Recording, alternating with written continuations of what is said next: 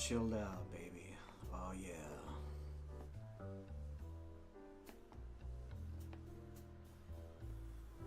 Get into the vibe. Here we go, baby. Oh. Yeah. Sweet New Year's dreams and resolutions. Go with it. We got gold shoes on. Ruby slippers, please don't leave the room. There's a grand ballroom here. We gotta dance tonight. Give me a chance, cause you know that I'm more than human. Here we are again. Alright. It's a new year. It's crazy. Turn down the music. Alright. Get the music at a manageable level now. Let's see what's going on with our technology here.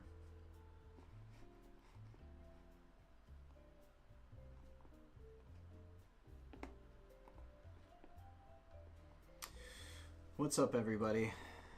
Give me a shout out if you're in chat so I know where you are, what you're doing, who's out there. We're just gonna hang out today because holy shit, we got like a blank slate in front of us.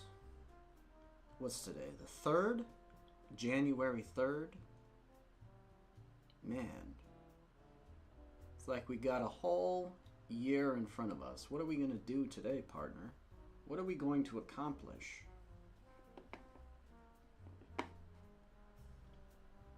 What crazy things are we going to accomplish this next year? What did we accomplish last year? My man Dance is in the house. Dance, what are we going to accomplish this year, my friend?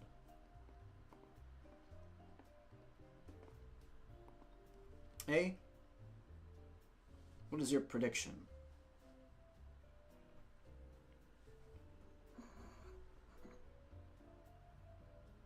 What is your prediction for this year?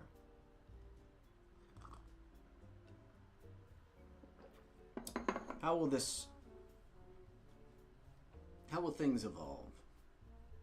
Where will you be? Will you be in a different country? You gonna hold fast, hold the door, hold on to get a little bit more? Do you have any predictions for the new year?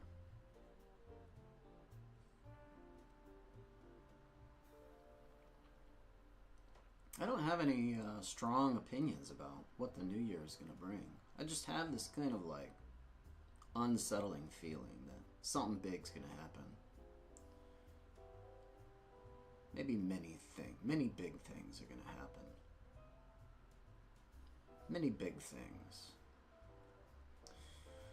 Volume is a little bit low. Alright, let's see if I can adjust this. It's probably my sound here.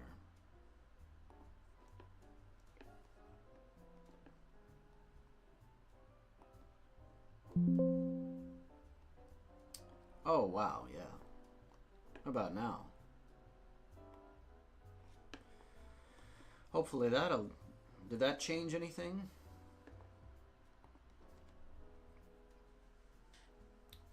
Mic check.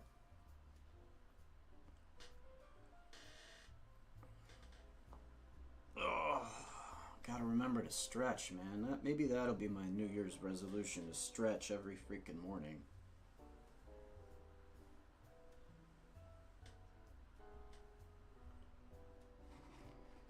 Uh-oh, I've got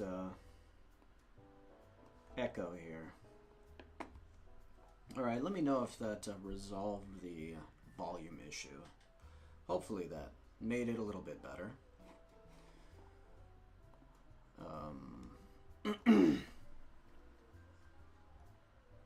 New Year's resolution.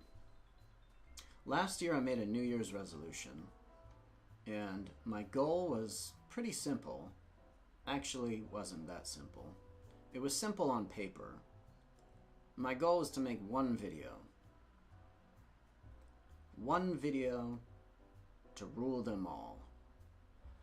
Because for the previous 2 years, I made a whole bunch of different videos talking about various different things, cognitive biases, all that kind of stuff. And it just seemed to get lost out in the noosphere, out in the virtual world of information, right? And so I thought, just make one video, one and done. Just focus on one video. And I found that because I wanted the video to be everything to all people, it was nearly impossible to actually construct and build. And so I'm still stuck trying to figure out how to actually construct this idealistic video that can be all things to all people simultaneously.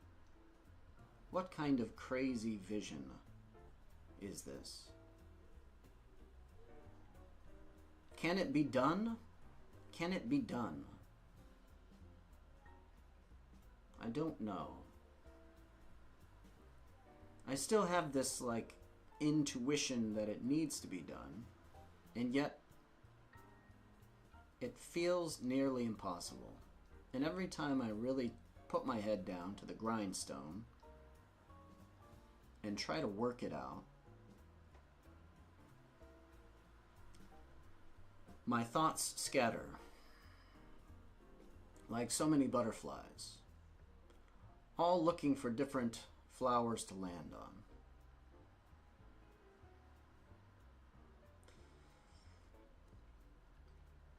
We need a place to bring all the pollen back home.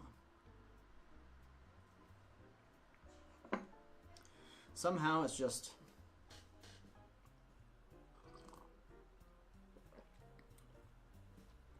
you know, I haven't given up though, right? That's the thing. It's like, as long as you don't give up, you haven't failed. You just got to give yourself more time. What's up, Rajin? How's your magnum opus coming along? Did you ever make a resolution to, you know, like complete your magnum opus, your comic book? Did you make that last year?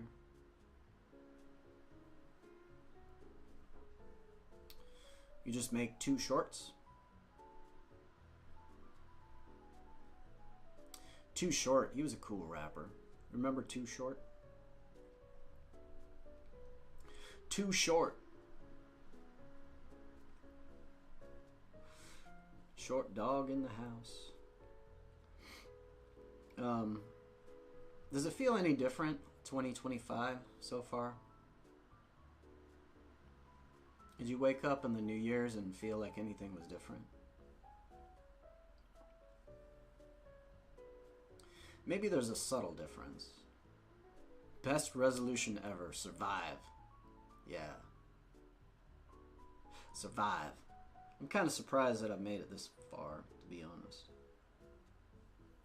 It seems like there's just so many ways out there to get caught, starve, die, freeze, get decapitated, get impaled on some sort of fence, fall from a great height, get eaten by a shark, die in a fatal car accident, you know, get infected, have to amputate, get infected again,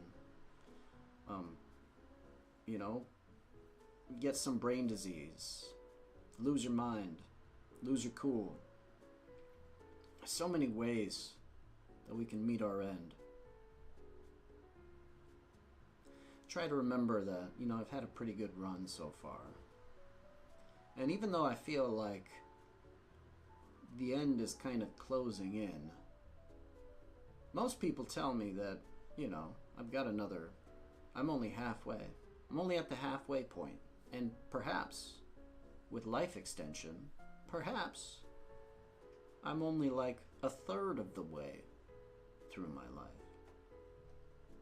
And yet, I feel like entropy is beginning to wear me down, to wear me thin.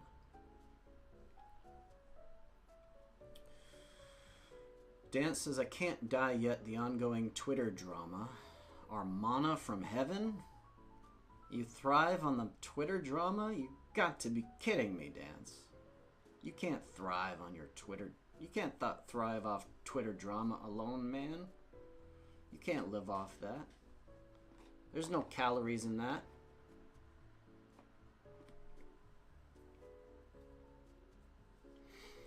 They're like little dark philosophy story thingies done through radio. You just made 2 shorts? That's cool. Are they on, did you post them yet? On YouTube? Where do you post now, Rasian? They're all about entropy? Cool.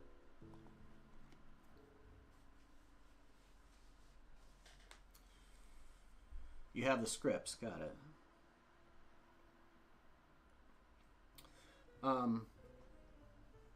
Yeah, I don't know what to talk about, man. I'm like I'm in a weird spot where, you know, where do we? But this always happens, right? You got to get the machine to start turning. You got to get the gears going. You can't just punch the gas and do like 0 to 60 in 2 seconds flat.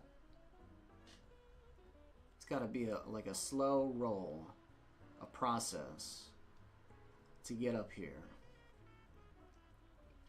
Are we still kind of agnostic about the future of 2025?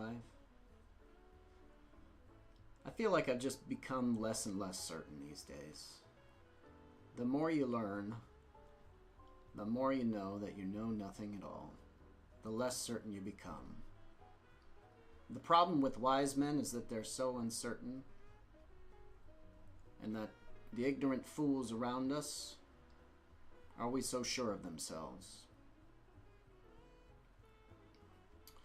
Great words, echoing as true today as they did back thousands of years ago for the ancient Greeks.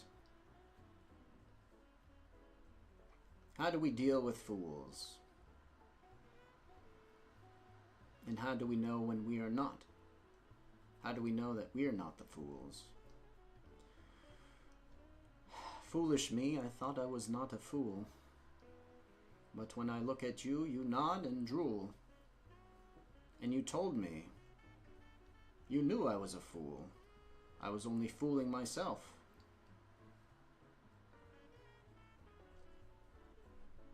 And now we've all lost our cool. Spinning our wheels, dreaming of naked. You could run naked through the streets right now and see where the world takes you. I don't think you'd run into the same monotony. Run naked through the streets. I've had dreams like that. Have you ever had dreams like that? You run around naked? I think dream analysts usually, they usually try to say that's something about, being insecure, which sure, that makes sense. Being naked in front of people is very, very, like, I don't know, very tentative position to be in. Precarious, even. What will they do? Will they judge my body? Who's got a nice body in the house? Who doesn't mind being seen naked? Would you mind being seen naked? Dance, are you like a... You got a really nice bod, dude? Would you run around the streets naked? If you could? Get away with it?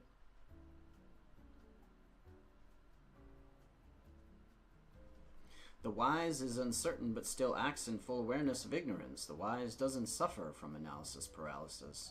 Well, kick me out of the club of the wise, sir. At least for the moment. At least for the time being. What is the number one thing we should educate the fools on? What is the number one thing? Or is it silly to try to educate fools? Maybe that's unreasonable. Maybe it's unreasonable. Maybe I've got it wrong. Number one thing. It's like, I think it's just like Dunning-Kruger effect, right? And the idea that the less you know about, the more ignorant about a subject that you are, the more you're willing to jump to strong conclusions given any small bit of evidence, because you don't have a full perception or understanding of how complex the issue is. So you tend to simplify it. And in that oversimplified state, you believe that your conclusions are justified and you feel fairly certain about them. But that's like a really hard concept to teach people. How do you even...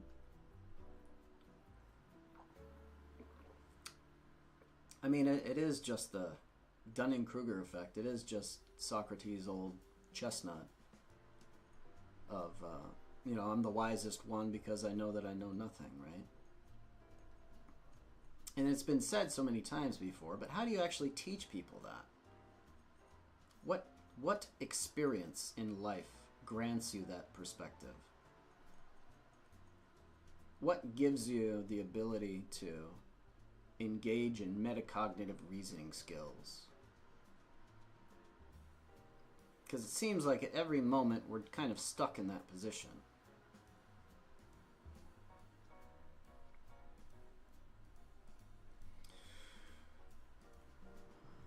Rajan says, or Dance says, I think dream analysis is 75% bullshit. Too many folks are on boredom or routine mode to have meaningful dreams. Yeah, I think that dream analysis is pretty much bullshit too. Educating the fools is a waste of time because they value opinions more than facts. Teach them critical thinking and dissonance will be confronted or drive them crazy. Could you teach anyone anything? Like any one thing? I don't know, man. Have you had any interesting dreams lately, Dance? You ever think that... I'm not sure that dreams teach us anything directly, but I think that having had the dream is like an experience which maybe had to have happened in order for certain reconfigurations of your brain to take place. So like maybe the dream is an epiphenomenon, which doesn't later give you access to any new information, but is like a token of the information being encoded during the time of learning. And that, you know, certain dreams offer you insights. Or it's like, again, the dreams don't cause the insights, but the dream is like an epiphenomenon of the insights that are going on. Now those can probably lead to incorrect insights as well. So I'm not saying that this is like always a clear path to truth taking. But we know that dreams or sleep is a way to process information during the day and try to consolidate it and bring it into some sort of alignment with all the other aspects of your worldview. That's right. Let's take new data. Let's generalize it. Let's figure out how all of the facts fit, how all the pieces fit together. It's like this process of compression, data compression.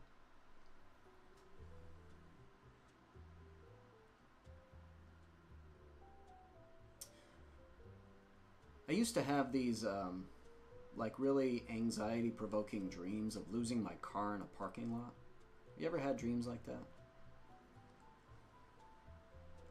I have these dreams so frequently, just losing my car and trying to figure out where did I park my car, and always having this feeling that someone's stolen my car.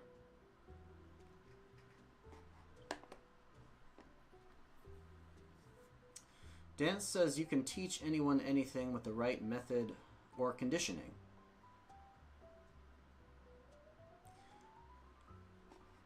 What makes a fool a fool? Dance says certainties. I still feel uncertain about it. Ah, and there it is. You're a fool no longer, at least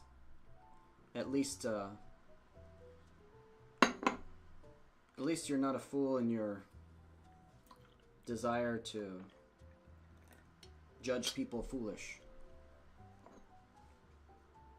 Have you ever had the dream where you lost your car? It happens quite a bit. What about dreamscapes that, do you have any environments, like any maps of reality that come up over and over again, but only in the dream world? You know, are there environments that you recognize, but only when you're dreaming? That's a pretty crazy idea, right? That you can map out these. Now, I wouldn't say they're 100% durable, but I have these like different places that I visit in the dream world that feel very familiar, right? Like it feels like I've been there and visited them over the course of many dreams before. Or it's like little windows and snapshots of memories. And maybe the reason that we have that sensation is because the dream maps that our brains create are using pieces from the real world. So maybe there's aspects of the real world that are populating that dream landscape, and we're just responding to the familiar feeling of a piece of that new dream world, right? Like maybe it's the flooring that feels familiar, and the flooring comes from, you know, maybe UC Berkeley, the hallways there, or old high school carpeting or something. And so we feel this sense of familiarity, but it's not because the entire thing is familiar. It's because we're reacting to one specific piece of the memory that's creating it. What's up, Schmoist? How you doing, dude? Happy 2025, my man. It's a New Year's. What are you going to do this New Year? What are you going to do this New Year, Schmoist? Have you figured it out? Dance says your brain calculates and simulates scenarios to prevent blue screen when this will happen. Not all dreams are insights into your inner self. Ever dreamt about a test and the actual test questions were in your dreams? Ever dreamt about a test and the actual test questions were in your dreams? I can't say that I have. You're saying that you had a dream of taking a test, probably because you're anxious about how you're going to do on the test. And you remember answering certain questions on the test. And then you went to school the next day, you took the test, and there were the questions again. That's pretty cool. It's like your brain knew, dude. A lot of my professors will tell me when a piece of information is very likely to be on the test. So maybe this is one of those moments where you're like, I know they're going to ask me about entropy. I know they're going to ask me about, you know, I know they're going to ask me about the uncertainty effect and Dunning-Kruger and mass hysteria. I know that's going to be on the test, so I better study that. And so your brain, like, it bookmarks that information so that it can come back to it later on in sleep and, like, really get into it. Really do a deep dive, a nosedive off of the diving board. Really practice. You're probably going to work a whole lot, Schmoy says. The wheel of controversy. Oh boy, you're going to spin the wheel. First time in 2025 to spin the wheel. Rajan said, oh hey, what happened to your brain map thingy? With the lines touching the other thought bubbles. Oh, I still have it. What was the outcome of that? I'm still working on it. It's getting very, very complex now. It's, what was it called? Jeez, how can I spin the map now with collapse, dude? Let's come back to this. We gotta spin the one thing at a time here. Should the bubble warfare? We gotta spin the wheel first, sir. Immortality. Holy shit. We gotta talk about immortality first. Immortality. Shit. Possible? Is it possible, do you think? Rajan is gonna be immortal. The ultra rare collapsed spin never seen before. That's right. Alright, we gotta... Okay, so let's talk about immortality. Let's televise our opinion about immortality from a collapsed society. I'm broadcasting. Don't worry, all of you down there. Don't despair. I'm broadcasting from a distant star where we have harnessed the power of our moons and dark matter. And we have figured out, we have solved the problem of aging. Our cells are now all immortal. Our brains are so elastic that we can replace each and every one of them, remain whole. We can recreate the continuity of consciousness. Don't worry. Don't despair, all ye that hear this, because even though you're down there suffering, looking, digging through heaps of scrap just to find enough calories, breaking your back and injuring yourself, diving in heaps of trash, at least you will know that other people made it. We've escaped, right? And don't worry, we'll televise our beautiful lifestyles on our fancy star yachts from up here, up yonder. And we will even hold a competition or two so that one or two of you who win the fancy competition can come visit us up in Elysium. So, fear not, humanity has achieved immortality. It's just not all of us get to appreciate it. But you can live vicariously through us. Again, thank you for tuning in. We'll be back next time.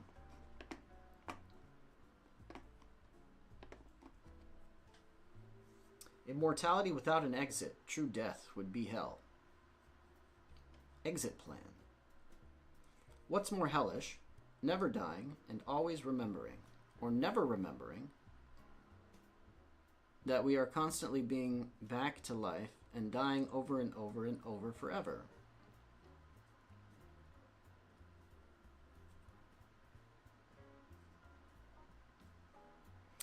Have you ever had an experience where you've like, I have this experience sometimes, it's usually on it's usually with a high dose of THC, but I'll have this kind of like experience of a building, like a crescendo of experience that just kind of ends in waking up. Like it kind of feels like death, but then there's nothing in between. It's like passing out and waking up immediately. It's like going under general anesthesia, and it's like boom, some period of time has collapsed, and like at the end of death, The last thing you remember was basically dying. It was like the end of you. But then it just led seamlessly into another waking moment where the world was slightly different. What if we are just a dream of ourselves? What if this world is just a dream of ourselves, and death is just waking up as ourselves in a different with a different set of memories? What if this entire life is just like that, is like that video game in Rick and Morty that's called Roy? And everything right now, all the continuity of your current experience that leads up to your death state is just going to, on your deathbed, when you finally give in and say, Lord, here I come, you just wake up and you're in some sort of cosmic Dave and Buster's playing some video game, right? And people unplug you and say, okay, it's my turn. You've been here long enough. You've been playing that game for 84 years. That'd be kind of cool. It's like reincarnation, but we're just we're just waking up from another dream. That would be cool.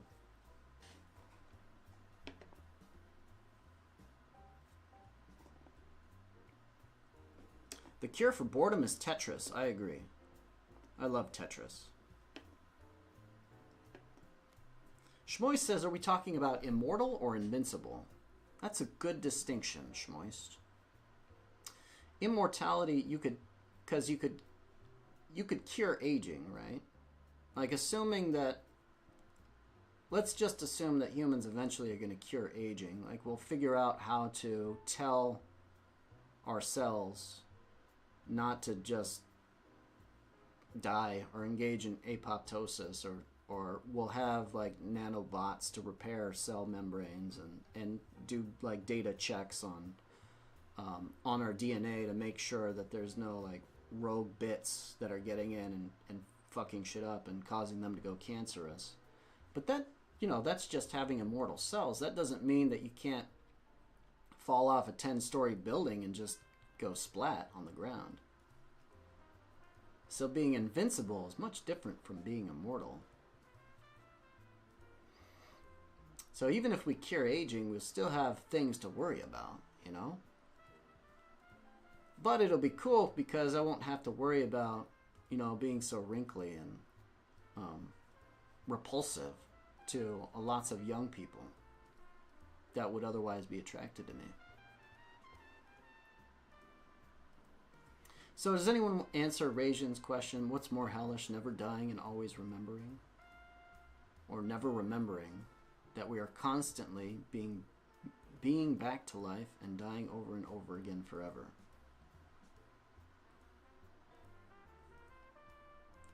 So from an objective view, it seems like the second thing, but from a subjective view, the second thing is not that bad because you would never remember all of those experiences. There would only be one experience, and it would always be the same, so there would only be one experience of dying. So you would only die once, effectively. And then the first one, just never dying.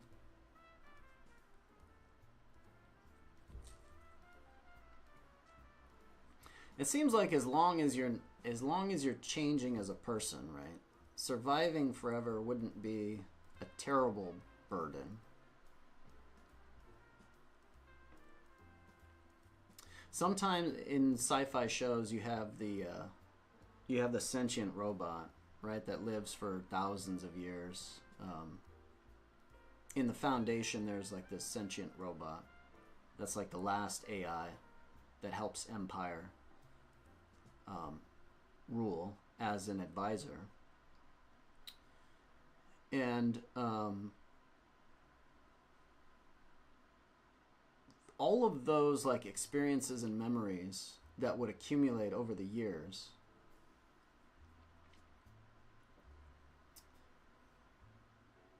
it feels like that would be, you know,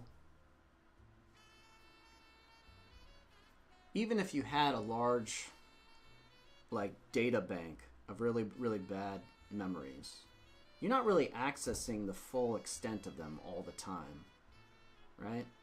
So, and this kind of goes to how we feel, like our sense of well-being in any moment. It's not based on a full representation of every single experience that we've had. It's really based on a very small set of expectations and predictions about what the immediate future will hold for us. So feeling good in any moment, there's no reason that if you were immortal, as long as you were, you know, constantly predicting that your future would be okay, then it seems like well-being would kind of sustain itself, and you would never kind of get really, really burnt out or just bored of anything. So maybe there's a path where, I don't know. Let me read chat. Schmoy says, how do you define a cure? We have cures for different types of venom. I wouldn't recommend stepping on the stonefish again next week just because you got anti-venom the week before. What I'm saying is the cure for boredom is Tetris. The opposite of boredom is probably interest. And I think the formula for interest is curiosity, plus a little concern, which would be the cure for boredom. Curiosity. I think it's important. Dan says, cure as a permanent solution. From the day you have experienced boredom, you have created solutions to it and became resistant to those remedies. Eventually, you will run out of things preventing boredom. It's inevitable if you are immortal. It's inevitable. Dan thinks it's inevitable.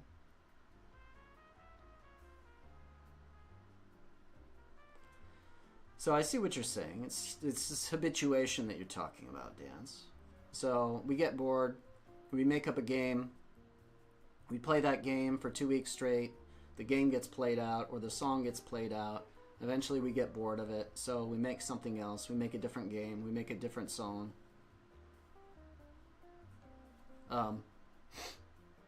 I think that just like trends have these like 25-year cycles, right? I think that you just generate enough different types of activities in games where you forget eventually the initial game and it becomes fresh again. Just like the 80s is becoming fresh again for many people, right? It's that whole fashion and acoustic trends are becoming appealing because they're novel again. And we forgot. We just forgot. So assuming that we don't give ourselves perfect memory for all things, we probably will never totally exhaust our stock of novel experiences simply because we'll forget that we had them.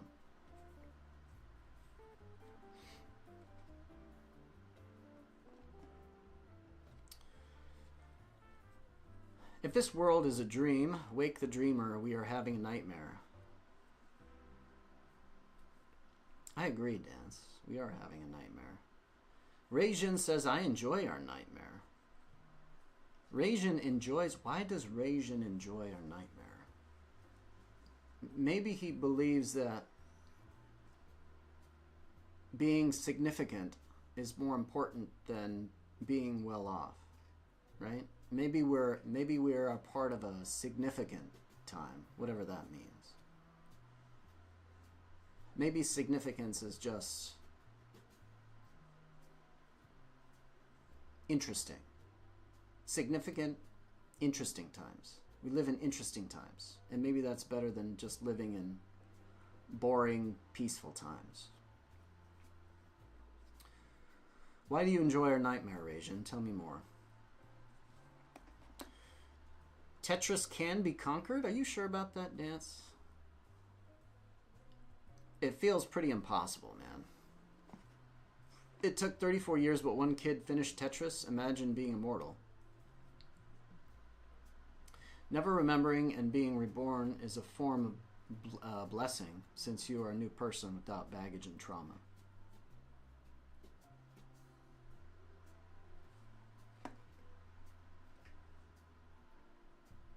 Is that what you all are saying? We're just memories?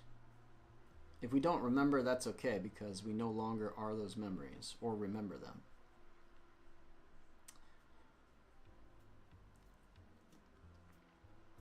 Without memories, we couldn't have a continuity. We wouldn't, without memories of our past, we wouldn't know what to seek out, what to do. So memories give us some sort of continuity and directionality.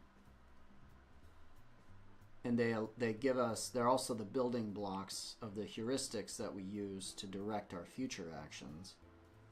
So if suddenly we're wiped out, our memories were just blank, we would be very confused about what to actually do.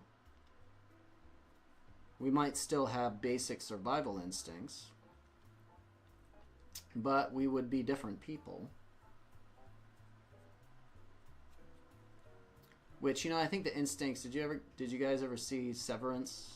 I think some of you mentioned Severance. And you said, you gotta watch this thing on Apple TV, Severance. I finally watched this, really good. I like it a lot. With a little suspension of disbelief, of course, because that operation is just totally flies in the face of everything that we know of neuroscience. You just couldn't do it. However, it's an interesting thought experiment. If you could somehow separate your consciousnesses into two different camps, right? Where the memories of one stayed in the same place and didn't interfere with the memories of the other. Like, those individuals would be different people. They would not share the same goals. And even, you know, in some cases they would directly contradict one another. In the case of one, you know, wanting to murder themselves and the other not wanting to be murdered.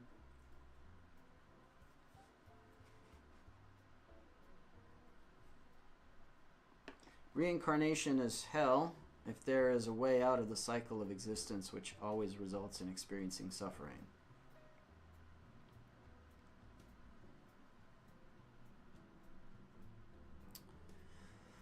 Assuming that reincarnation wasn't leading anywhere, right? But I think a lot of people who believe in reincarnation believe that it's, they're like stepping stones, right? It's like a long series of, like, every life is another step, and every step along the ladder leads to a reduction in suffering, isn't it? Isn't that what the people that like reincarnation believe? At which point at lessening the suffering of a lifetime would you consider it as non-hell?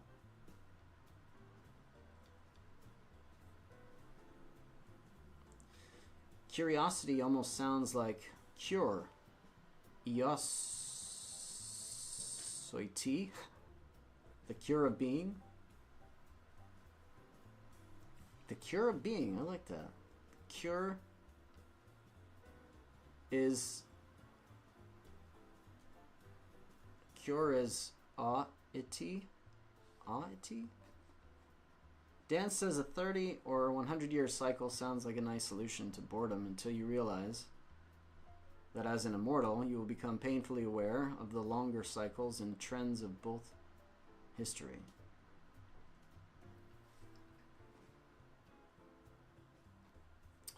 Being immortal is just one step closer to being God. Dan says God is eternal and mortality doesn't measure and isn't on the same scale. Hey, I gotta go to bed. What's up, my friend? Good to see you. Welcome back. What are you doing? Happy New Year. Wish you a excellent 2025 in the year ahead. I was just asking when you're going to stream again on Discord yesterday. Lol. Well, here I am. What are you doing? Gotta go to bed. How's it been, my friend? How you been feeling lately?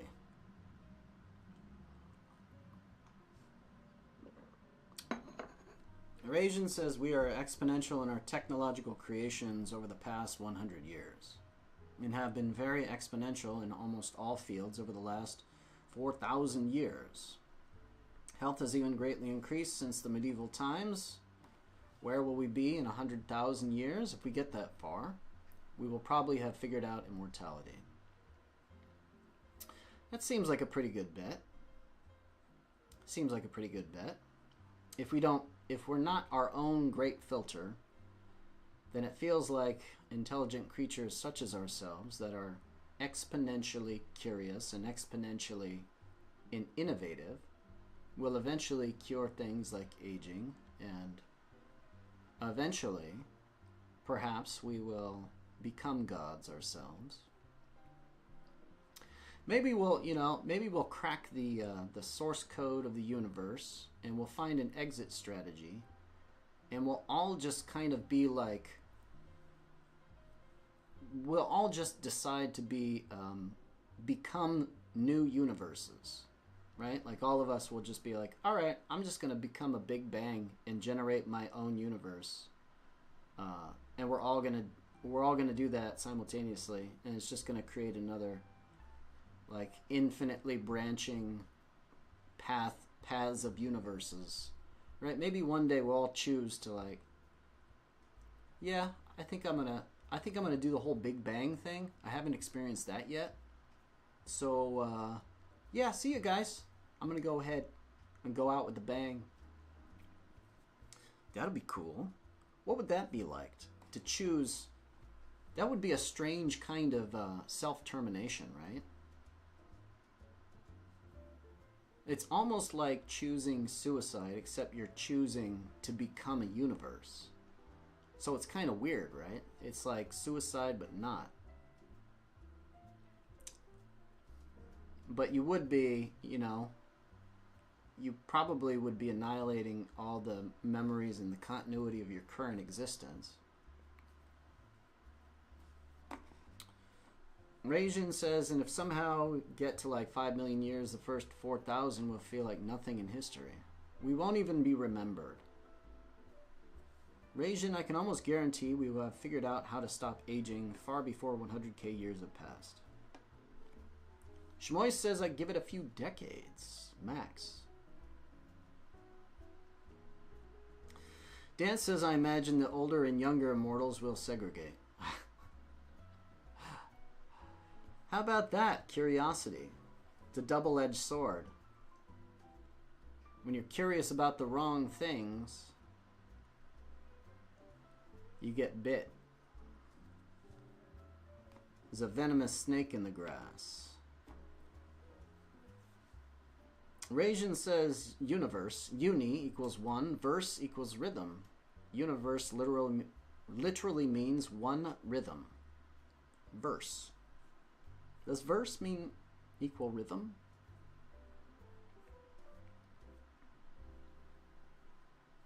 I mean, that's a cool way to think about it. One rhythm? I like that.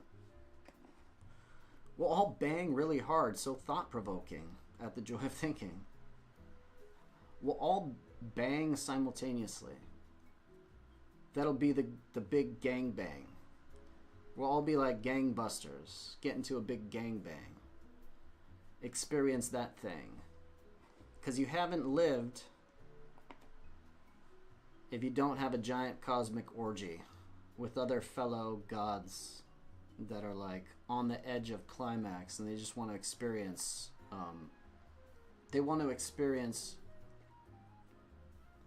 a release so profound that nothing else can compare, right? When we get bored, when we've had every other possible sensation and feeling and experience in the world after we all become immortal, that will be our exit strategy.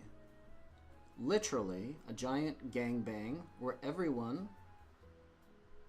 experiences, like, in this unimaginable release of energy and experience simultaneously. And we all do it together. The meta bang. The meta bang, that's what we'll call it.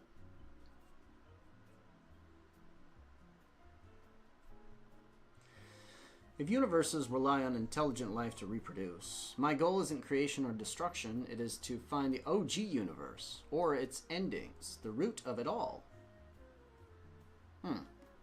Is this a reference to Exurba 2A, Excerpt 2A? Dan says, would you feel a connection or kinship with the younger immortal who never experienced the existential dread of its own mortality? That's a good question, Dance. So let's imagine we do cure aging. We become a species that has the capacity to become immortal. I am immortal, but I have a set of memories of a time when that was not always so. And I felt this existential threat, which had various effects on how I lived life. And we contrast that with younger generations who are being born in the context of this new technology, and they grow up in a culture that always reinforces the idea that they don't have to worry about anything, that they can't die, that they will always be free from certain death. Again, how would this work, right? Because we'll have to imagine that we both have conquered aging and we've all got like backup clones waiting somewhere. Like parallel clones in a cryo chamber that are like growing at a parallel sequence to our own life. And so at any moment, right, we have a backup where if things get bad, we've got this new sleeve that we just awaken, right? And it preserves this continuity because even if the original dies, we still retain all the memories of that experience up until that point. And how will that, I don't know, like will the memories of being immortal be this thing that turns immortals into this tribal warring factions? I don't know, my friend. I don't think so, right? Because if there's no death anymore, then what, like, why are we going to fight? The only reason we'll fight is like,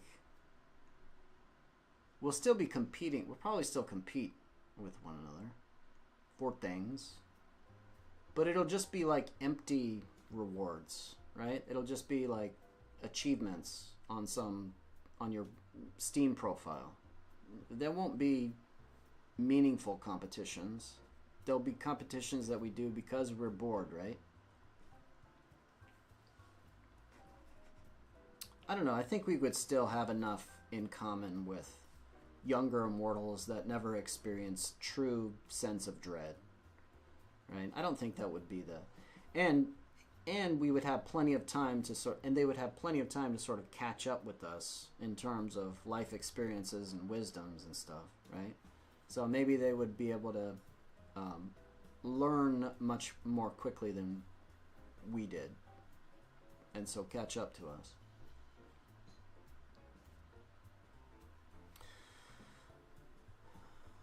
Rajan says, we're all dancing to the same sound, and if someone is out of tune, we try to correct it. Or we have to deal with the song being wonky and our dance will change because of it. Interesting, Rajan. We are all dancing to the same sound. It's just many of us are not very good dancers. And we trip over ourselves and we step on other people's feet.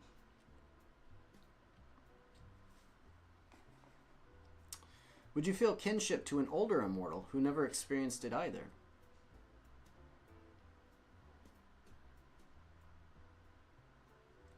Only the oldest of immortals would have known death so close, because they would be the last ones to see it.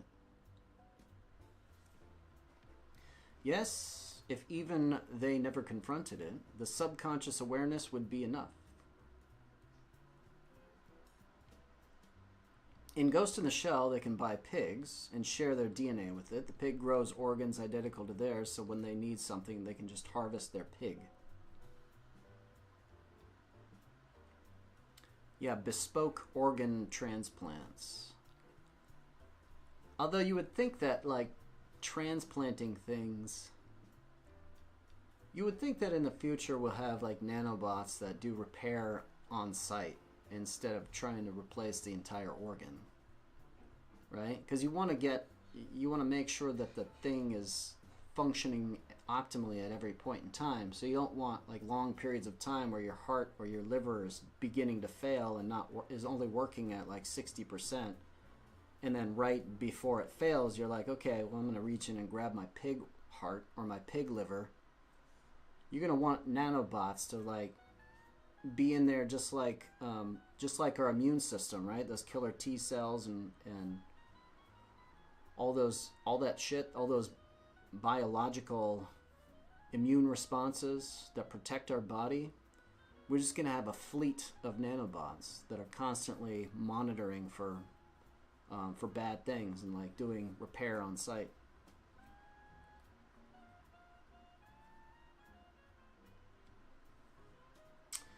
The salesman selling the pigs actually sold his entire body for profit. So he's just a robot with a human mind.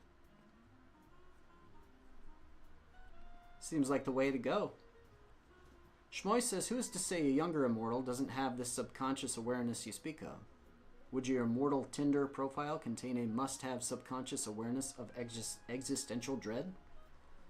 I think we have, like... So even if we cure aging, I don't think we cure ourselves of the feeling of fear and death, right? Because again, it's like the continuity of experience that we want to preserve in some way, right? We honestly, like, I don't care if my body totally dies and I wake up as a cloned replica of myself on another world somewhere, right? And I still have access to, like, some of the other things that I like. I just dread the lights being snuffed out permanently. So as long as we can preserve, so it's like the preservation of the continuity of consciousness that I think we don't want to lose. And even if you grow up in a culture that has this technology where there's fail-safes to prevent those, like, permanent ends, to prevent permanent death, I think we'll still kind of have the anxiety of, well, I don't want to go through that transition. Even though I know I might be okay, like, you know, we might still have this fear of, well, what is that experience going to be like? And will I want to endure that? And maybe that won't really be any different from, like, I guess it probably will be fundamentally different than actual death. But it seems like it's not going to be enough to divide us into different camps. I would hope that it wouldn't.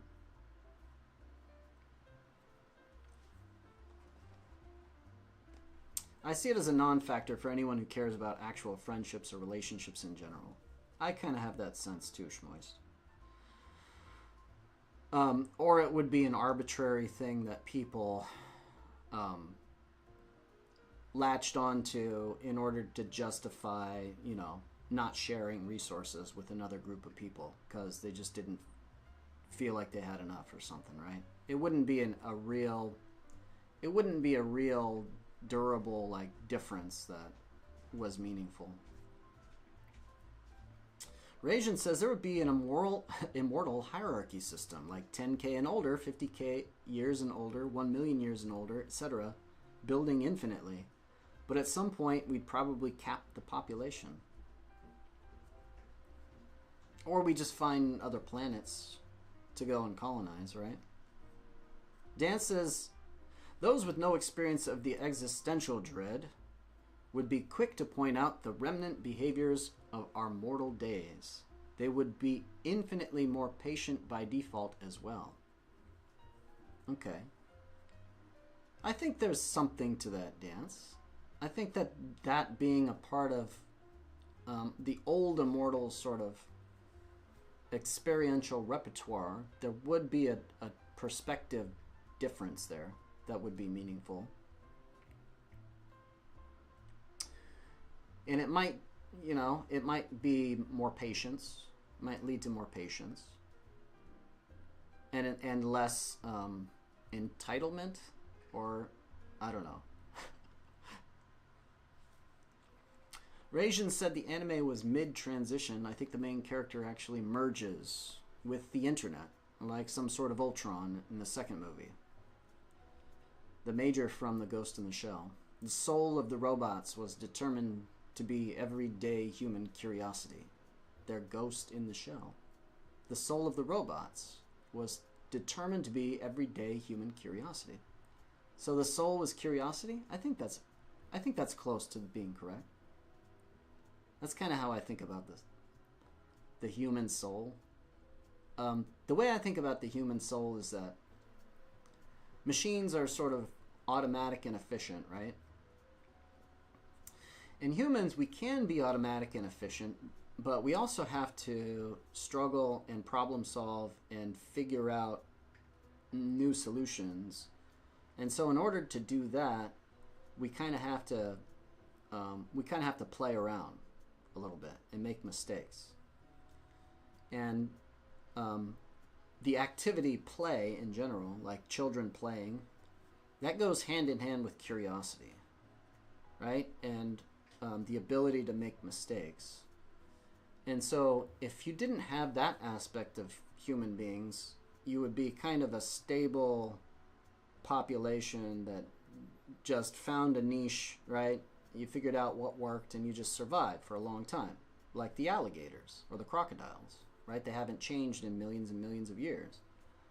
But humans, why are humans different? Well, we have this other way of living and acting in the world that opens up new possibilities for innovation, for new experiences, for new adaptations.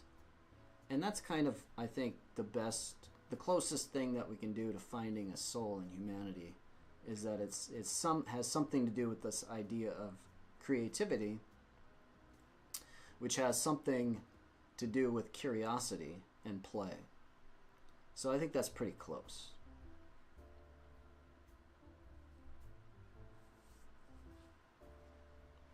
Ever been on Tinder? Plenty of folks living like there is no tomorrow or desperate for companionship in the face of aging and death. What did Shmoy say?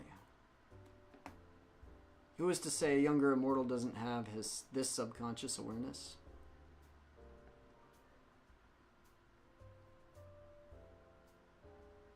I see. Those people are the best breakfast in the morning entertainment. Breakfast in the morning entertainment? That's kind of creepy and weird, Rajan. You're entertained by people that share their dating experiences on Tinder, like old people that share their dating experiences on Tinder. Is this really a thing? I don't want to know.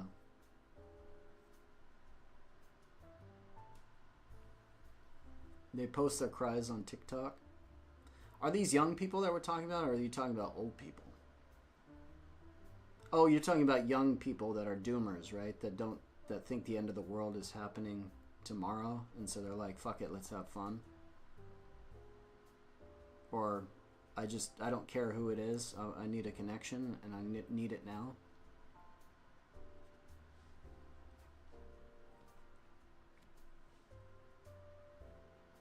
Guys, this has to be a reference to excerpt 1A. I will send you a video in chat because I'm getting crazy deja vu. Cool. Let's check it out, Schmoist. Infecting the entire universe's existence with the plague of humans might not be the ultimate end goal. We can't just spread like a virus from planet to planet. It would make seem like a virus? Alright, let's check it out, Schmoist.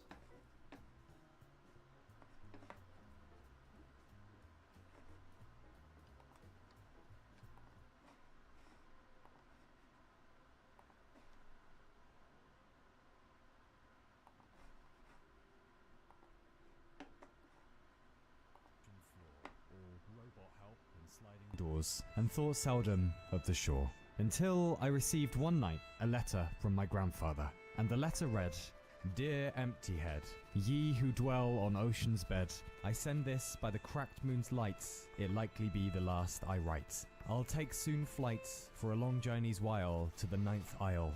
Remember me as I will you, all tree houses and untied shoe. In hope someday we meet again, your distant kin, Sebastian." But a farewell by letter is little better than no farewell at all, so on a young man's whim, for my grandfather, I set off in search of him. I left by quiet my stately keep, the escape was easy, guards asleep, and wandered about on tiptoe feet, the tall glass halls and cold steel streets, and found at last an airlock. But for love or none could find no life suit or aqualung, so deep breath then, I go to find Sebastian. Then airlock open and off into the freezing hug of the dark ocean. And struggling up, heart kicking like a drum then, limbs and lungs all done then. And the next thing I knew, I awoke again, all gasping and flail, and wet as whales, and most pinned by wind and water, a storm, yea, a storm. Hell's teeth, and I at the centre. And I swimming as though possessed, and I to die and senses arrested, and kicked my legs in fit of fear, and knew no north from south, or my mouth from my arse as I rolled about in the water. But God, air, and true wind on my face, for I had not known such a thing in all my remembering. And though I might well drown and sink true down to the ocean floor once more in but a minute's stem, for this moment, swirling in those salt eddies, I was a boy again. And stormy though the night was hung, beyond to that storm I knew the sun. Nay, but I was still at fate's behest, and had no interest in the valley of death, and by width and breadth did trial about a long while, and the water did carry me along, and put my soul and breath asunder. So this is how it ends, the long going under, and with water in my mouth, good night. Yes, give up air and everywhere, yes, good night. I go to seek a water sleep. But fate was hard at play, and I woke again, this time day, the storm a year away, so far as the sky told that story. Alright, so give us some more context, Moist.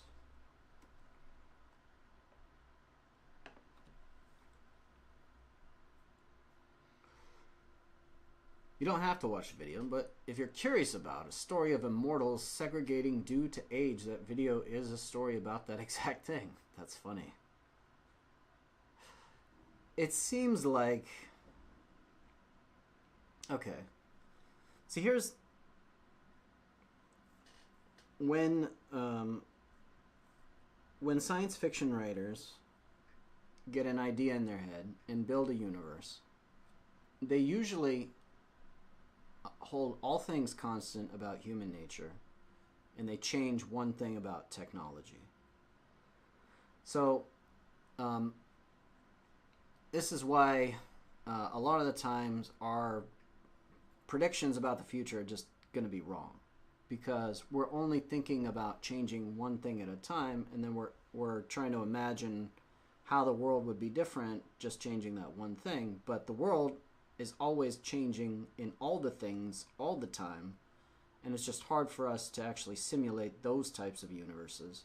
And that's why we're always doomed to make bad predictions about the future.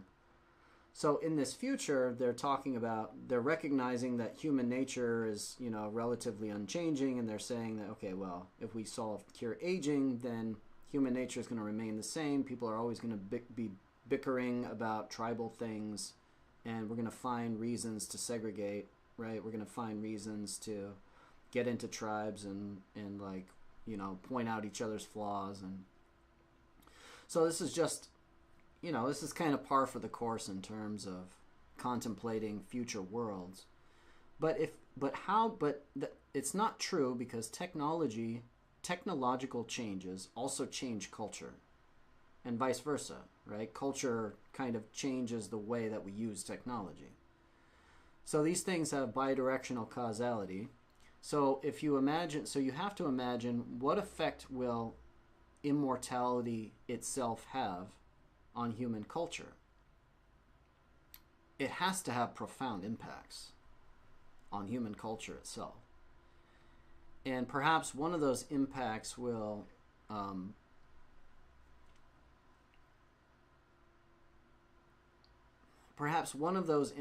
make humans a little bit more wise about themselves and human nature, right? Perhaps if people spend less and less of their time with this survival mindset, right, then they can do more lofty and intellectual things, like read about psychology, human psychology, like read about history, like talk to other people about their experiences, right? So you would think that no longer having that constant existential threat kind of bearing down on you, breathing down your neck, right? Not be so stressed out about that even if not for all people, right, just statistically speaking, that should have a pretty profound effect on the culture. And if that's the case, then maybe we could finally figure out how to not be those sort of segregationist species, right? Maybe that would just kind of eventually fade out as a kind of human, like a prevalent human behavior that we get stuck in.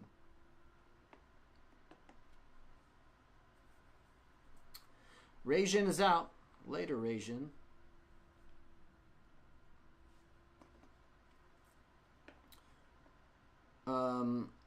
Your assumptions are proven false by the video.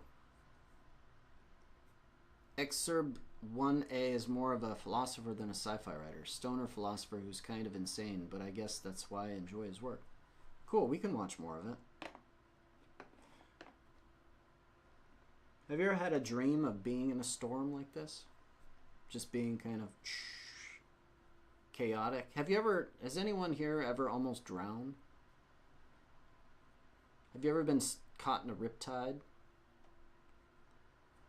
Or pummeled by waves and not known which direction the surface was? I've been stuck in a riptide before. It was pretty frightening. Scared shitless. I was also stuck in a riptide at one point in Hanauma Bay in Hawaii, and there was this other guy out there, and I was actually trying to save him because he was panicking, because he was stuck in a riptide. And my friend and I went out there to like save him, and we got stuck in the riptide, and we had to like crawl over sharp corals and stuff to get him back in. And when we got back in, our legs were just like bleeding from coral getting scratched. And it felt exhilarating afterwards, right? It's like all of that adrenaline coursing through your body, and it was pretty crazy. You didn't really feel the cold. You didn't really feel the pain of the scratches and cuts, because it was just my friend and I like trying to save this guy's life, and our own lives too, because he was grabbing onto us, and we were in danger of drowning too, because he was a big guy.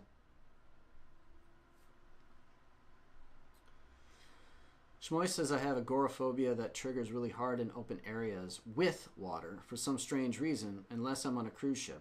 I guess. So I've stayed away from most drowning situations by not getting into them in the first place. I never go swimming with friends and stuff, which is sad because swimming is amazing. Thalassophobia? Thalassophobia? You think it's a different kind of phobia, Dance? What the heck is thalassophobia? How do you two know so many phobia words? Is this because younger generations just live in constant fear of everything, so they have to know all the things their friends are afraid of? I don't know any of the phobia words. Thalassophobia is just fear of water?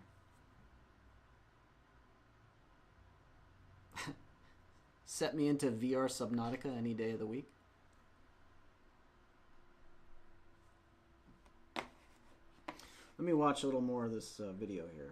It's just getting into a beach, whereupon the sea had spat me out like some dislikable pip.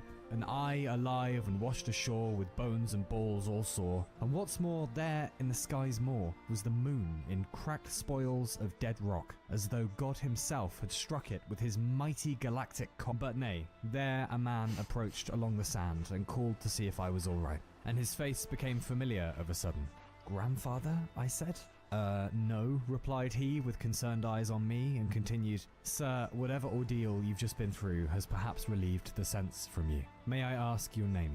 And though I did my best not to show it, my name, I realized I did not know it. And my companion helped me to my feet, led me down the beach, and I walked bent double, still reeling from the morning's trouble. Then, said he, checking my memory, and how old is your grandfather?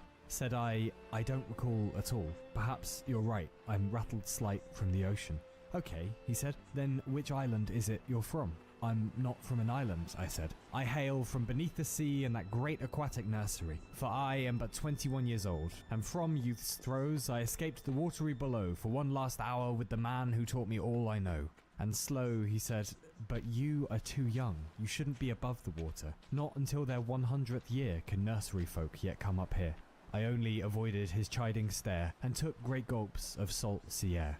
Finally, he said, I think it best we find this grandfather of yours and get you to safekeeping. No isle is distant, mind, and I've a vehicle of my own design. Come along, we'll make it wherever together. And he led me to some great balloon, whereupon we got in, and though he touched no gauge or board, the craft set off of its own accord. We were out over the water then. And I saw the stories were true. So these lands were an archipelago, many islands scattered higgledy here and there, and I shouted to the man, are they a totality? Nay, said he, each is its own little principality. And just like your nursery, one lives on the isle fitting of their age, as you would too if the rules you actually obeyed. And pointing then, he shouted, there that land of birch and oak does house those juvenile century folk. And there that land with beach and pier suits those in their 200th year. The 300ers are to the west. Okay, yeah, this is pretty interesting, Schmoist. So there's an island archipelago that all these different immortals kind of segregate into. That's pretty interesting. I mean, maybe that's, you know, maybe there's this sort of self-selection that happens. Because, I mean, it tends to happen for humans, right? We select based on age. We select based on similarity. And because with age tracks experiences, and often tracks sort of wisdom, just generally speaking, you tend to get people that stick with people their own age. Because they're at similar wavelengths, I guess. They're on similar wavelengths is the easiest way to put it. They have enough of a shared experiences to see the world in the same way, to have similar kinds of goals, and to want to cooperate with each other.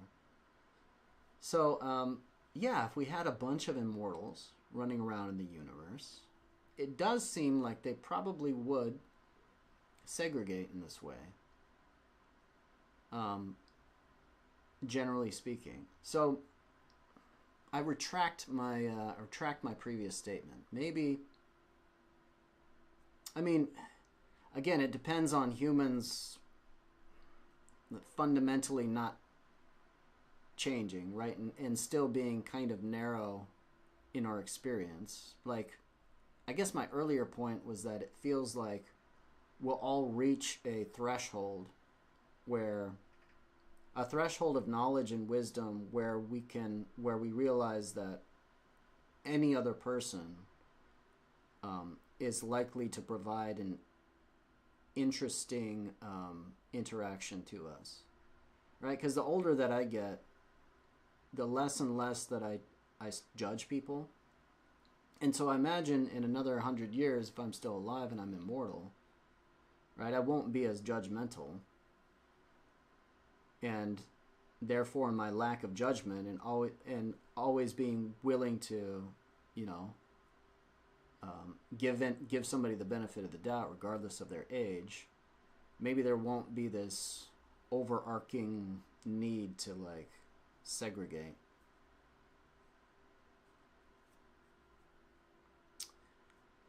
I don't know, it does feel like a compelling story that, you know, there's all these little islands, and depending on what you've been through, you get access to the different islands. But maybe it doesn't have to be, you know, like maybe it in the future it won't be really age dependent.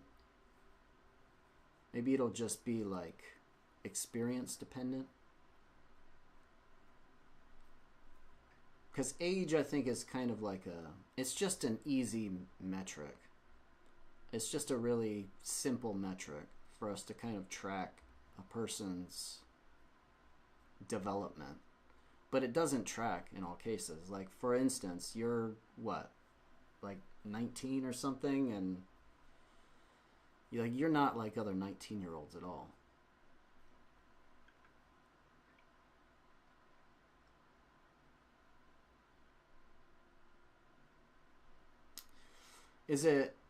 Dan says, laughing my ass off. Is it wrong to know and acknowledge others' fears? It doesn't make you live in fear. You're right, Dan. I just find it funny that you guys know all these phobia words. We never really talked about phobias. We had arachnophobia just because it was a major blockbuster when I was growing up. And xenophobia, I just learned that in, you know, like sociology classrooms. And claustrophobia.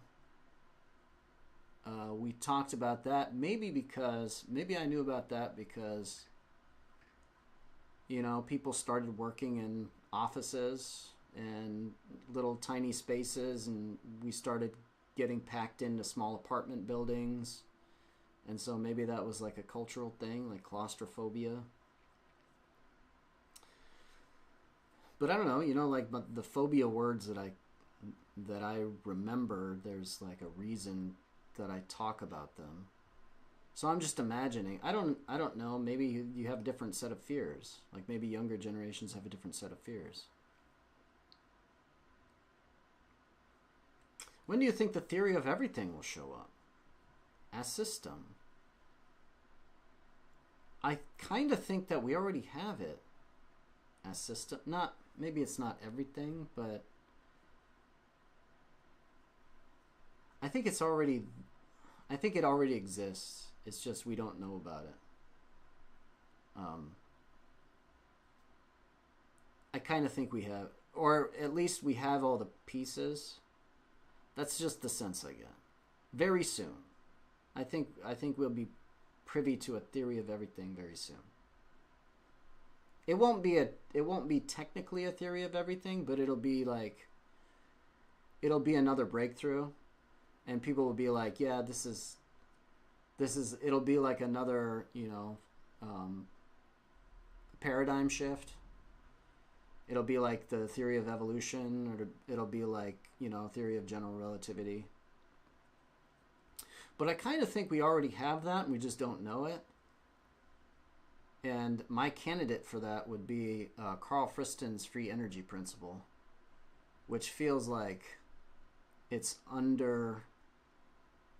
idea that's sort of underrated right now, because most of us can't see how big the implications are for it.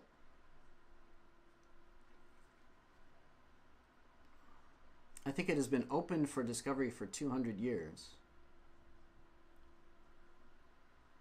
You think that over the last 200 years that this is the window within which it's going to happen?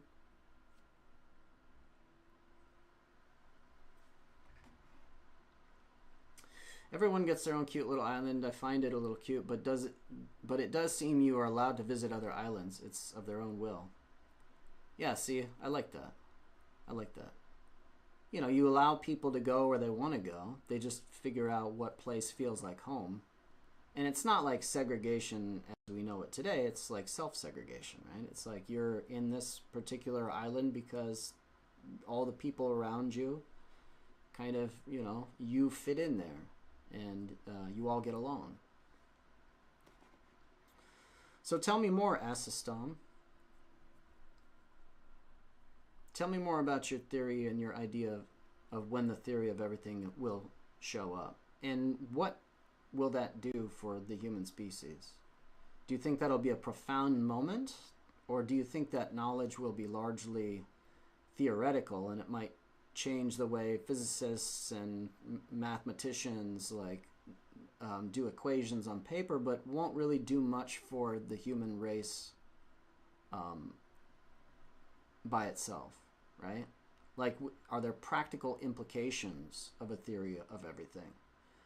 Or is it just something that, you know, ivory tower academics with too much time on their hands just noodle on while sipping snifters of brandy and smoking fine cigars? Dan says, I also know how to make explosives with household chemicals and how to inflict mortal wounds with blades. Younger generations tend to have massive databases of trivia or hyperfixations, resulting in encyclopedic knowledge of niche topics. That's true. And my mind works in exactly the opposite way. I don't remember trivia at all. Details totally escape me. I'm more interested in general rules. And I can never remember specific words for anything.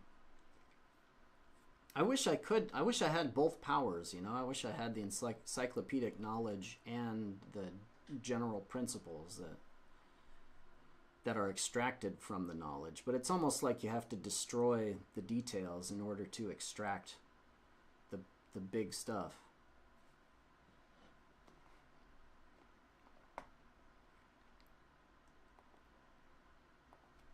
Einstein did say that it has to be a simple principle linking all branches of human knowledge, no? I'm not sure. Did he say that?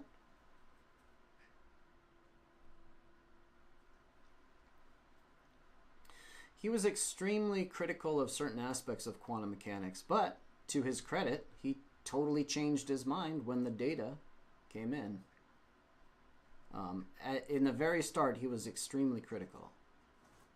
But he totally changed his mind. So he's a badass in that way, because a lot of people can't change their mind. So he embraced it.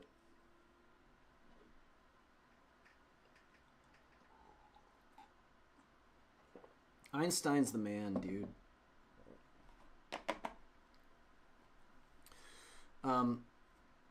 I think that's what the free energy principle does.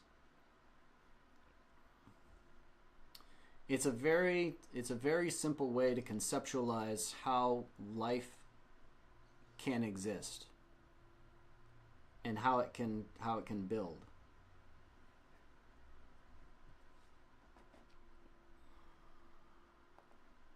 So Tom says, I don't agree with Marxism at all, but his study on cultural revolutions do stand as objective truth. I believe the theory of everything will cause some sort of global click. I hope you're right about that. I get the sense that it won't do that because, unfortunately, most of the world's populations wouldn't be able to understand it. Just like, you and I have trouble just kind of wrapping our heads around something like general relativity or anything else, right? It's like if this grand theory actually did come along, I feel like most people wouldn't be able to recognize it. And so I don't think that it would have an immediate impact in terms of practical revolutions or cultural worldviews suddenly like having this, threshold effect where now that it's out there, it suddenly makes the world better, right? It makes us all wiser. So I hope you're right about that, but I'm not confident that will happen just because if it's something that's so elusive that we're still struggling to figure it out, if it even exists, it will not be obvious, right? It's by definition not obvious. And if it's not obvious to the most curious scientific minds out there, then it's certainly not going to be obvious to the rest of the population.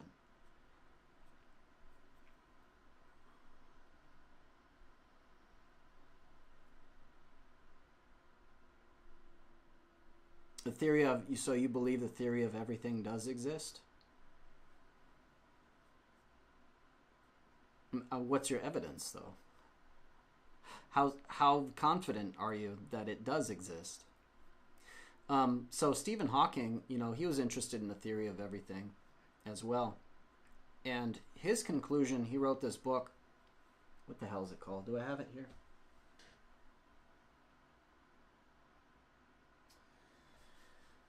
Anyways, Stephen Hawking wrote this book. It was with a couple other scientists. And he called his theory of everything, he called M theory. And it's not clear if that stood for like membrane theory or something else. But at the end of his book, he made a prediction that there would be no, that the theory of everything would actually be a population of theories that all supported one another, but did not stand in some sort of hierarchical relationship, right? So he thought that the theory of everything was actually going to be a collection of different theories that all had partial explanation of the universe, right? Instead of one equation to rule them all type of thing. So, that's Stephen Hawking. So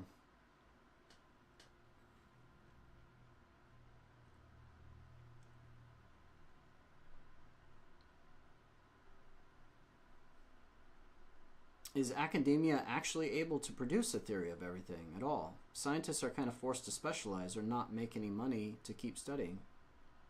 Yeah, I think that's a good point that you bring up, asks Tom. Is it capable? Is it the right kind of process?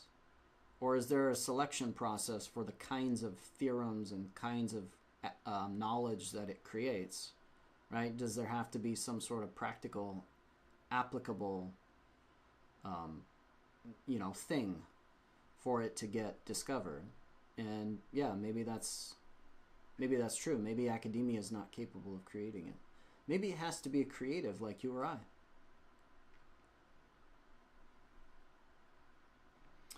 Dance says, I think theory of everything doesn't exist yet and may never exist because the universe is still growing and a work in progress. This is why nothing is set in stone and exceptions seemingly exist to things mostly making sense.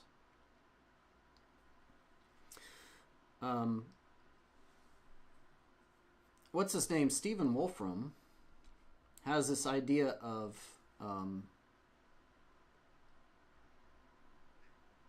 irreducibility. What does he call it? Something computational irreducibility. Stephen Wolfram has this idea of computational irreducibility, in that in his mind the universe is a giant computation. It's just a process. And just like there's a point at which data cannot be compressed any further, there's a point at which the human mind can't compress any of the data around them, or we can't take and compress the data in the environment and get any more predictive capability out of it. Like there's some point where our predictive capacity, our ability to predict the environment breaks down. Where there will always be a point where in order to figure out what will happen in the universe, you have to run the universe simulation itself. And if we're part of the universe and we try to build a simulation of the entire universe, then we're still kind of stuck within the universe, right? And we're leaving some of the universe out because we can't simulate ourselves in the simulation. And so there's this strange, there's a strange loop that occurs where the simulations will always be kind of noisy. There will always be like a loss of data, right? And so you'll never be able to, you'll never ever have a perfect one-to-one ability to simulate a universe inside of a universe. There's always data loss. And so this idea of computational irreducibility, does that mean that we can't have a theory of everything? Maybe not. Maybe there's a theory of everything that could explain so much that most of the other details are like extraneous. But a full theory of everything would probably not be possible. But I don't think you need a full theory. I think we will have people will call a theory of everything, even if it doesn't predict, what you and I are going to have for breakfast in 13 years.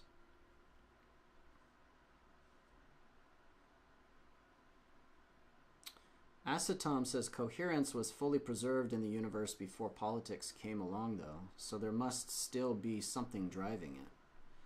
Yeah, it is coherent. It seems to be coherent, at least at our scale. But again, at the quantum level, we still don't always have that coherence, do we?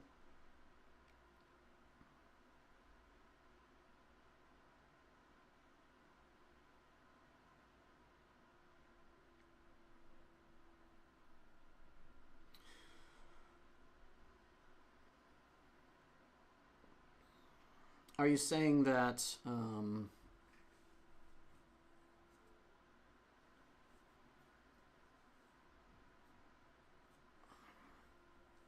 yeah, people are not, and neither am I, to be honest, Dance. Are you comfortable with the idea of an illogical universe? I'm not really comfortable with that either, if I'm honest. Like, that really bothers me. That things don't obey physical laws.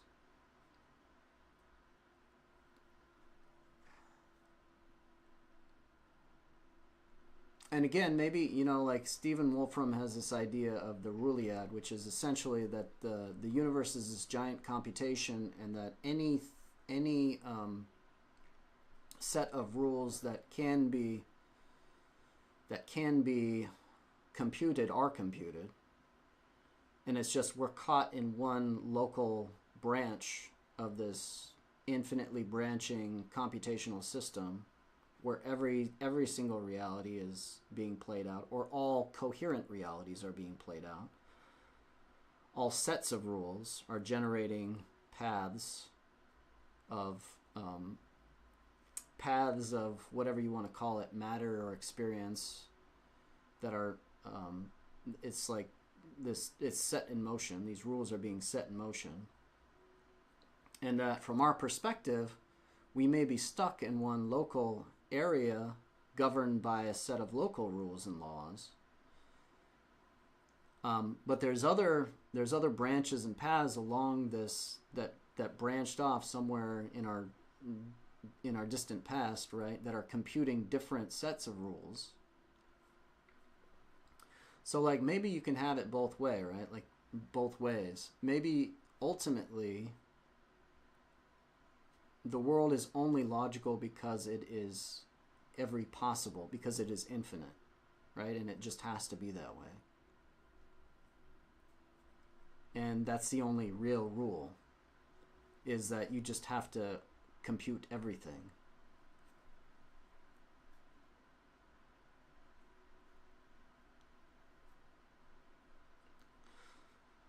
How would you know if it was illogical or not, though?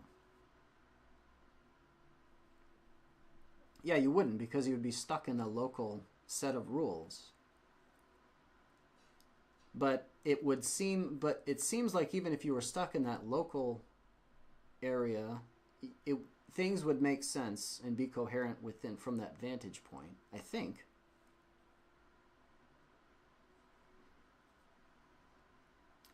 Unless there's, so some people think that like quantum tunneling and stuff is a way in which you could get information from two parallel universes, could share information. So if you could be privy to other parallel information in other parallel universes, then maybe from that sense it doesn't seem to be logical. You just called matter experience? I said matter or experience because some people believe that experience, like some people, this might just be semantics, but some people believe that there's no matter, it's just all experience, or it's all consciousness. I think it amounts to basically the same thing. It's just a semantic difference in choosing terms. But I just a catch-all, because there's some idealists out there, right, that think that there is no real matter, that it's all just consciousness or experience. So just so as not to leave anyone out of the conversation. Thanks for the follow, by the way. So you said, shouldn't a proper theory of everything perfectly divide logic from illogic, real from imaginary?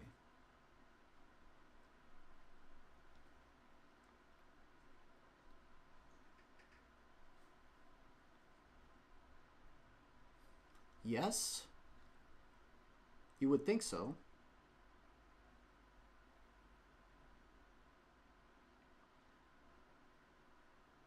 Shmoy says, at every point we've said we don't understand, it's because we have missed some information. We would always just continue trying to figure it out. Yeah, it's true, Shmoist. Let me put the music back on here. West, the fourth prefer the forest. Oh, okay. We can still come back to this interesting thing here as well.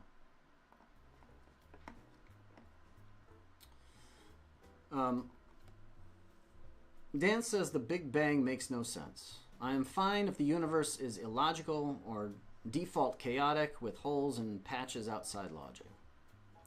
Dan says the Big Bang makes no sense. I tend to agree with you, Dance.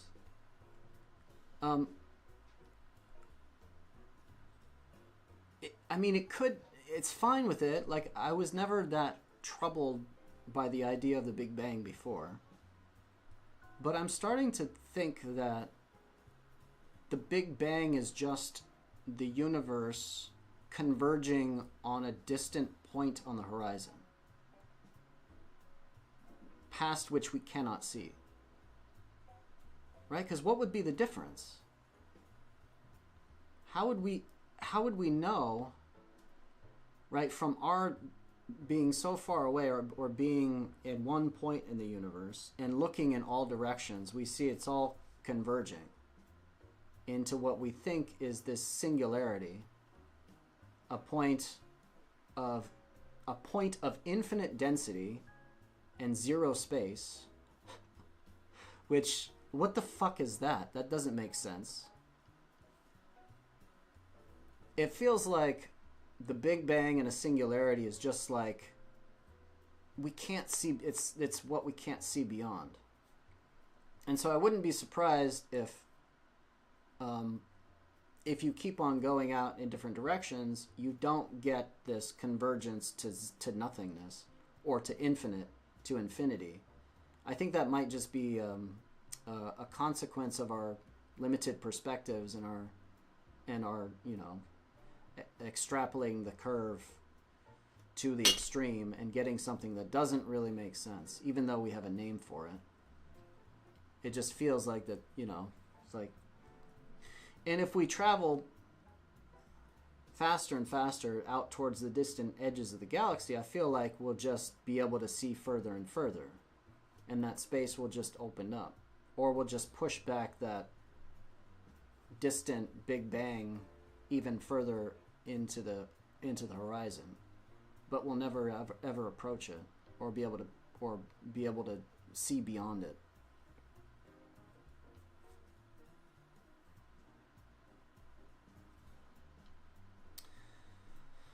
I do believe the Big Bang makes sense if the universe is just a giant 4D wave. Is the universe just a giant 4D wave?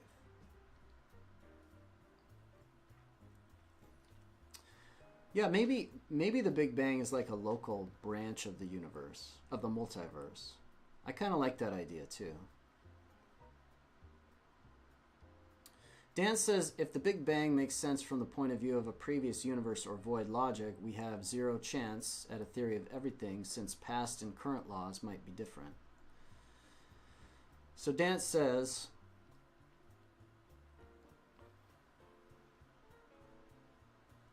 so that, yeah, again, this is like the way, this is why I was trying to distinguish a true theory of everything with like a local theory of everything. Schmoist says, to clarify what it was I was trying to say, even if the Big Bang was objectively illogical, how would you know it was illogical instead of just missing X information? How would you differentiate? This is literally illogical, over. I don't know enough yet and may never in the future. Yeah. I know what you're trying to say, Schmoist. There is some... We don't really have a method of ever fact-checking our current theory. So that's always going to be a problem.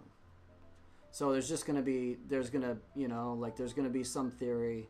People are going to be like, this is amazing. This is the theory of everything that we've all been waiting for. And it'll take a long time for us to like test it.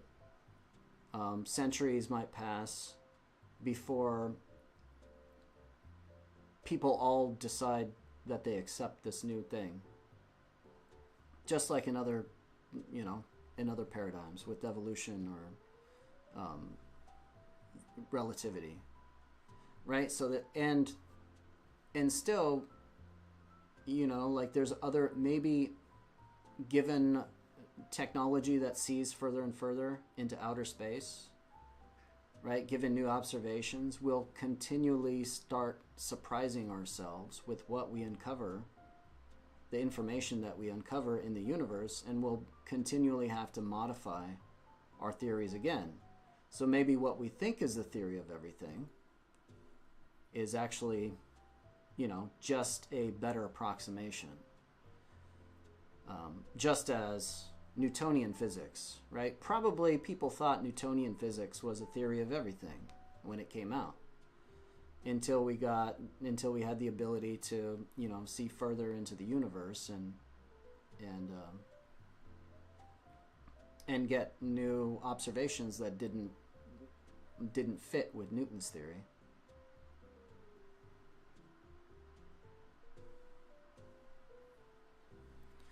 So Dan says, if a theory of everything demands understanding of previous universes or non-existence, we're fucked. Yeah, it feels like that's probably true. If our theory, because we won't be able to extrapolate unless it tells us that,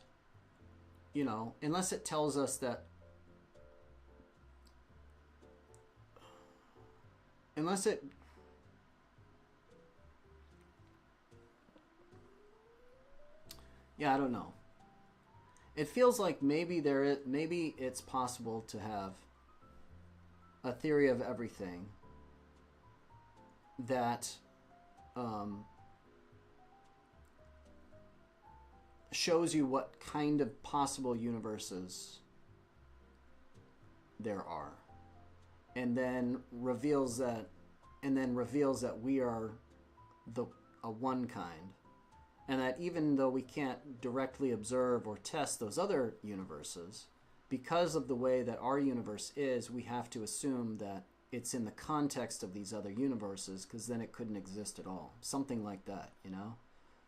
Like, it's like a background, foreground type of thing, right? Like our universe couldn't exist at all if not for the existence of all these other universes.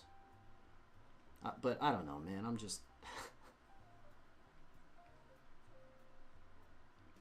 Are we talking about a theory of everything as in just knowing every fact? I'm confused because I didn't think that's what a theory of everything was. Theory of everything, as usually defined, is just how do we marry quantum mechanics to general relativity and make sense of both the, what are they called? The, what are those equations? There's a few, there's a set of equations that refer to how quantum systems behave, and then there's Einstein's general theory of relativity. So a theory of everything is just putting these two things together. So we're kind of, we haven't really been defining it very well, or I haven't been defining it very well. I think that there could be many candidates for a theory of everything, and some of them do more than just marry quantum mechanics and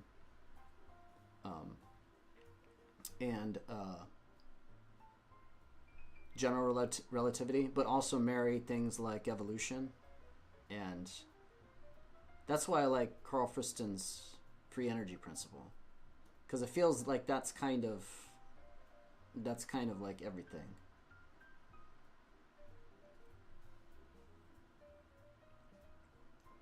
So a true theory of everything, a theory of everything that marries quantum mechanics and general relativity wouldn't be able to predict what other if there's parallel universes out there, they wouldn't be able to make predictions about what their rules would be, or potentially wouldn't.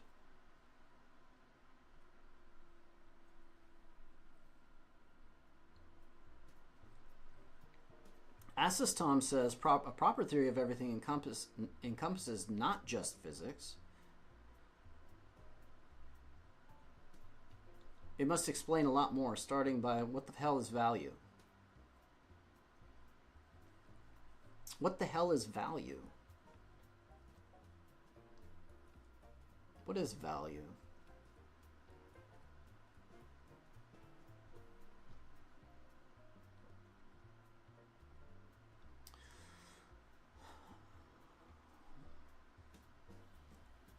I mean, we have different ways that we talk about values.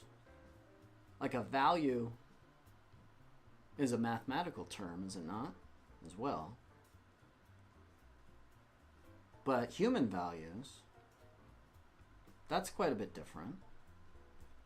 And like Shmoy said, there's this subjective element to it that is not universal.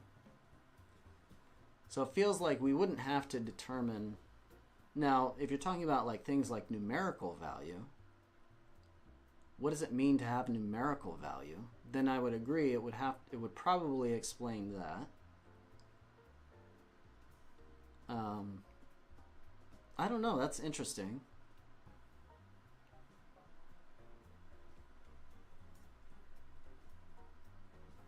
Value is just what we measure. There is value inherent in our measurements, right? The things that we decide to measure, we wouldn't measure it if we weren't interested in what the value was. So if I wasn't interested in how large Dance's third leg of his tripod is, I wouldn't take a ruler and measure it. if I wasn't interested in how warm it was outside, then I wouldn't check my phone before deciding whether or not to go out for a jog. So the action of taking a measurement and getting a value also implies that the measurement has value. And the value is determined as much by the instrument that we use to measure as anything, right? And our goal for making the measurement. So what is value? It's the practical information that is gained by some system that wants to make a good prediction about its future somehow.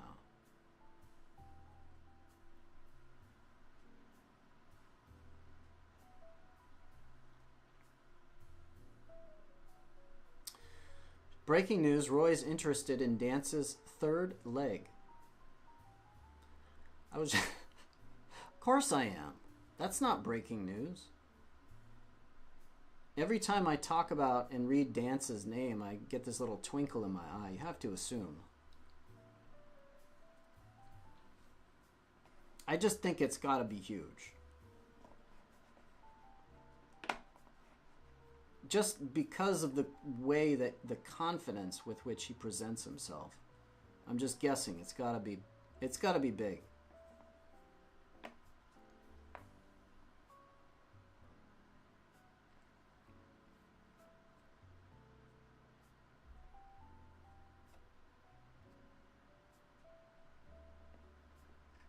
The optimistic view is that we lack, not grasp, some ideas or concepts to grasp the cosmic mysteries. That we lack, not grasp. If time and space aren't real and our interpretations are just us tripping balls, nothing to understand, we are still in the singularity nicknamed reality.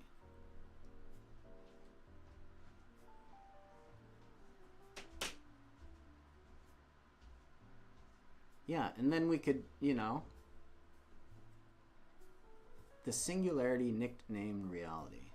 Are we just always part of a moving target?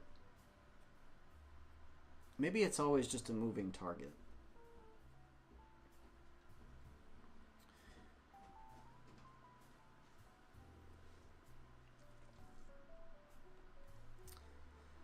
Acetome says, I don't believe value to be different across cultures since economy has been the same fight for survival for at least all Homo sapiens from 20,000 years to date.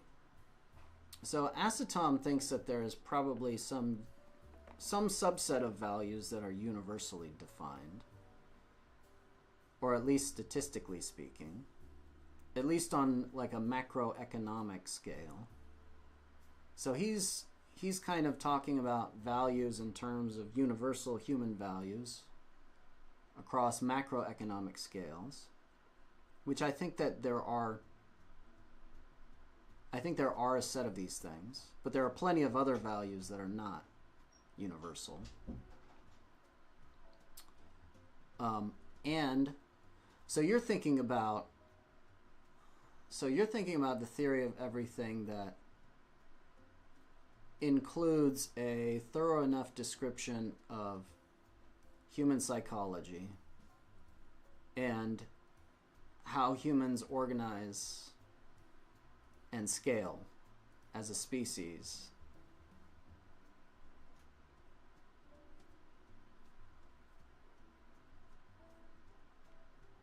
Given the relatively stable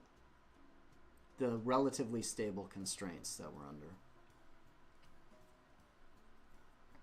Again, I would point you to Carl Friston's free energy principle, because I think you're actually more interested in intelligence and psychology than physics, which I am as well, because that's more relevant to you and I, right?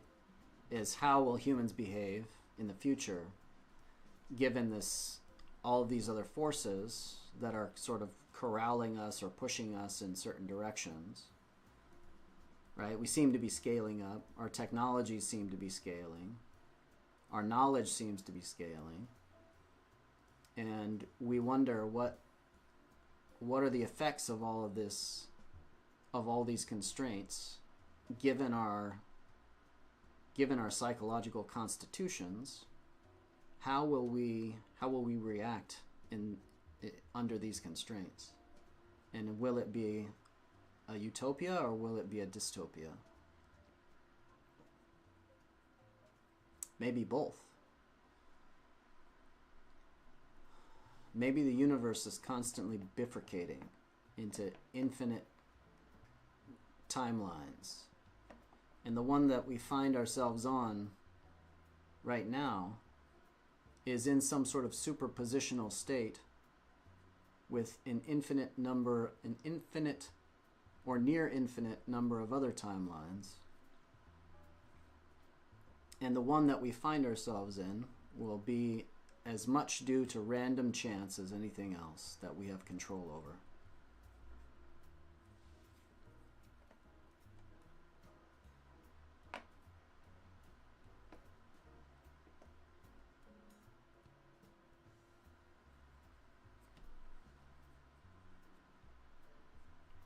Value is either fact or opinion.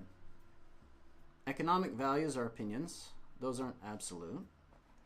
Don't talk about money and value, the migraines will be atrocious. Acetom says the law of comparative advantages does apply to every system of exchange independently of the value each individual brings or seeks. The law of comparative advantages.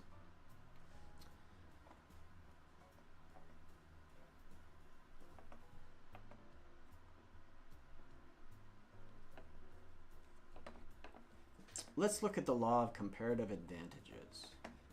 Actually, I'm going to use the restroom real quick, and then I'll dig into it a little more. And we'll think about it. That's interesting. I'll be right back. Brains.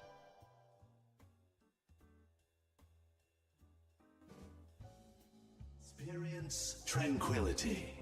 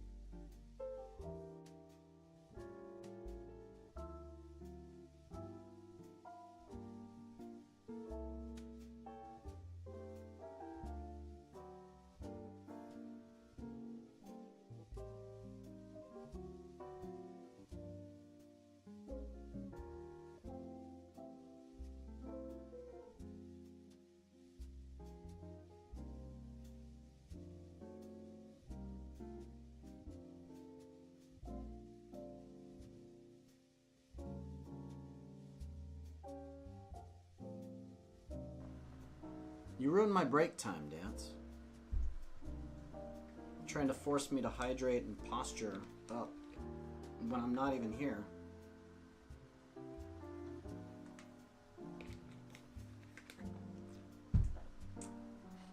Alright, hydrate, check. More coffee, check. I'm doing coffee and tea today. Gotta get pumped for the new year.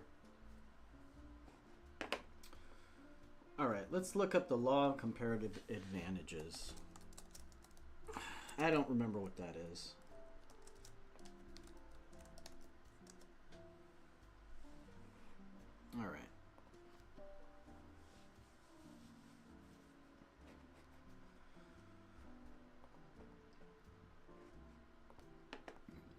Here's Google's AI.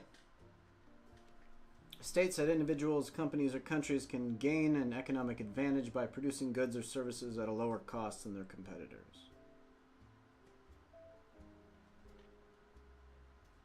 Law also suggests that individuals and countries should specialize in producing the goods they have a comparative advantage in.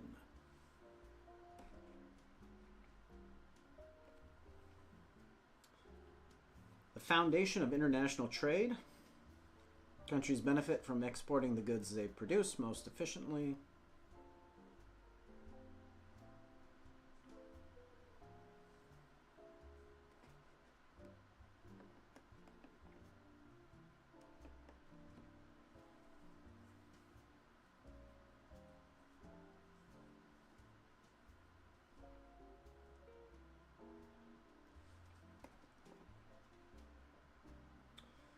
Often attributed to English political economist David Ricardo, who wrote about it in 1817.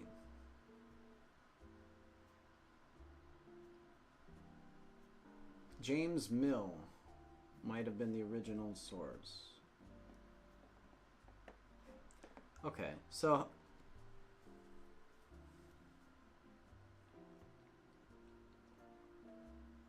we have this law of comparative advantage,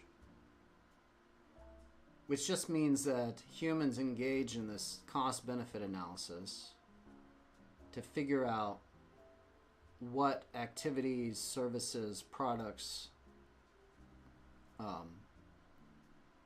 they can make, and they figure out essentially which activities to engage in such that they can demand the highest price for them.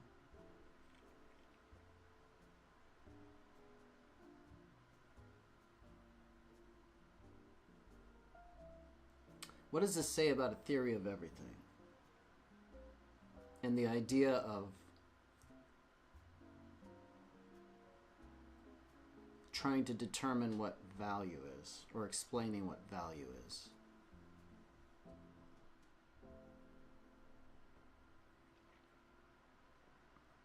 Maybe value is just a measure of entropy, or negentropy, like the opposite of entropy. Maybe everything's just a measurement of entropy. And since the free energy principle is really just a theory of how things can exist in the face of entropy, that's why I kind of think it's like the theory of everything. Because if everything's just energy,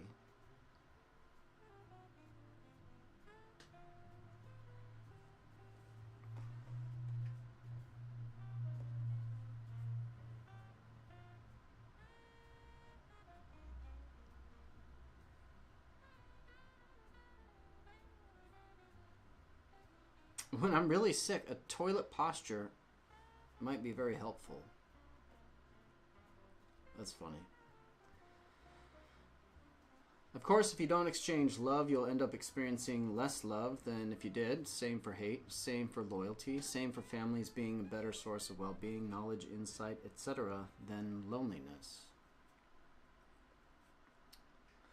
So you're saying the exchange of positive, non-zero sum experiences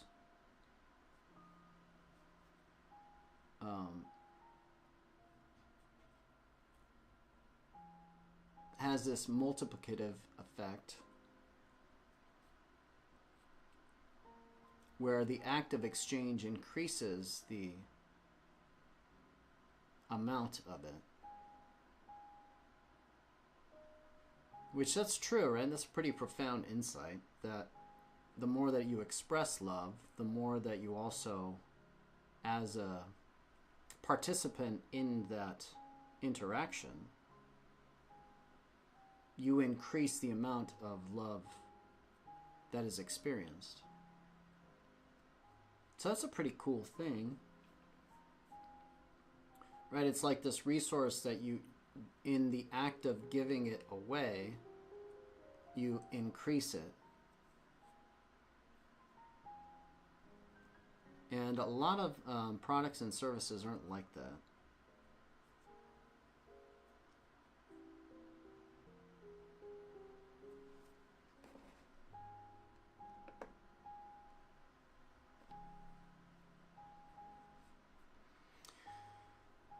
Just saying the blessings upon you. You never had to deal with psychopaths and sociopaths, which can exchange nothing, produce nothing, and experience benefits.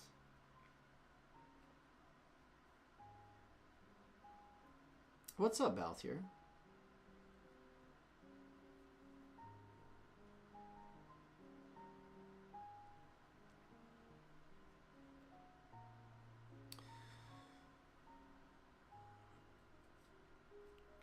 Dance, is that emotional vampire? Is that a reference to what we do in the dark?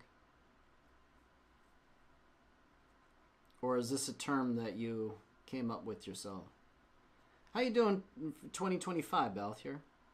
What's on your mind, my man? Have you heard of a breakthrough in regards to the theory of everything, Balthier, in the news? Are you hopeful for a breakthrough in AI technology or physics or any other sphere of human existence, aging? What are we going to witness this new year? What will these crazy things called humans invent next? Will we invent some sort of long-range communications device that allows us to interact with alien species for the first time? Will we build the world's biggest water park?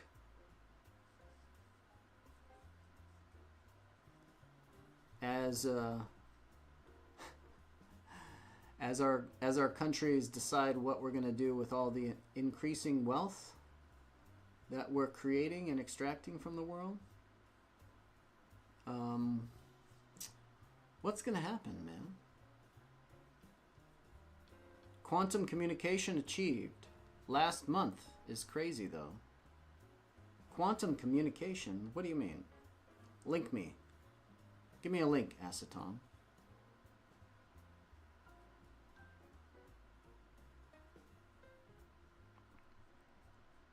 Shmoy says there's a couple times in this channel where I genuinely cannot follow what's being spoken about at all. I enjoy it. Shmoyce, it's every stream for me, man. I basically just hide, I just mask the fact that I don't know what the hell I'm talking about most of the time. It seems to work out.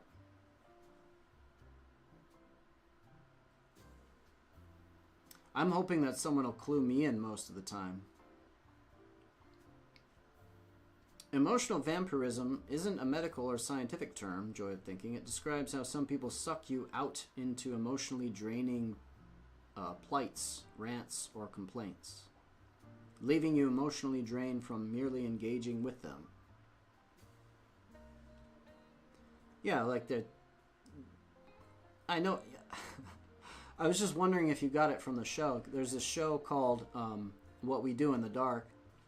There was a movie. They made it into a show. And most of the main characters are real vampires that just suck blood from other people. But there's one character who is a, quote, emotional vampire, where instead of sucking physical blood out of people, he drains people of their energy by engaging in these really, like, either boring, like, overly detailed niche conversations, or just different ways to kind of suck out your energy. And he calls himself an emotional vampire. So I was wondering if that was a... I was wondering if that was a direct reference to What We Do in the Dark. Chmoy says, in layman's terms, we call those people suckers.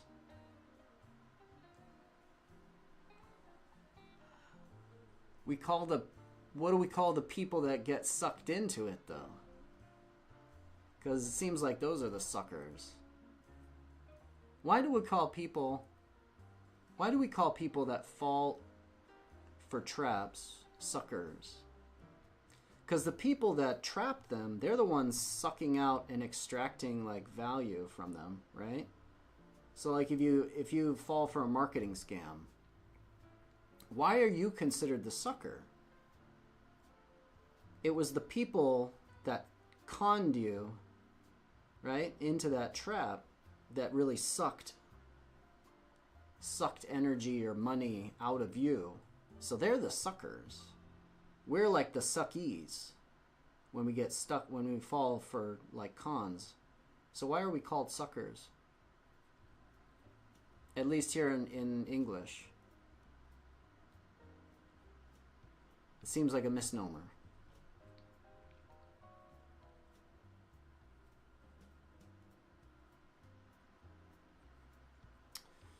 In layman's terms, I prefer different kinds of suckers.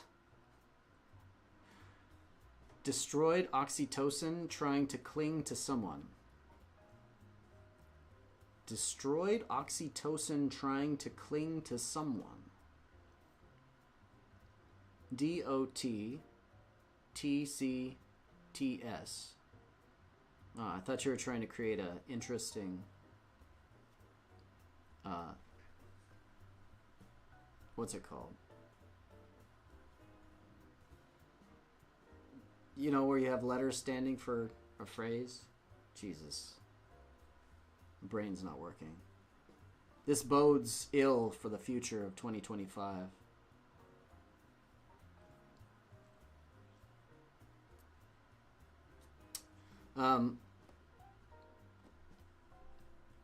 Shmoy says, so the people who trap are traps, as in very feminine men who appear to be women to some people. What an interesting thought. Trap. Is that what they refer to? I didn't know that this was a thing. I didn't know you referred to people like that as traps. Dan says the sucker or the mark clings to the trap or the scam. Sucker vent house. Ventus. Acronym. Thank you, Schmoist. Frickin' acronym. The sucker or the mark clings to the trap or the scam. So the sucker sucks on. It's still not feeling very... It feels like it's still not a good word to describe. If you were unaware and no one told you, it's not gay, Balthier says. Fell for that before. Stepped in that trap before. Acetom says, by the way, dopamine is the processing core for value.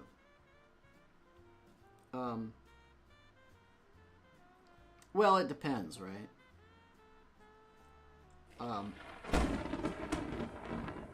Processing core. Is it the processing core?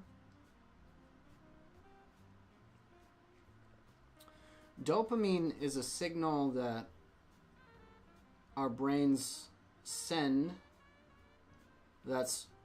Dopamine is released in response to anticipated reward, and it signals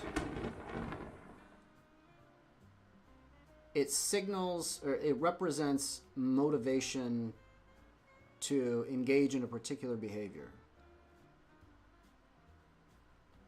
Is that a processing core of value?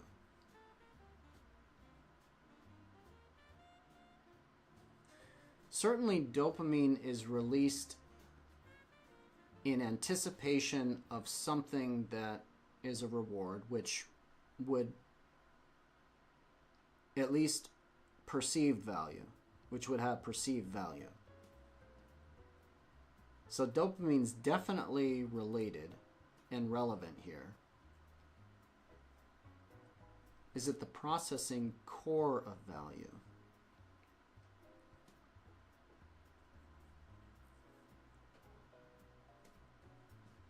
I mean, it's one...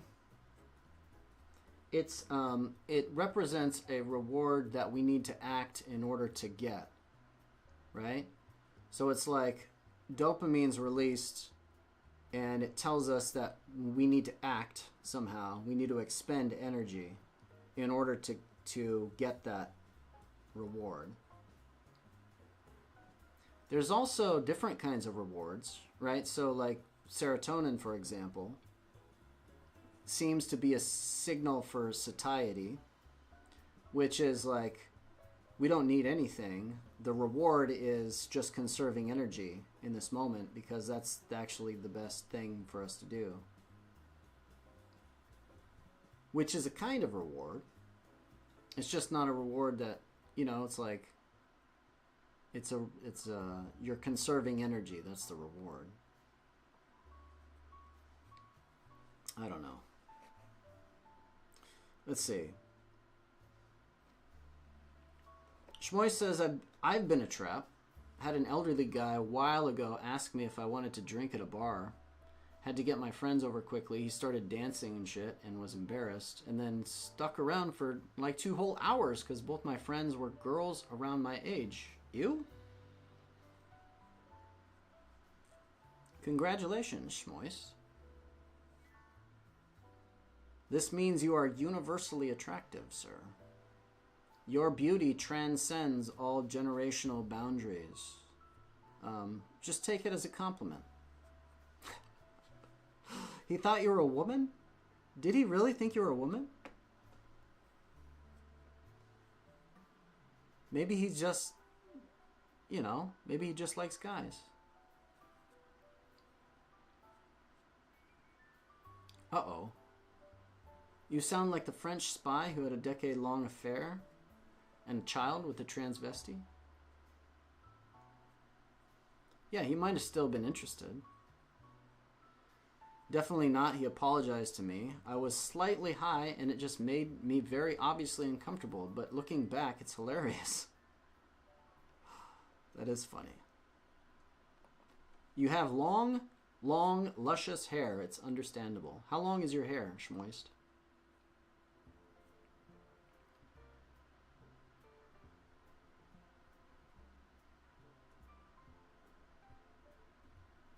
Some people are really bad at telling after a few drinks. That's funny. You'd think there would be multiple cues, visual cues, to give it away. Balthier is a gay twink. A dance move? Could be. Ought to be. Down to your stomach? That's pretty long, man. Maybe you should resolve to get a haircut this new year. You talked about how you're going to work more. What kind of job are you going to get with hair down to your stomach? You could be a rock star. You're not going to want to work in any sort of industrial workplace environment because your hair will get caught in the gears and cranks and stuff, and you'll get your scalp torn off. And that won't be fun.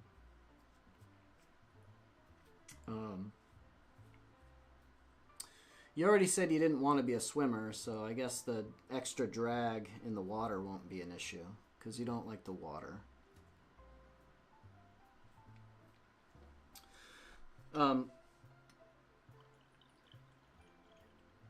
Balthier.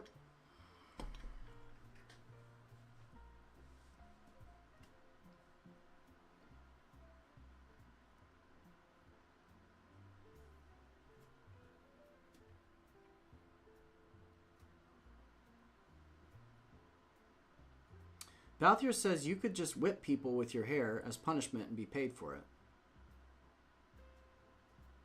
It's a creative use of your assets, sure. A twink is a young, slim, hairless, and often feminine man. He was gay and mistook the lesbian tomboy for another twink. She mistook him for another lesbian tomboy. It was hilarious.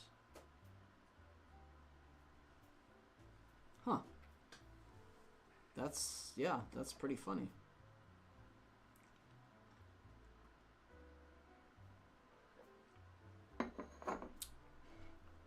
When you're in this kind of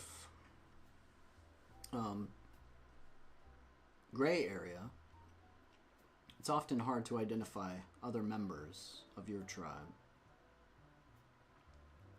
Acetom says serotonin is the same, but for trusting allies. I mean, processing core because they modify the cognitive functions of the brain and switch what thought outputs are available for what sensory inputs.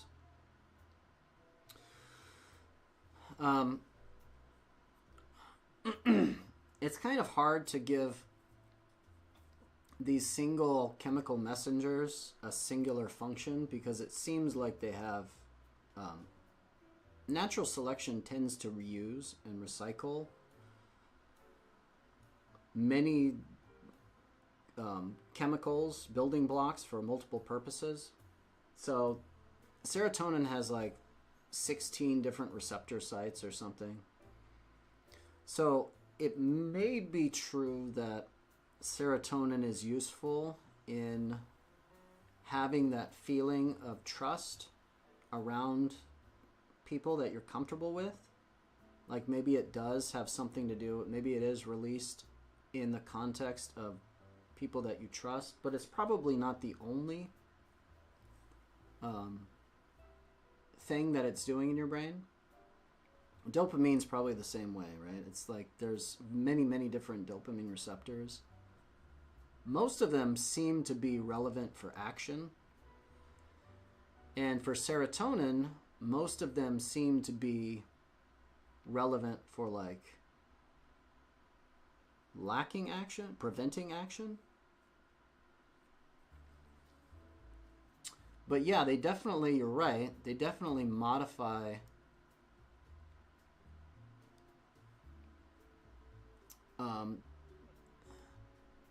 they're considered neuromodulators.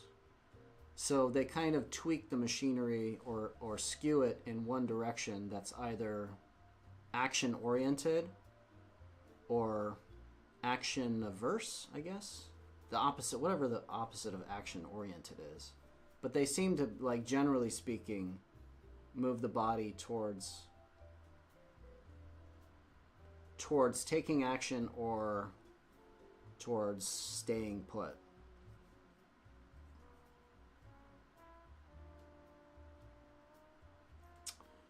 Read Bangkok's full name and don't stutter. Greatest challenge of all time. Bangkok's full name. What is Bangkok's full name? Did I just do that? Oh, oxytocin.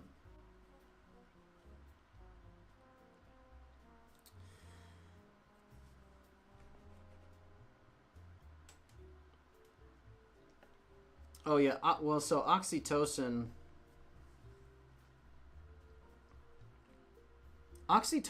there's it's more complicated too. Like a lot of, in the popular media when it was first talked about, when it was first discovered, they talked about oxytocin as being like the love molecule or the love chemical. But it turns out that actually oxytocin levels also increase when people are thinking about their enemies of the outgroup and their enemies like suffering. So like people that are experiencing like Schadenfreude, you know, like they're thinking about their, like, I don't know, maybe it's the Republicans thinking about all the Democrats that are just like writhing in agony right now with the second Trump presidential election. Like they're all experiencing the release of oxytocin when they think about all those liberals suffering and rolling around and writhing. So oxytocin it's funny. It seems to map onto, yeah, who can I trust, or who's part of my social fabric.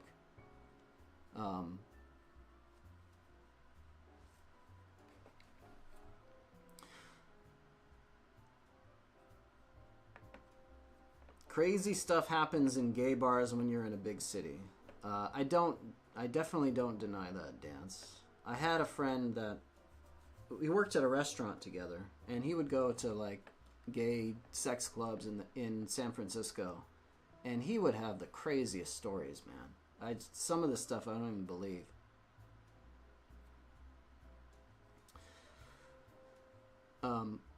Balthier says, kind of, serotonin is heroin. Bet on oxytocin, much safer.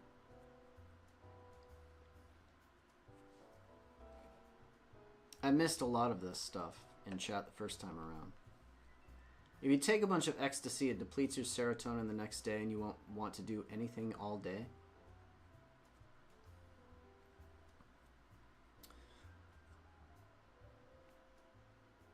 So it's weird that serotonin, we still haven't figured out what all these chemicals do. They have really like complex,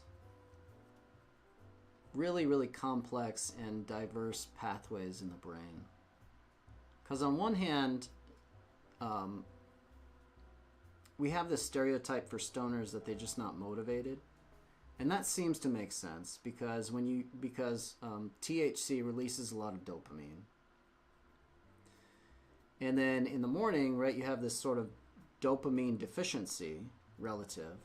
And we also know that dopamine's important for things just like action initiation. So Parkinson's disease, where people kind of have trouble, they stutter, like they'll have trouble walking and initiating action. It's because they don't have enough dopamine to actually initiate and pass the threshold for like selecting for action. So that kind of makes sense. The whole depleting serotonin and then making you sort of feel lethargic and similarly depleted doesn't quite make sense to me. Other than serotonin does seem to be necessary as like a mood stabilizer. And if you don't have enough of it, you feel very depressed. And in a depressed state, you don't feel motivated to act. But it's like in a different sense. So I guess if you're in a, if you're in a very low, like serotonin depleted state,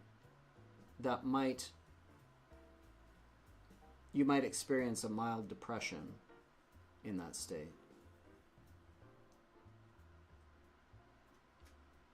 But it's weird that they have similar kind of symptoms, lacking both.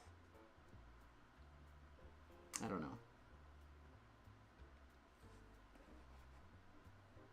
Bangkok's full name is Krung Thep Maha Nakhon Amon Ratanoskin Mahinthara Ayuthaya Mahadilok Prop Naparat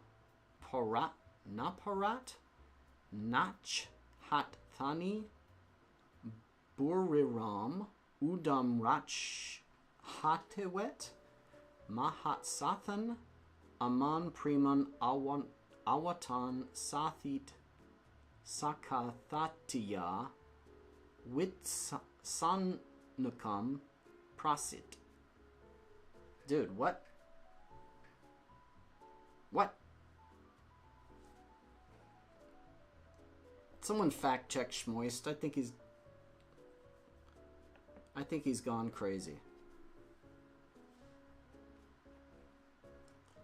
Dance says, I think I summoned a demon while saying that. Did you say it out loud, Dance?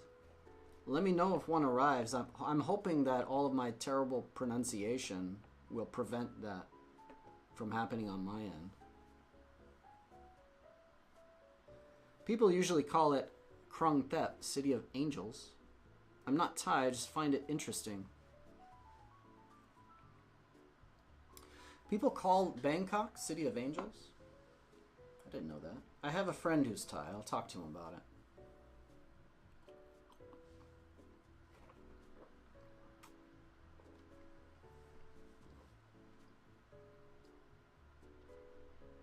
When you look at the frontal lobe as the cognitive toolkit to work in a peaceful economy, it's really easy to distinguish the job of the behavior hormones.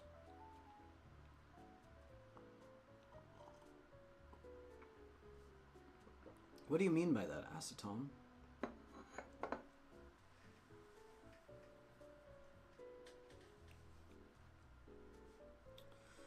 It's really easy to distinguish the job of the behavior hormones. Are you saying that people with deficits in their cognitive lobe, or people that don't have a well-developed cognitive lobe, like teenagers, you can see a difference in their work ethics? I'm not really sure what you mean by that. Elaborate. If someone figures out how to make serotonin, it's game over for cocaine, Dance says.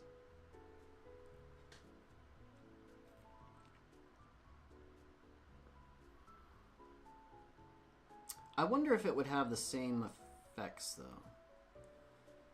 Because the way that the brain has figured out how to make serotonin. So it seems like we could make it. Why wouldn't we be able to make it? It seems like we would be able to.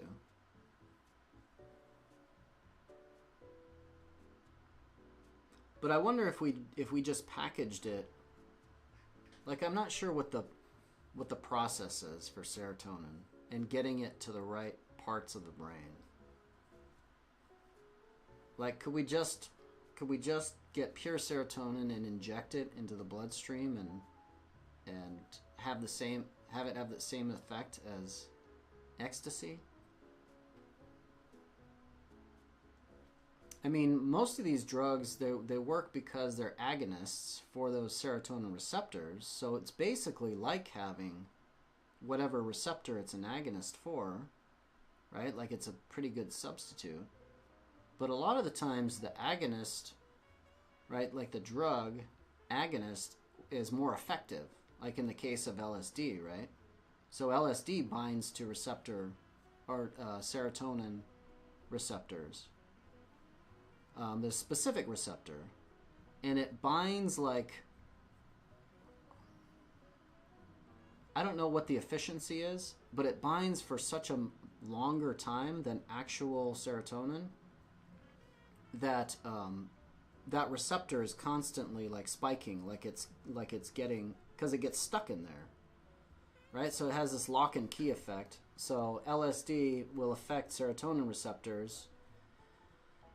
It's an agonist, so it's a little key, so it gets stuck in the lock, and that lock constantly is sending a signal saying I still have serotonin, right? So it's sending that signal along. So it feels like cocaine is probably doing something different there. And would pure serotonin be more? I'm guessing that pure serotonin would actually be less enjoyable than something like LSD that actually is more sticky. So I think the reason that our current drugs, right, are so powerful is because they are like hyper stimuli, right? They're like, like sugar is just sugar, but we have aspartame and all these synthetic sugar molecules that are like hyper stimuli, right? They not only do the job of sugar, but they do it like with 100x efficiency or something. So I don't know if, like, maybe pure serotonin wouldn't be all that great. Like maybe I don't know.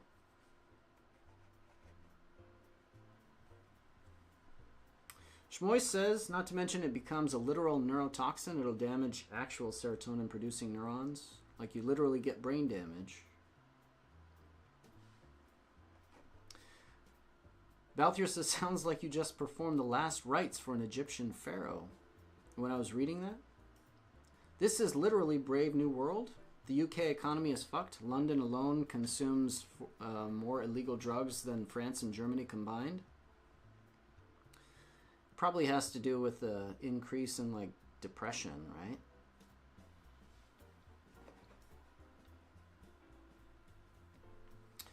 Acetom says, just saying that for 4 million years, the prefrontal cortex evolved to holster in its mass the social, intellectual skills used to work.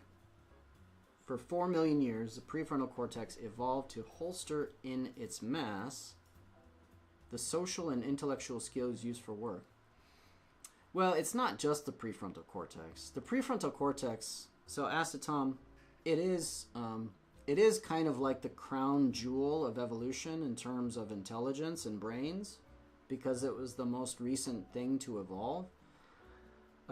But a lot of our power, like a lot of the power of humans, has to do with the scale and not the actual structure of it. So human beings, we are more successful than other animals, not just because of the prefrontal cortex, but because the prefrontal cortex, in conjunction with all of the other older parts of the brain, right, make the machine so much more effective and efficient, right? So we still rely on all of the older parts of our brain for pretty much everything, right? Anything that we want to do efficiently, we're going to use other parts of our brain. So just, like the prefrontal cortex doesn't really encode all of the intricate sort of motor routines that you need to perform work really efficiently, right?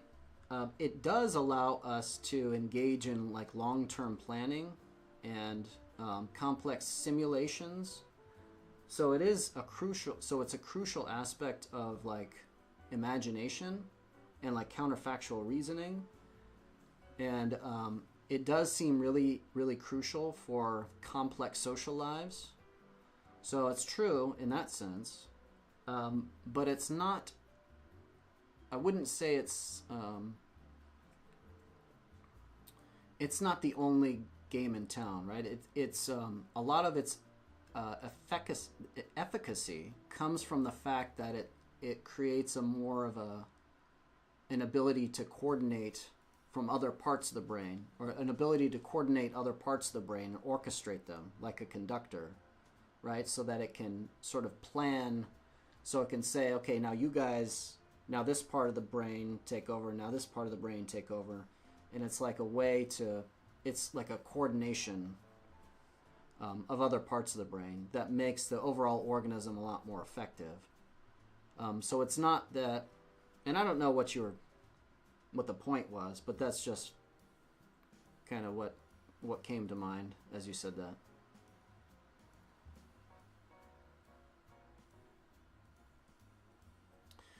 Dan says, oh, that's, Shmoy says, oh, that's just Noah. He goes wild on Thursdays. Shmoy's the 2A receptor? Yeah, I think it's the serotonin 2A and the 2B receptor.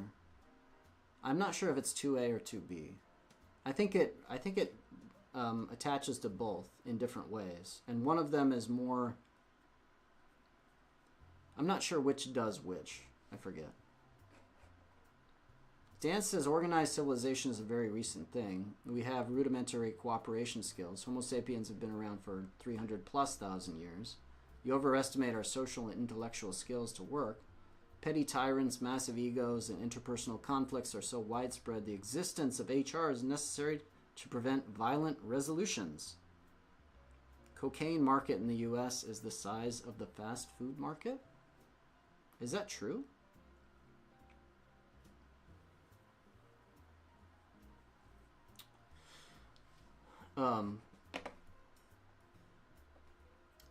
Well, the 4 million years of evolution, I'm guessing that he's saying the prefrontal cortex is not just evolving within humans, but in other species too. Other species have a prefrontal cortex. It's just not as large.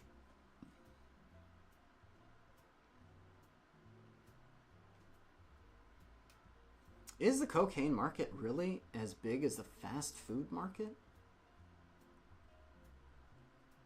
That seems hard to believe.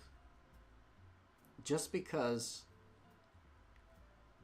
fast food is so much more readily available and it's so much cheaper. How could it possibly be cocaine, something that's very, very expensive? How could it be as big as the fast food market? That seems hard to believe, but maybe you're right. I don't know.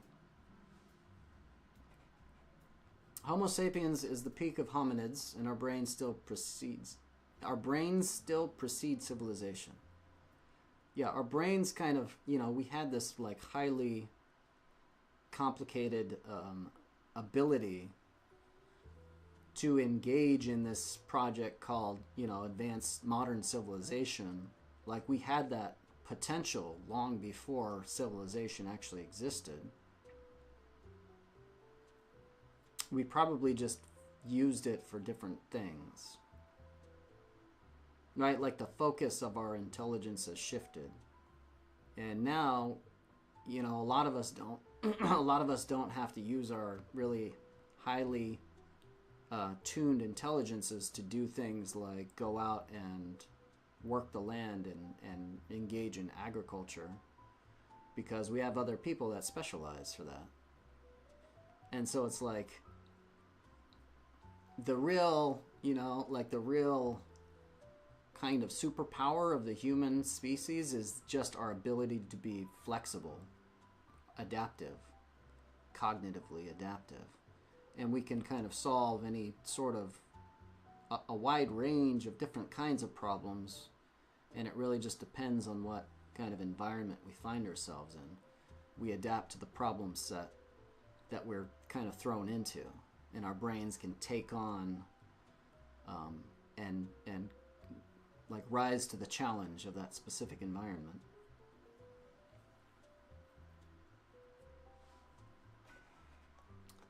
Dan says we are wired to not stab each other long enough to hunt megafauna with other tribes. We aren't wired to deal with fucking Becky and Thomas breaking up. Becky and Thomas break up, resulting in time-consuming drama and passive-aggressive behaviors, reducing productivity. Becky and Thomas break up? Who's this Becky and Thomas couple that I have not heard of?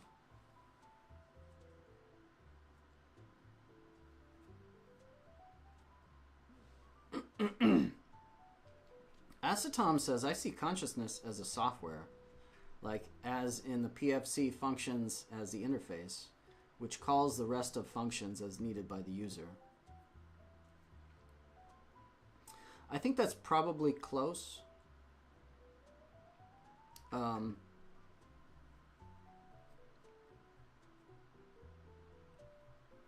Yeah, I largely agree with you, Acetom.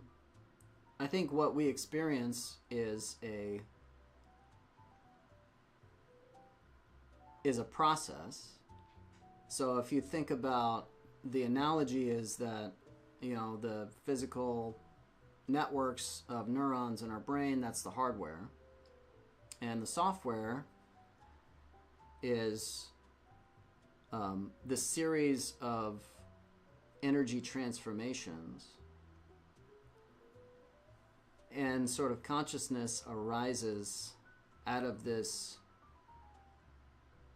interaction somehow. And it's like the coordinated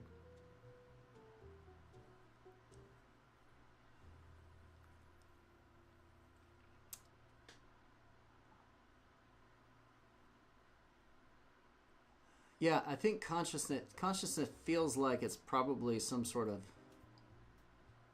epiphenomenal thing, right? Of just the software kind of being aware of its own existence.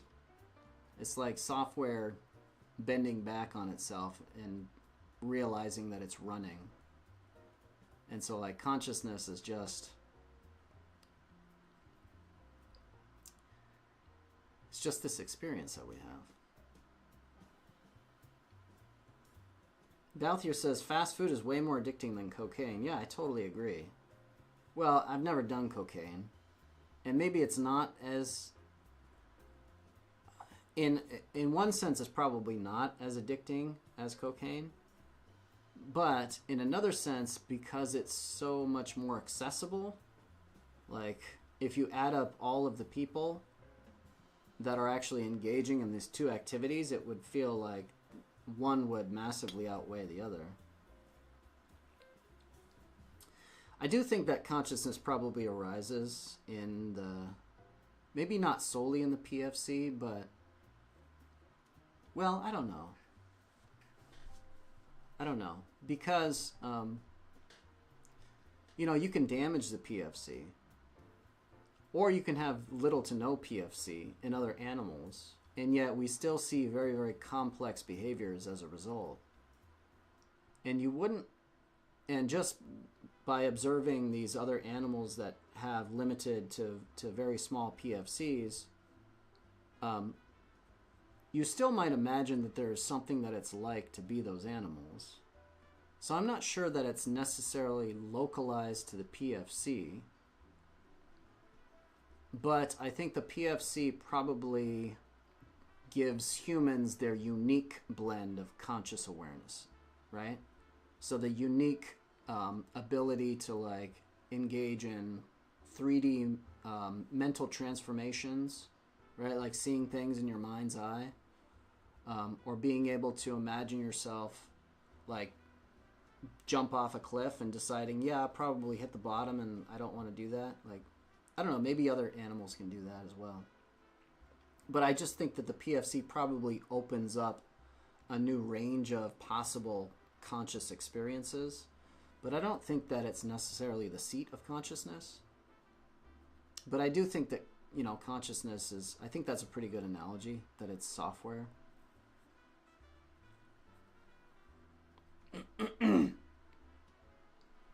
Consciousness is the OS, not the software.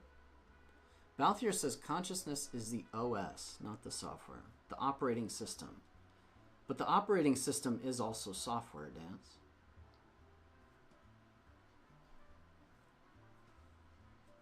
Right?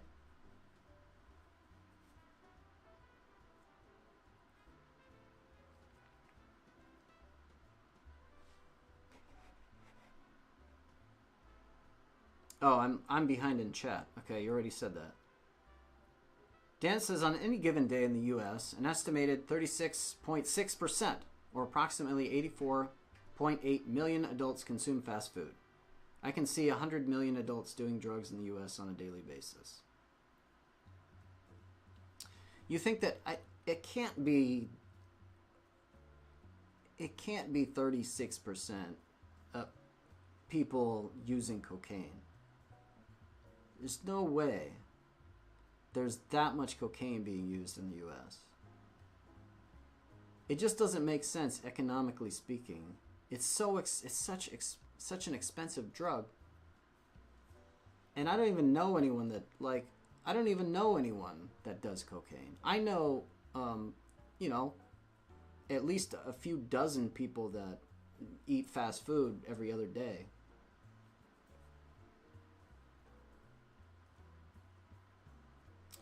Oh, they have similar GDPs. Okay.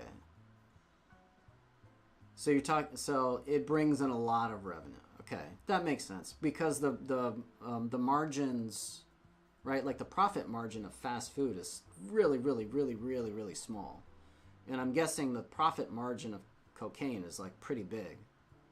So that makes sense. I think a big thing the Homo sapiens did well was just being friendly. Actually wanting to share an idea rather than making a working fishing rod and going, well, now I know how to make a fishing rod.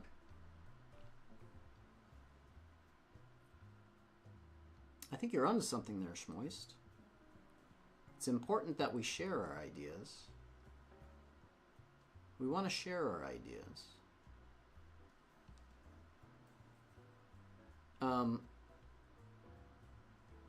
Sharing the idea is more valuable, yields more fish.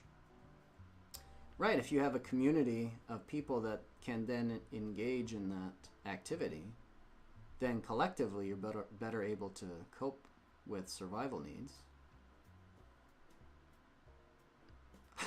Valthier says, I do suspect the fast food people will outweigh the cocaine sniffers.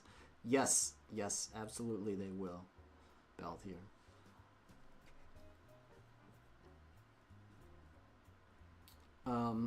Say that to the Neanderthals. We either killed them all or gave them the flu and killed them all. If we didn't clap them into the gene pool. Addicts would do drugs rather than eat. Yeah, no shit. That's the weight. Yeah. There are numbers, Joy of Thinking. 38 million people aged 12 and older was the average for people who did illegal drugs within the last 30 days and were known users. All illegal drugs? I was just saying cocaine. Because all illegal... I mean, there's a lot of drugs out there.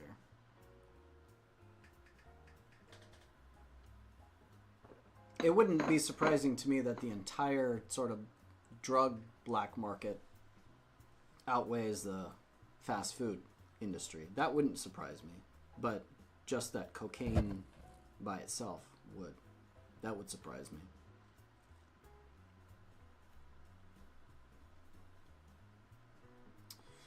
Why do you think organized crime sells drugs if there were no consumers? You watched The Quest for Fire the other night? What's The Quest for Fire?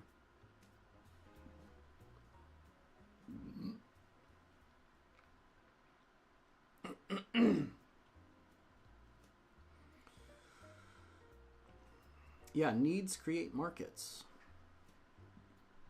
If you've got a large population of people that don't feel very good and have no ability to create those good feelings by changing and manipulating their environments, then they operate on themselves directly in the form of drugs, right? So, you know, the more and more, or the larger and larger our population of dispossessed people that are upset, depressed, the larger that population grows, the larger the need for drugs is going to become, and the larger the market. Valthier says Quest for Fire is a movie about Neanderthal and modern man, but kind of an adventure too. Okay. That sounds cool. Was it good? Should I check it out? It's an old movie speculating about our origins. Okay, well. It seems like that field is kind of... I haven't really paid attention to that field for a long time. So it feels like you would want to read the newer stuff or watch the newer stuff, because a lot of it's, I mean, most of it's speculation until you get real evidence. 61 million people smoked marijuana in 2023. That's crazy. Shit. We need to get that up. What is it? 60 million? Those are rookie numbers, baby. We need to pump those numbers. There's 8 billion people in the world. We should be at least how many adults? Right? At least everyone older than 25 up until death should be smoking pot on a semi-regular basis, right? That's one of the cultural changes that we need to experience before we can have more creative thinking happening en masse. Those are rookie numbers, Dance. Get out there. Like Johnny Appleseed.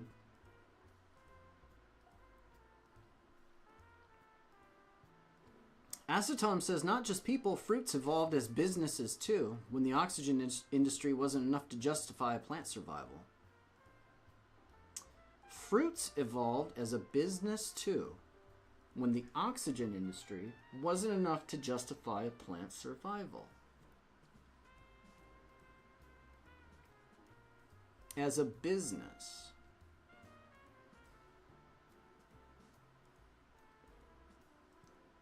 When oxygen wasn't enough. So what is the deal with fruits? Are this way to attract another method of carrying an organism to different parts of the world and spreading it. And if it's consumed by another animal and then defecated out, it basically gets this nice little, right, like head start. If you're born as a seed in a giant turd, like that's a really good, that's natural fertilizer for you. Yeah, it's interesting how shit evolved. Fruits are in the business of helping organisms survive. Organisms needed to outcompete one another. So those that developed fruits to attract other animals and organisms to carry off their offspring and spread their seeds and do all the heavy lifting were those that kind of outcompeted other organisms that just maybe spread through rhizomes, just cloning technology.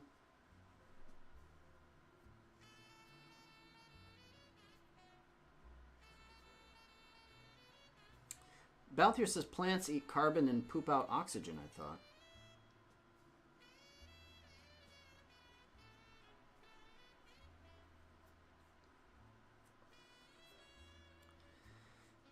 Maybe he just meant when everyone was just photosynthesizing, when all the plants were kind of on equal evolutionary footing and were competing with limited resources. Fruiting bodies and flowers, and that was another technology that evolved in this arms race. That's all I get out of it. The NIDA doesn't do census, use data from authorities and healthcare providers. Obviously the real numbers are higher since some folks don't get caught or tested, yeah.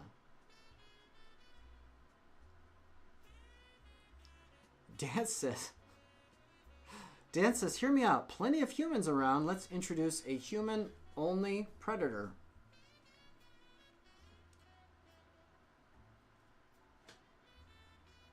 I mean, humans play that role fine, I think, right? I mean, there's serial killers, and then there's also just, you know, lobbyists and CEOs of fast food industries and criminal drug kingpins that are basically human predators.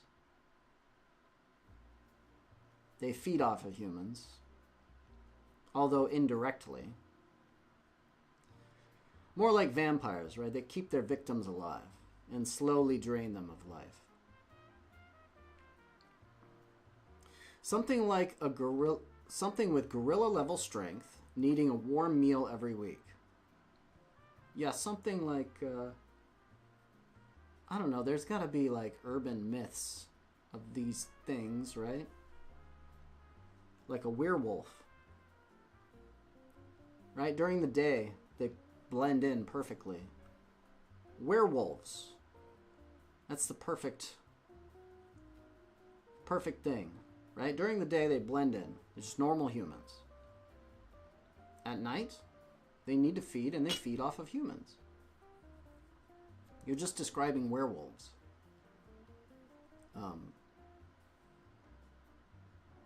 So I think what you're proposing now is a business to genetically engineer werewolves. I'll be your test subject, my friend.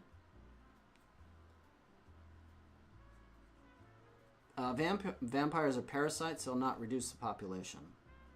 Yeah, well, that's why we see werewolves have been underestimated for too long.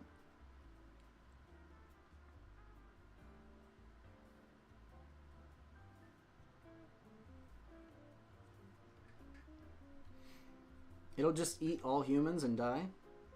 Then we'd have to wait for the orangutans or dolphins to 3D print us again in 2 billion years?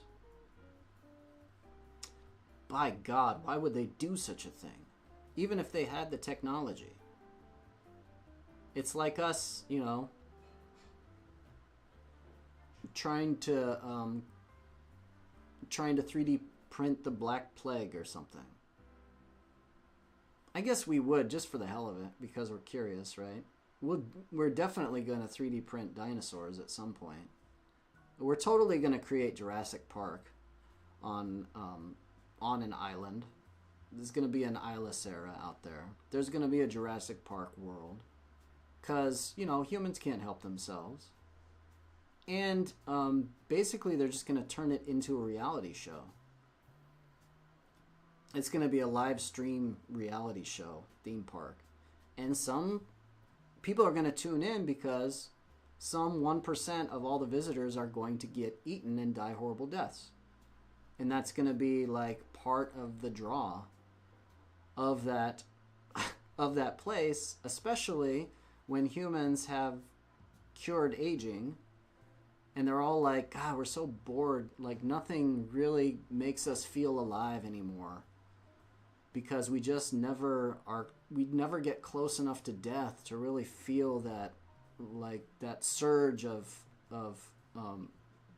hormones in our body that really make us feel stimulated and alive. So it's gonna happen. A real Jurassic Park. People are gonna be like, there's some acceptable risk of death, and so, yeah, it's gonna go. It's gonna go.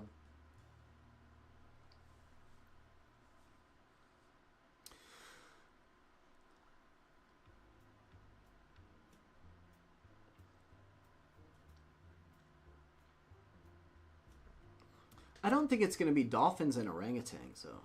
I think it's going to be cephalopods. Dude, I don't even understand how cephalopods are so smart. They don't have nervous systems that look anything like human brains. It's so distributed, it's crazy. And yet they can do the craziest, insane things. Like finding two discarded clam shells and then disguising themselves as a clam, and then like waiting until crabs like walk along in their path and then ambushing them. And they even figure out if they just, so they eat the crab, right? If they just throw out all of the crab like shells, all the remains that they can't eat, if they just throw it out all around their hiding spot, then a bunch of other fish and like other predators come in and they start poking and picking at all the crab shells, and it causes too much of a commotion and it scares away other crabs. So these individuals have figured out that they need to discard all of the crab shells away from their hiding spot. And so there's this excellent film documentary footage of this crab that's disguised as a clam taking out the trash and throwing the trash out away from his hiding spot and then going back to his original hiding spot to feed again. That's insane, given that cephalopods and mammals like diverged at such an early point in the evolution of intelligence, and yet they, even with some radically different arrangement in their central nervous system, like they still can be incredible problem solvers as they are. Like that just blows my mind.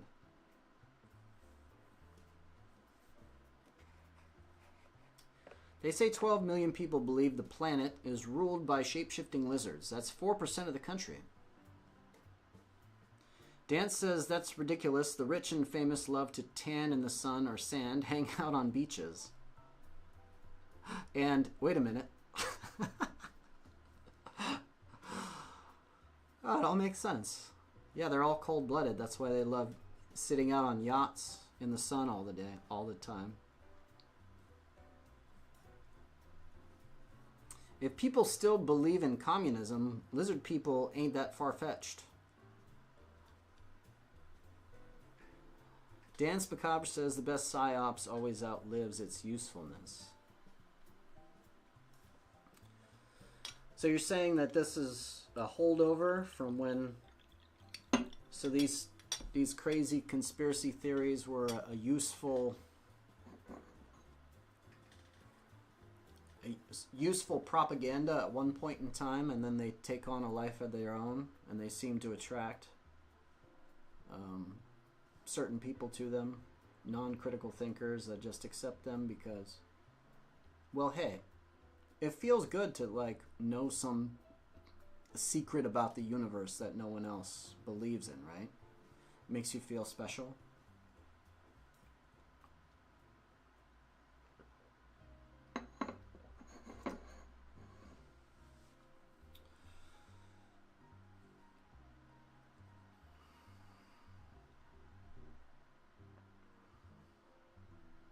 What do you think? Do you want to see Jurassic Park? Live action Jurassic Park? Live stream? Or would you go to it? Given there was some non-trivial chance that you would die and have to call upon your backup replica?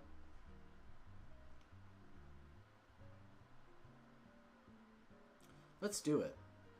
Do you think that humans are just going to, at some point, we're gonna figure out how to make virtual reality technology indistinguishable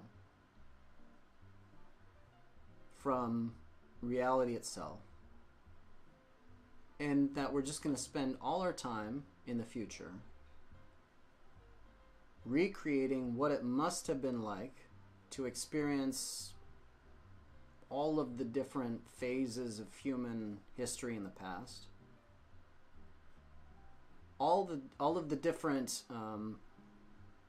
fictional scenarios that science fiction writers have written about before. So we'll just create these experiences where we can live the life of a Roman gladiator. And it will be not just any gladiator, not the failed ones, but the most sort of epic tales. Do you think that media will be replaced by realistic sims, right? Where the data transfer doesn't just appeal to one of our senses, but it actually puts us in the middle of the action, and even for the time being convinces us that we are in fact not just passengers helplessly kind of experiencing this passively, but we actually are convinced that we are making all the relevant decisions in that moment to move the action forward.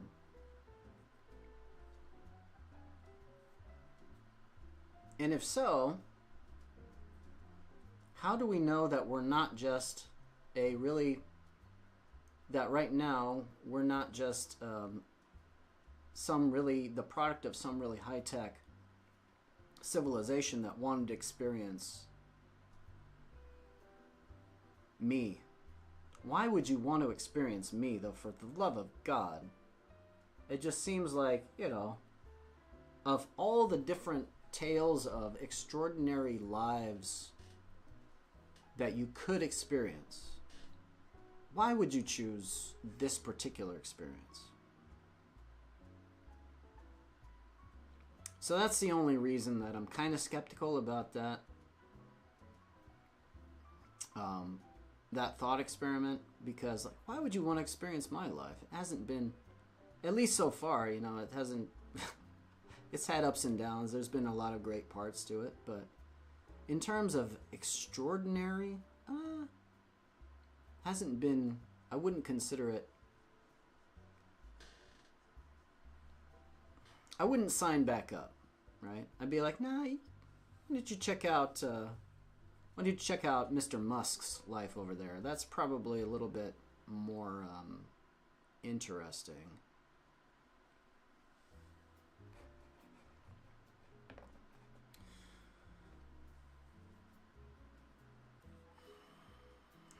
Dan says it would be too expensive to create dinosaurs.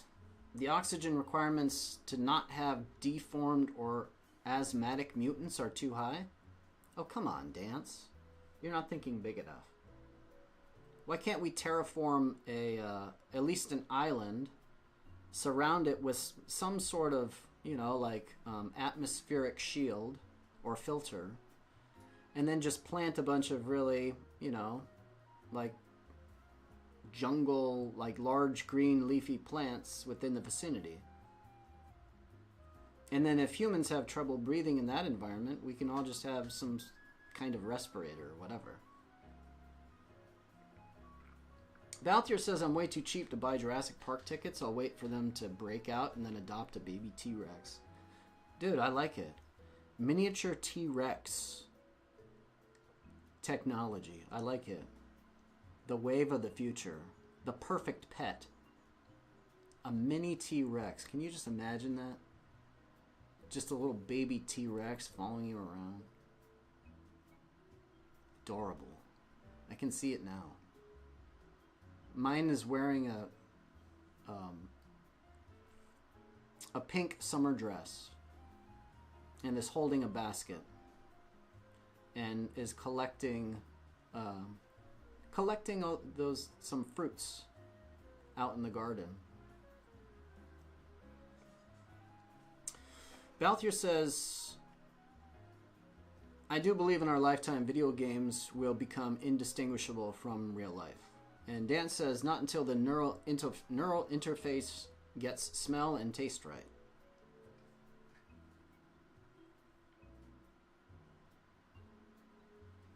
I'm not sure. So here's what's interesting in that regard.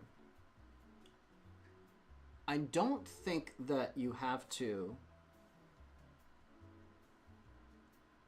I don't think that you have to generate experiences that are perfect one-to-one representations of information that we would get from reality itself.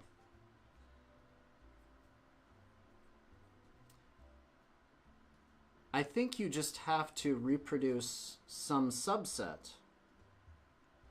And I think that the brain will automatically fill in the missing pieces and make that experience indistinguishable from reality. Because our internal, like, we don't experience reality anyway. Our mind brings it all about. And this is why we can have lucid dreams and such, like, crazy visual hallucinations given the right, you know, given the right substance or the right conditions. The brain can internally generate a convincing world with just a few sort of cues. So I think once we get the wearable technology right, and we kind of put VR in like a zero gravity sort of, you know, like in a nice warm salt bath with deprivation, and we just get some really good sensors that don't cause you to know that you're wearing them, I think that we might be closer than we think, right? It might not be as hard to create these really, really lifelike experiences that are indistinguishable. I think less is more in this case, right? We just need to figure out how to eliminate the intrusive element of the wearable technology from the experience itself. And then basically it'll take over. Like the suggestions will take over and become real in the mind of the wearers. Balthier says they can simulate touch already using sound waves. Once they simulate wetness, a virtual blowjob becomes possible.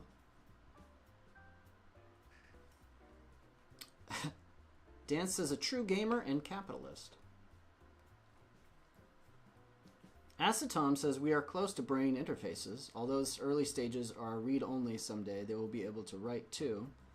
Think of it as how the mouse is already a part of our arm without even realizing we have a chunk of plastic in our hand. We just straight move the pointer and the screen and don't realize we need a mouse for it until it's not there when we reach for it. Yeah, the mouse says it's an extended limb in some way.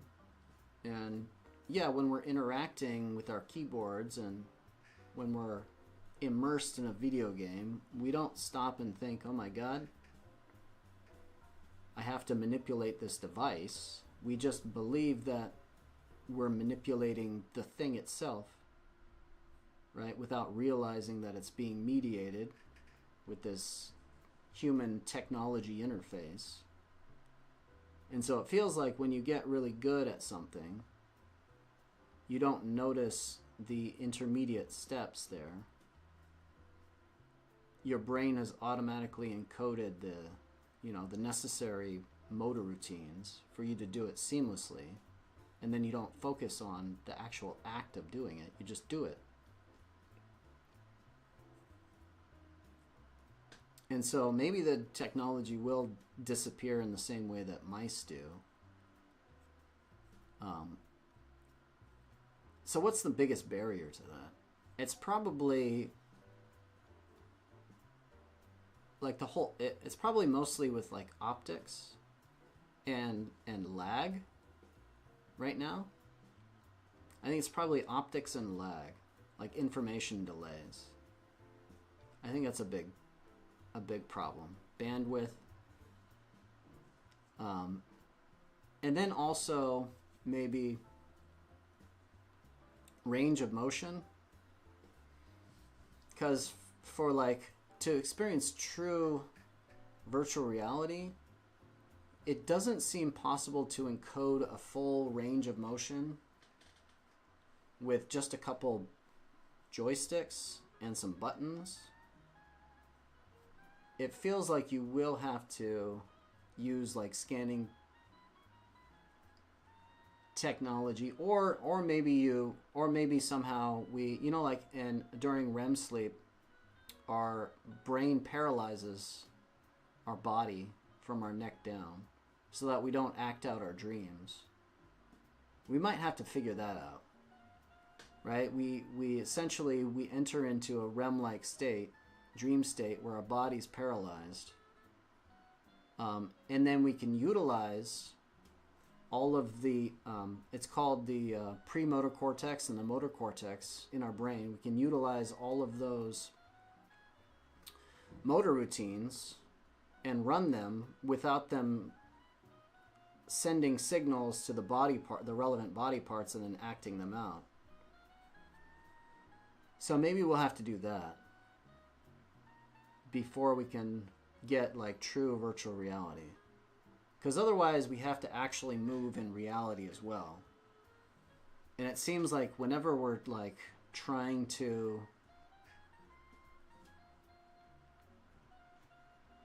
move in a virtual space, but we're still constrained by the physical space around us, there's like continuity breaks there all over the place.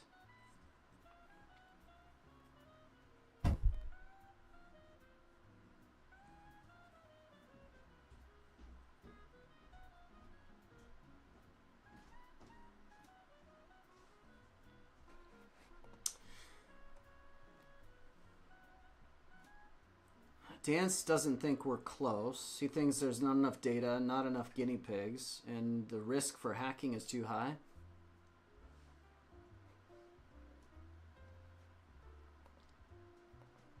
I don't know, Dance. What do you think about, well, with automation, we're going to be losing a shitload of jobs. There's going to be probably another, like, joblessness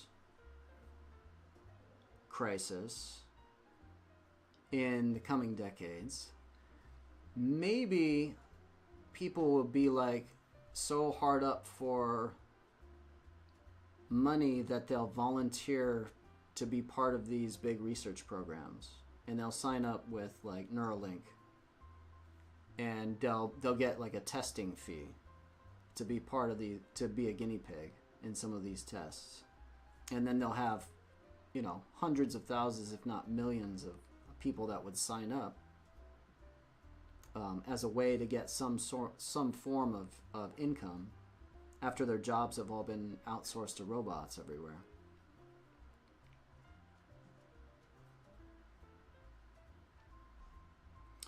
Balthier says they can recreate dreams. Only problem is that they can only do it with something like 20k pixels. Soon they will be able to do it clearly. Yeah, I've seen stuff on this. Did you see the... they used brain data to recreate Another Brick in the Wall, a passage from Pink Floyd's Another Brick in the Wall. So they had someone like lay in an fMRI scan or something. They played Pink Floyd's Another Brick in the Wall for them. And then they kind of measured that. I don't know if it's an fMRI, but they took the brain scan during that process. And then they used that, they used the scan data to then recreate that song, or the passage of that song. And it's, you know, it's noticeable, it's recognizable. It's pretty low fidelity, and it sounds like it's coming through like a tin can underwater, a tin can phone underwater, but it's still recognizable. So it's interesting.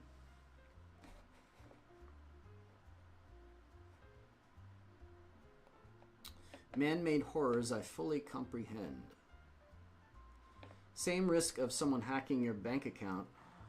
Negligible, Assis Tom says.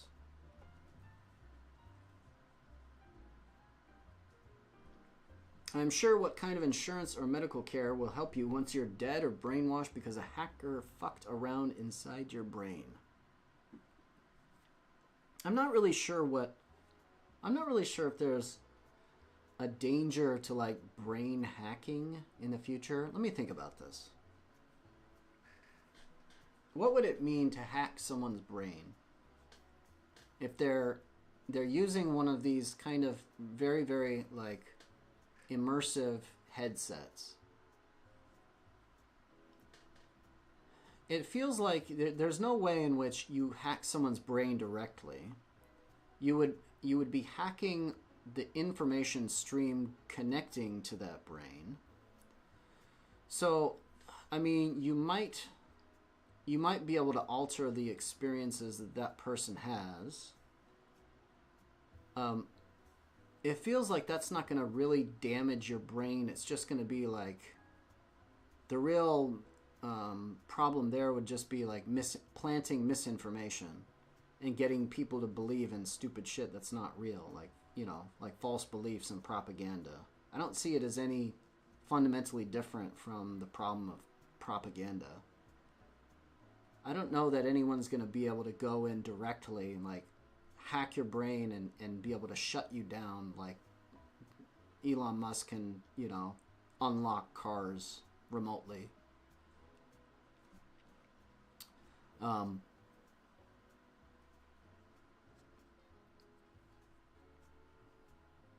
Although if we do figure out a way to like paralyze the body, like during REM sleep, if we figure out a precise signal that we can use, and like we create the signal and that has the effect of paralyzing the body, then yeah, maybe you could use some sort of minimal like cueing and then create associations to tell other brain systems that this is what to expect, and then I don't know. It feels very, very... That feels a little further off. Being able to actually, like, control people directly through these things. I'm guessing it's going to be more indirect control through belief manipulation that we have to really deal with first.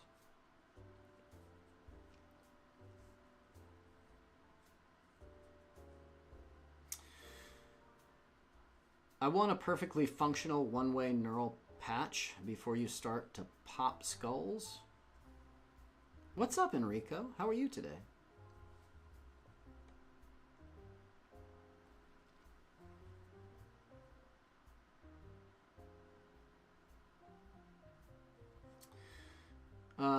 That we who don't have any money don't have access to the valuation of ideas now doesn't mean we won't have it in the future, where we can actually invest in the greater good instead of delegating that task to Trump. What are you replying to?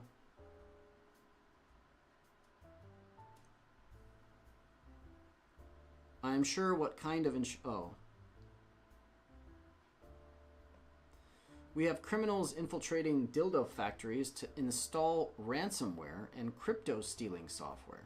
If you think your neural implant will not get hacked upon release, you're delusional. Trump will sell America to the billionaires. It was always the plan. Yeah, he's a businessman. He's just gonna sell American democracy, or what little we have left of it, to the highest bidder. Acetom says, learn lucid dreaming then. It's still single player, but that's cool. Acetom, do you practice lucid dreaming? I have a whole book on lucid dreaming. And I was pretty committed to doing it for a long time, and I was successful a handful of times. And it was pretty cool experience. I wish I could do it all the time. I don't know, maybe I'll come back around to it. Have you been able to kind of build this skill in a reliable fashion so that you can do it often? Enrico just popped in to say hi. He needs to go. No problem, Enrico. Take care of yourself, man. Happy 2025.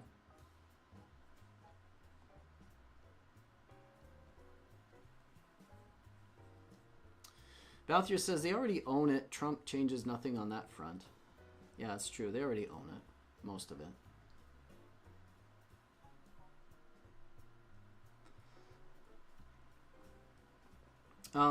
Acetom says, yeah, we Cubans tried to warn them as we did with Venezuela. Ah, you're from Cuba, Acetom? Right on. You're the first Cuban I've had on this stream. Welcome. Dan says he has promised tax breaks, cheaper immigrants, welfare for useless and brain-dead projects of cutting-edge dreamers, plus the end of regulations to make slave wage the norm, plus virtual slavery legal. Don't think things won't be taken from people taking them for granted, and the rich will be content with a few extra billions.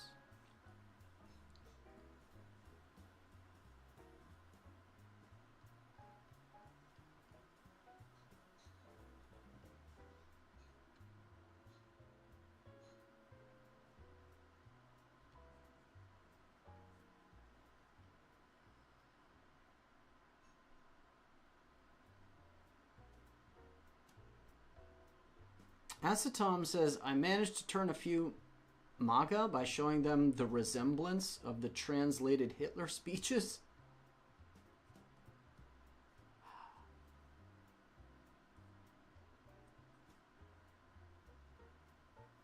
Turn a few away from the MAGA ideology. Is that what you're saying, Acetom? You converted them from MAGA to non-MAGA by showing them Hitler's speeches? Or they turned to MAGA after being like, wow, yeah, Trump is surprising, there's some surprising similarities here, and Hitler was so successful, we might as well support this young upstart.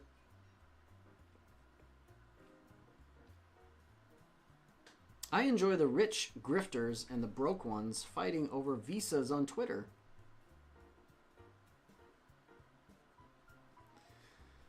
Dan says the Republicans were scammed. Even if unpleasant, they won and deserved their promises to make it to the floor.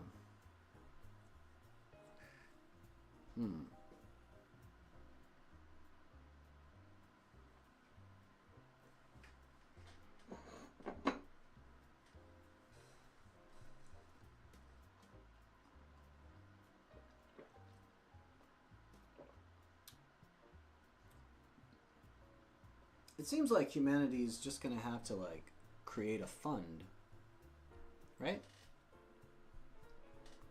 Some kind of fund. Some public fund, like PBS, or like NPR, National Public Radio. Create a fund for the dissemination of, you know, true information. I think that's going to be the natural sort of counter balancing force to all this misinformation and privately owned and for-profit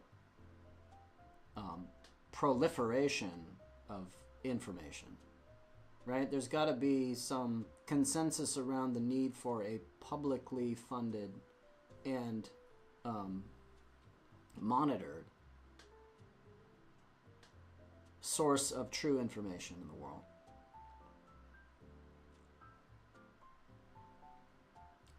What should we call it?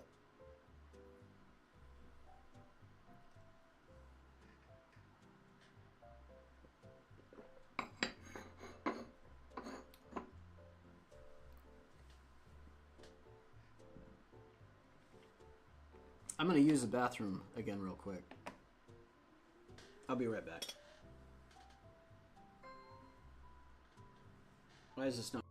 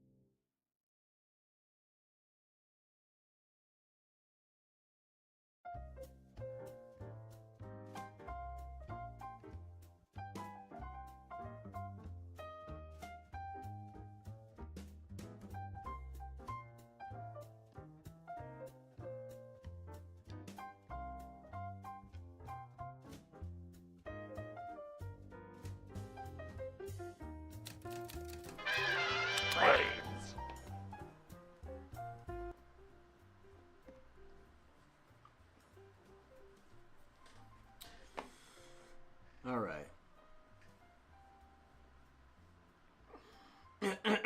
So, what are you guys doing? Delph! Coming in hot. With the boobs. What's up, Delph?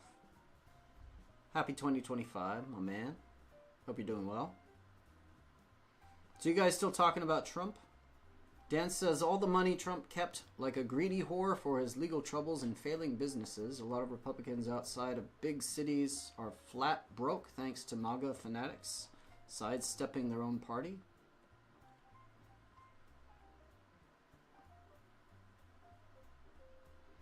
The solution is just realizing that governments have always functioned as monopolies over political work and services. Realizing that? And then what? Asks Tom. Dan says Trump has no real ideology. He has a personality cult, which is why he didn't create his own party. You need a platform. Trump did break election records on his first run. Good luck that he got more votes against him. Merry New Year. What are you doing this New Year, Delph? You got any New Year's resolutions? You got any big plans?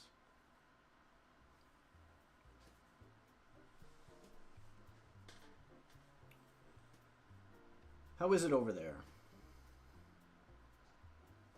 How's the weather, dude? You enjoying the cold, chilly nights, chilly winter nights? You're perfect? Nope, I'm perfect already. Don't need for... I have no wants, no needs. I am content simply to be, to sit here, to be a viewer, to be a speaker. Yes, perfectly content. Applies to all of us equally, doesn't it?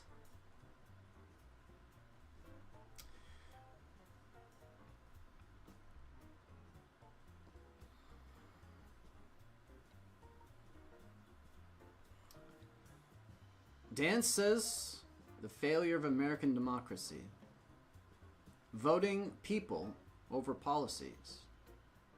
Democrats and Republicans are guilty, which is why the cesspool of aging and dying politicians gets nothing done for the masses or the greater good. It isn't us versus them. Everyone without a few mills is equally worthless and tricked into believing other poor people are to blame for resources hoarding or failure to redistribute.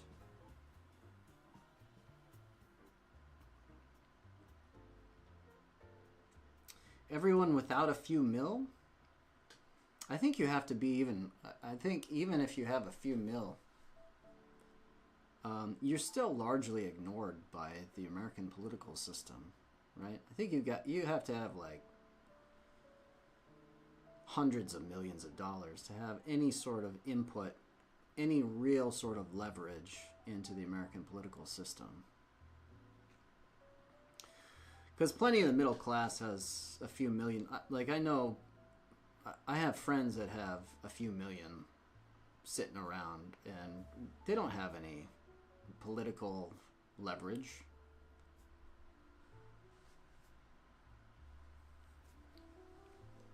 But yeah, I think that's pretty, I think it's a pretty accurate assessment there, Dance. Or it's, you know, voting people over policies. That's, I mean, I think that's what the system was designed to do. It's a popularity contest. Like, the presidential election is more of a way to appease the masses and make them believe that they play a meaningful part in the policy and the rules and that are made. But I don't think that was ever the true intent.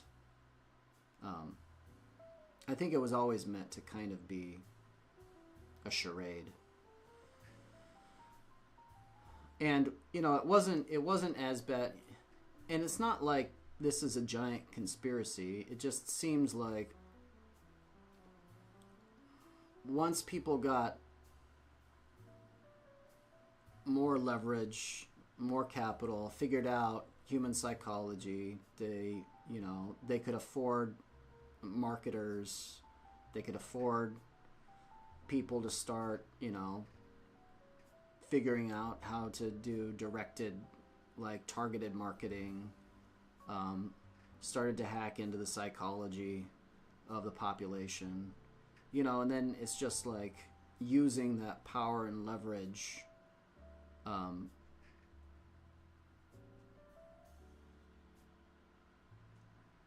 to continually get people to be useful puppets for your goals. So it feels like the presidential election right now serves a useful function to allow things to just happen like business as usual. Even if that wasn't the original intent. Even if, the original founding fathers had somewhat positive intentions or aspirations or ideal intentions. It seems whatever their intentions are, it's a pretty poor system. With a few mills, you can buy a small town council or enough local politicians to get away with slaps on the wrists instead of federal investigations. To get away with slaps on the wrists? Yeah, maybe.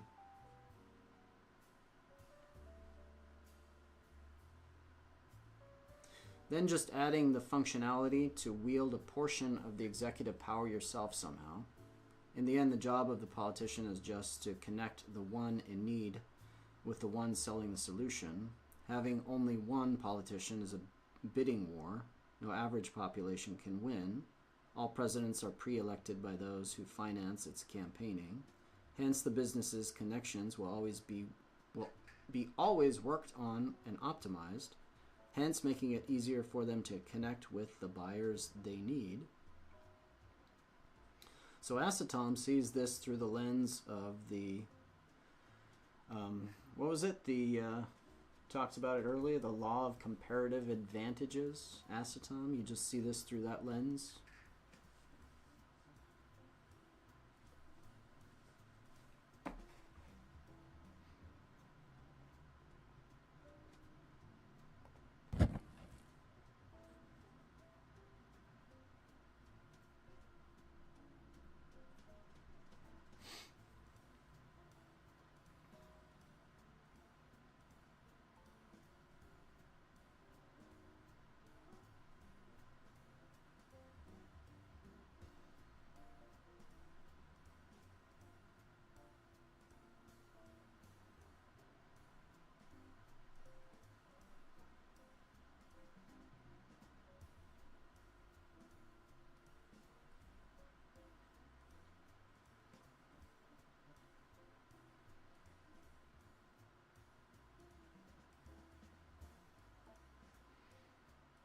So what do you see do you see any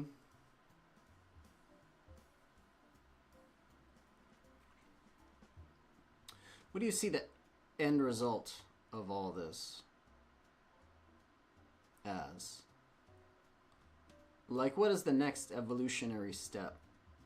Given that we see societies where they are today, we have the political systems that we do for a reason. They operate seemingly, at least, with these macroeconomic ideas in mind, where it's just like a transfer of wealth and power, and people use their advantages, right, the Matthew effect, to wield these different various economic levers, and politicians are bought and sold just like anything else. Where does it all end?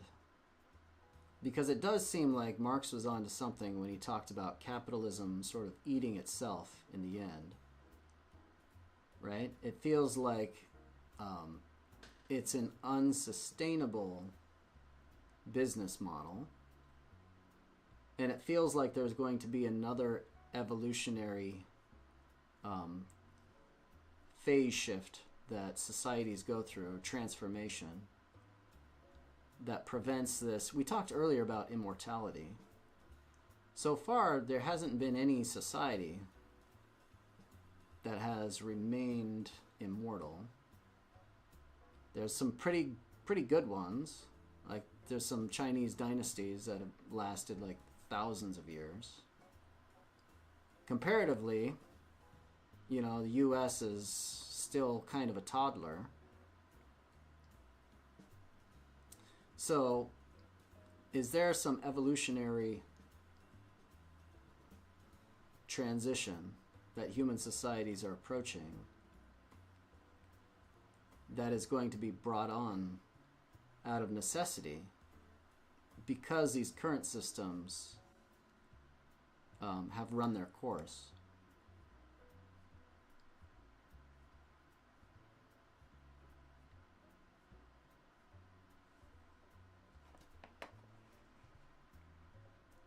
Acetom says the federal state is fine as it is. I said add the functionality, not replace anything.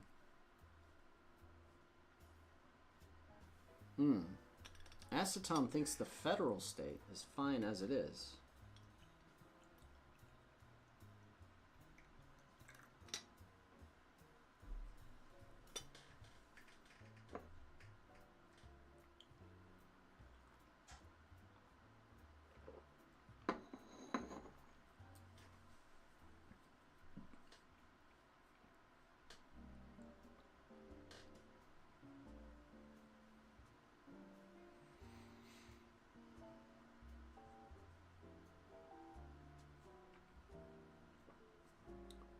Dan says the federal state isn't fine. The poorest states are anti-welfare while massively relying on it. The richer states are anti-welfare while massively relying on subventions, corporate welfare. Equity will expose the truth and nuke political careers, while cessation is a pipe dream, because the first to leave will be third state slave labor, or banana republic within U.S. reach. Look for an example of the law of comparative advantage and see for yourself how it just means that more freedom of interaction yields more existence.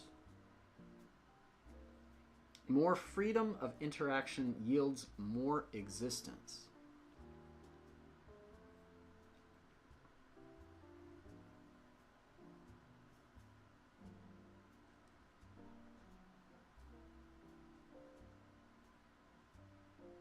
At some level, that makes sense.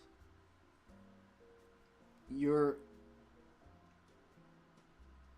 increasing the number of different types of exchanges.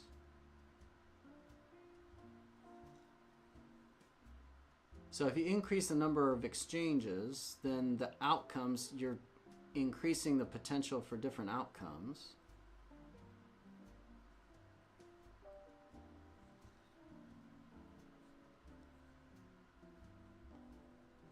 But is that what... And that just feels like it's evolution. Richness is just more stuff.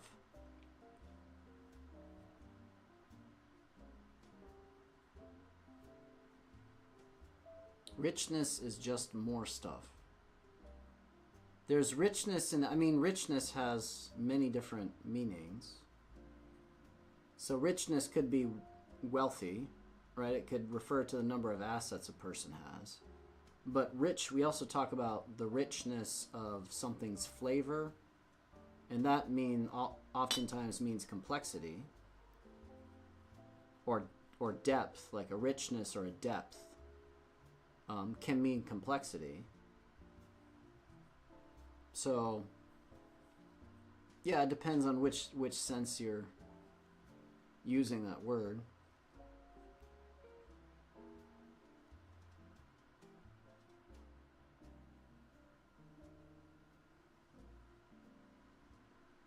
Yeah, I think that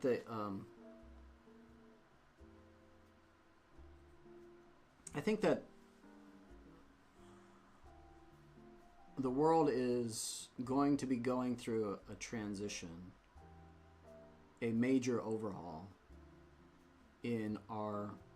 um, in our beliefs about what political and governing entities are and how they should operate.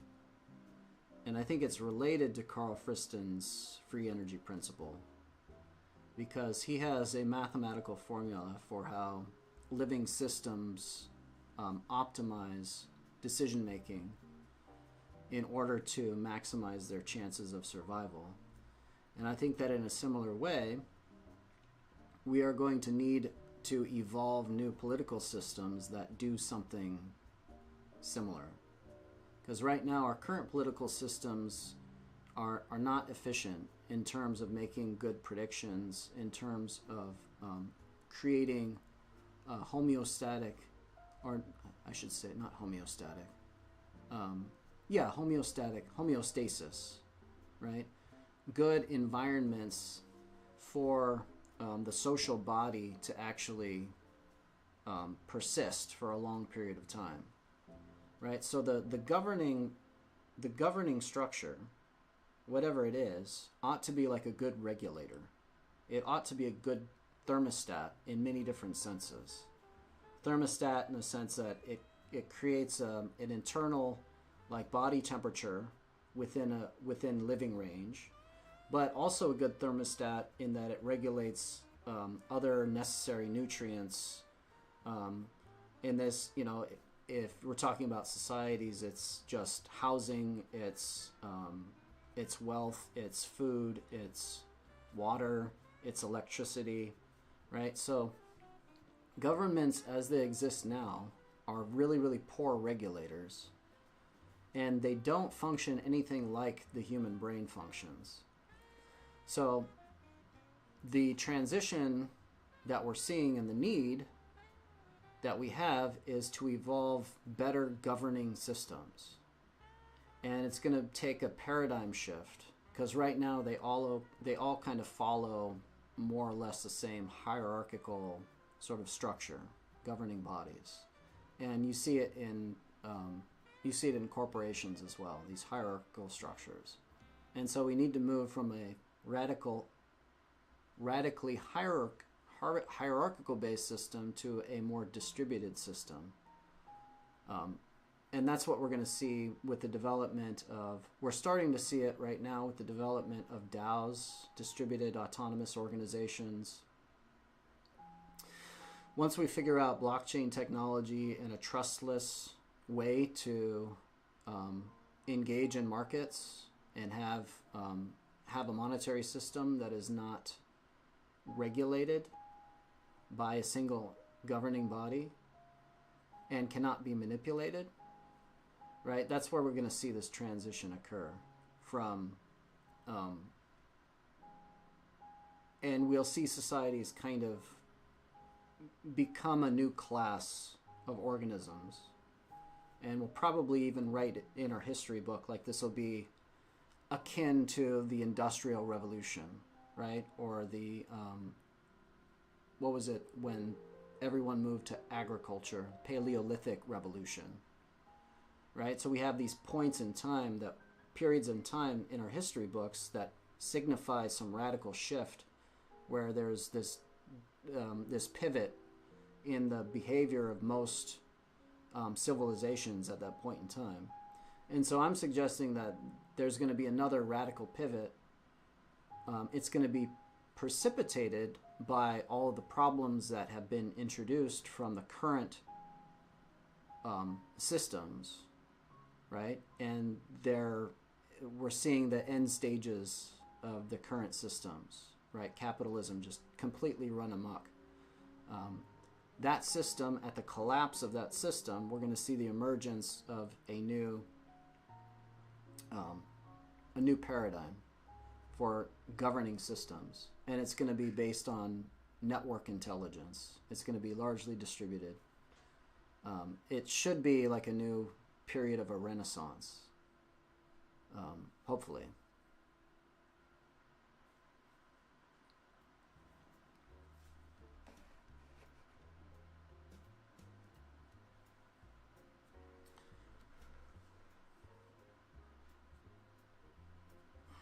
Dance says direct democracy, no electoral college, would destroy American politics, revealing how diverse interests and focuses are. The poorest states are just forced to buy from the people who paid for the politicians. Plenty of red states are blue, plenty of blue states are red, and the two-party system hides this.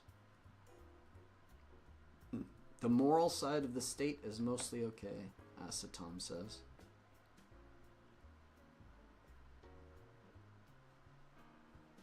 Poor states are kept poor by underfunding education and infrastructure to rely on privatization. It's disgusting. Asatom says, I think private politicians is a better protocol for using the state's power for good instead than for random. Dan says, I was in Arkansas and Mississippi for the holidays. How the fuck their representatives get away with such bullshit? Power is neutral. Private politicians led to private politics and private agendas. Good or the people are an afterthought until election year. Dance, what did you do in Arkansas and Mississippi? You didn't mention this.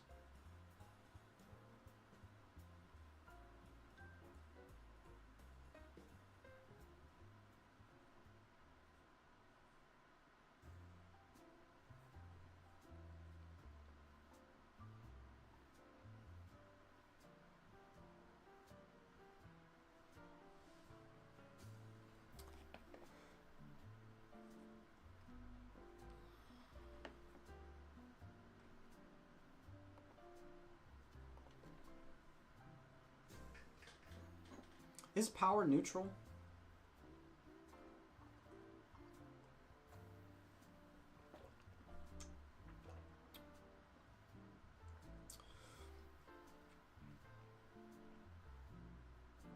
Asatom says the economy of the matter depends on the economy of the idea. Remember, money is just the language we use for value.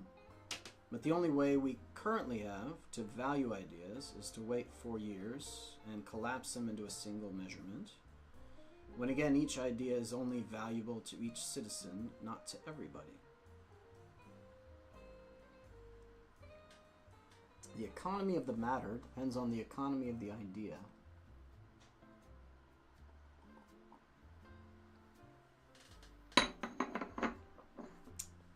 Elaborate here.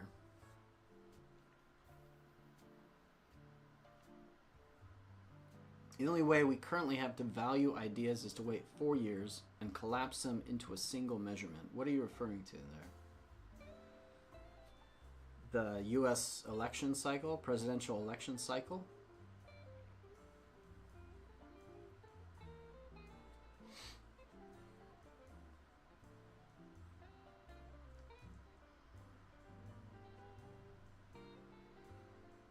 So, Dance, you did a little road trip, started in Vancouver, Canada? Really?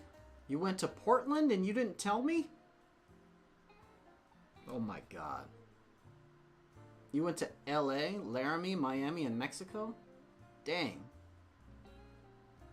That's crazy. Who did you do this trip with? Not by yourself.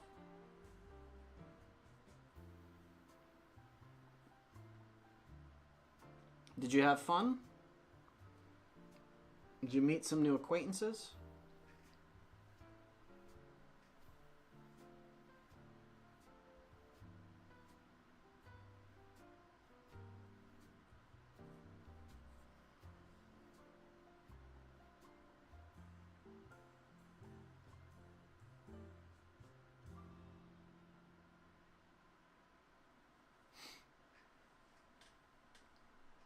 That's cool, man.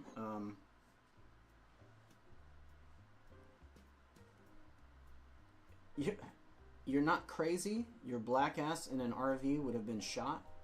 You're with a few friends.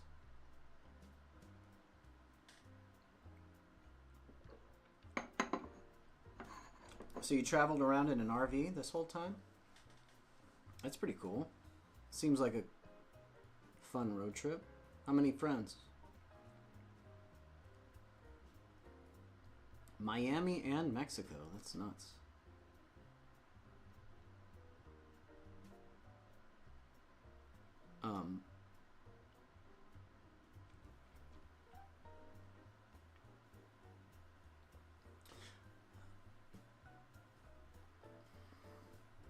I wish I could get out there and do a little more traveling. Maybe I can. Maybe if my music career ever begins, or if I, figure out my magnum opus, my psychological theory of everything, and I can turn that into a fun, like, stand-up comedy / musical performance. I'll go on tour nationwide, and I'll get to have the RV road life. And I'll get to play Willie Nelson in the background. On the road again. I can't wait to get on the road again. Oh shit, I had my dad stuff, you had your baby mama stuff. Okay, I see. So your baby mama's in the States? Is that what's happening? I didn't know that.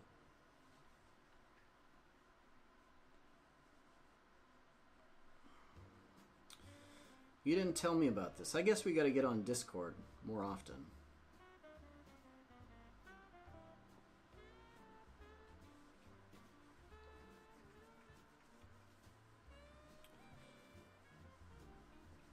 Is it dead or is it just kind of on a hiatus?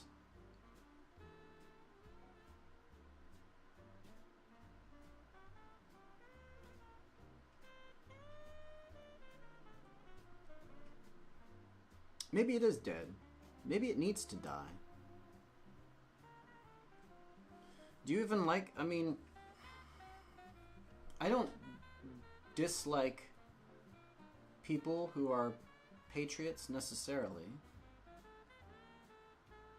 But when it feels like patriotism is used as an excuse to defend really simplistic worldviews and extreme measures, then it feels like patriotism is actually a disservice to the evolution of better human systems.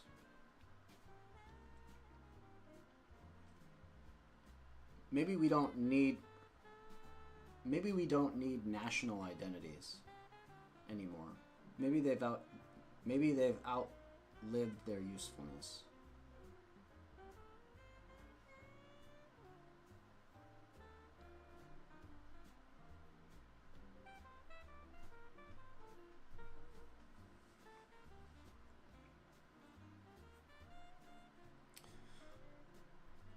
Acetome says, I kind of had to rethink idea into the tag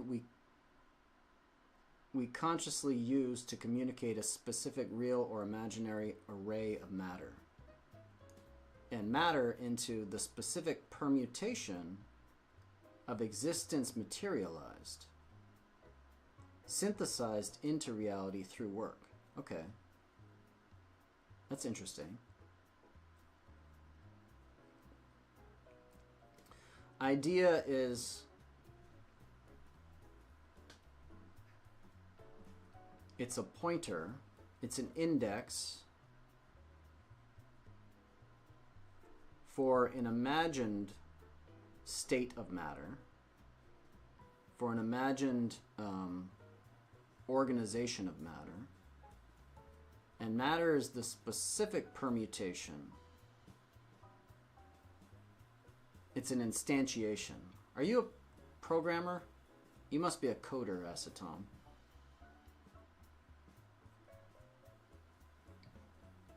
Because it's like the difference between an instance and a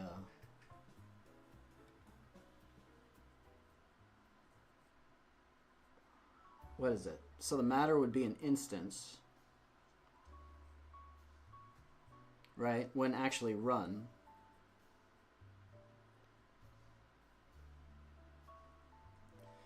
Dan says, I think consciousness should be an axiom. No need for detailed explanation, since we all understand the basis of the concept when we talk about it.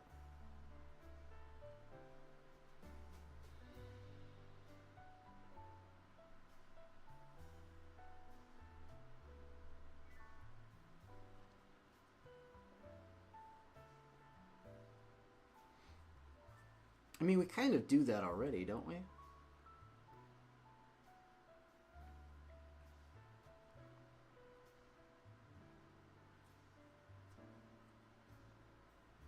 feel like we do that pretty much already.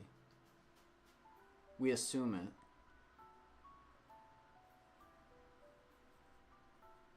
I don't think he's redefining consciousness here. I think he's redefining idea and matter.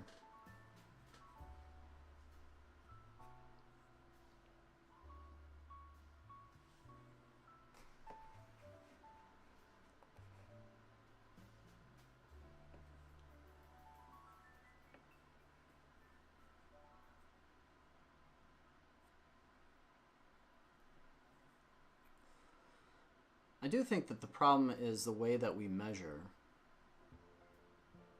societies. Right? The way that we measure is important. Because right now we measure value in terms of economic growth. We measure values in terms of their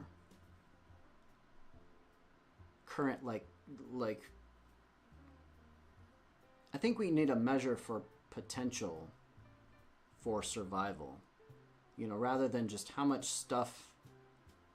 work have we transferred into goods and services of a particular type that's measured through like GDP. So that's economic activity that we're measuring. But we also need a way to forecast like future survival, right? Like, or future potential to do work in the future. Because if we're maximizing efficiency and using work to create things now, but at the cost of the ability to do it in the future, because we're drawing down some limited resource pool, then we're making a terrible, terrible mistake. And it's like governments are lacking a prefrontal cortex to tell them, okay, this is actually bad. Short term, this looks good, but long term, this is a terrible policy. I think we need to evolve a prefrontal cortex for societies.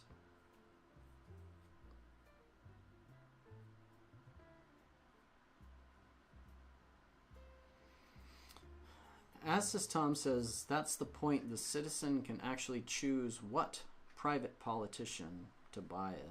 Not anarchy. Some sort of voting still got to be done, but no idea how.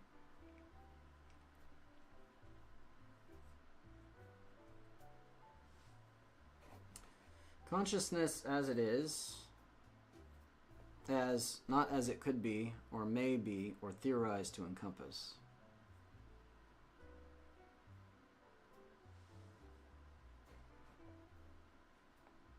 The common man has nothing of value to offer the politician owned by the folks controlling wealth.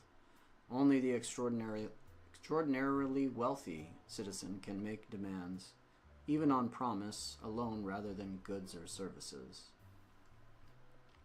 As individuals, that's true. What about as a unified force? What about the common man united, Dance?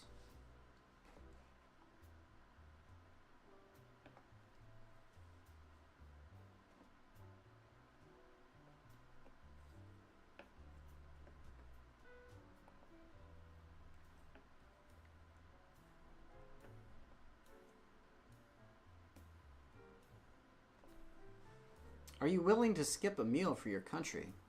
You should do that anyways. Dance, do you ever skip meals in the service of your own health? You ever do intermittent fasting?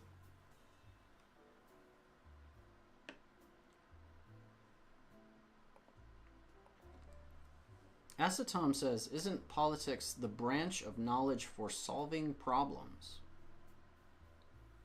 Is it?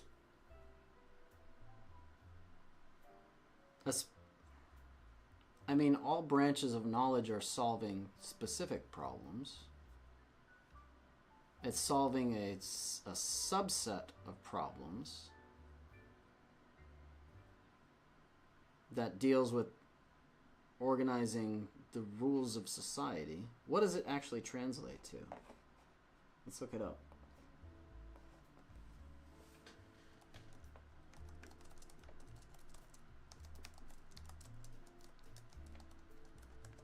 Doesn't it just mean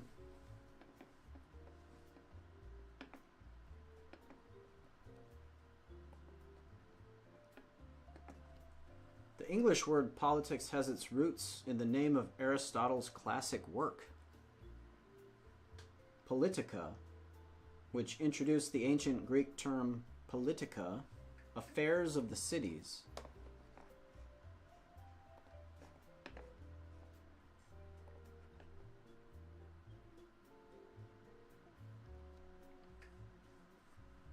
I didn't know it was from Aristotle. Man, the Greeks really did a lot of shit. It's insane how many of our ideas can be traced back to Greek roots. The set of activities that are associated with making decisions in groups or other forms of power relations among individuals, such as the distribution of status or resources. The branch of social science that studies politics and government is referred to as political science.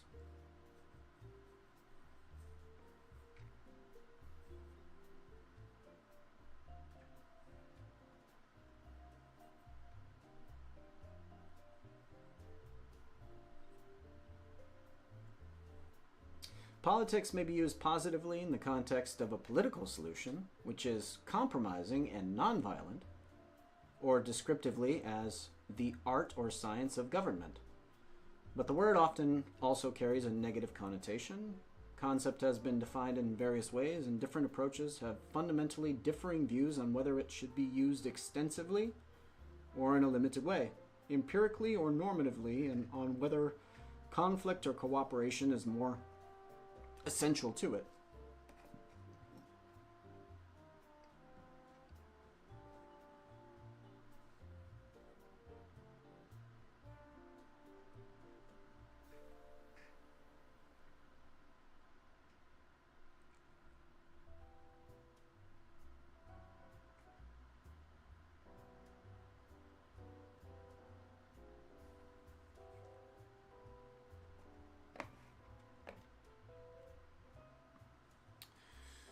A few million people don't pay a politician. He will make money by trading with insider tips on the stock market or receiving bribes. I mean, gifts or money from lobbies who will hire his family member and give him a bullshit job upon retirement for his services. He will make more serving corporate masters than by serving an entire state. How many politicians happen to retire and start working for a company owned by someone with whom they aligned ideologically? Even if they are competent, their former employments justify a big salary and comfortable golden parachute upon being fired or quitting.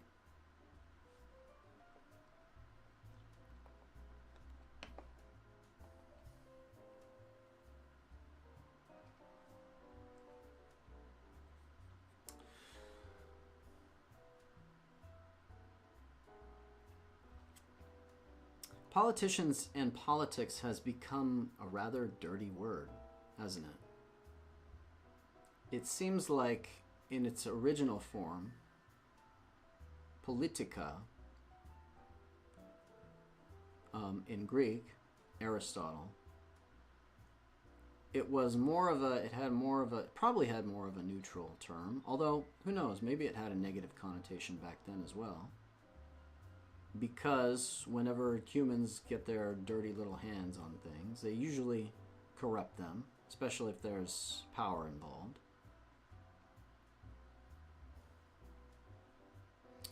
In that same context, doesn't the politic itself function as the actual channel from shared communication theory to connect the troubled with the solution?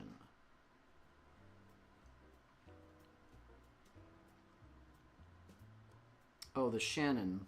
Yeah, Shannon communication. Shannon communication theory? I'm not familiar with his communication theory. I know Claude Shannon. Is politics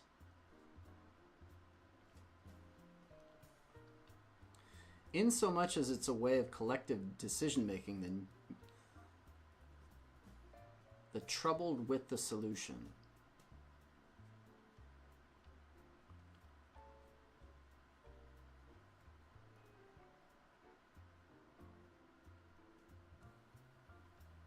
It probably does, although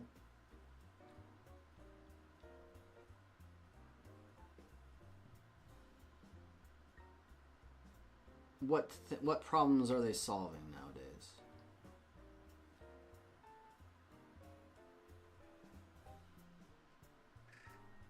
Receiver, emitter, channel, message, code, feedback. Let me look at it real quick.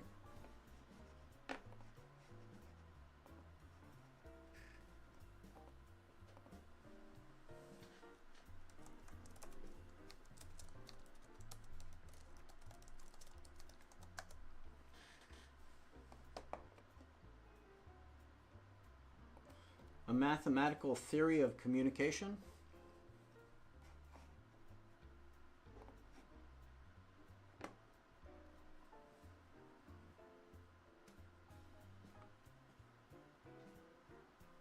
Gave rise to the field of information theory. Scientific American referring to the paper as the Magna Carta of the Information Age.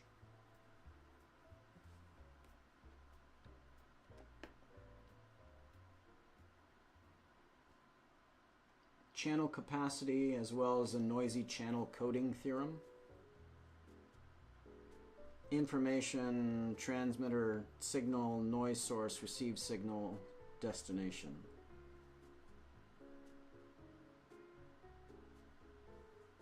Seems pretty good.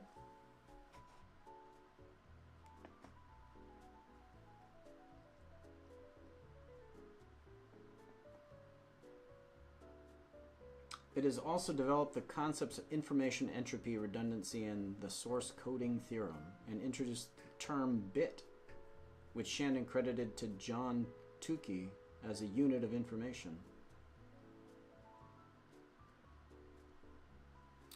So, the communication theory. So you're talking about so politics itself functions as the actual channel. Where's the actual channel here?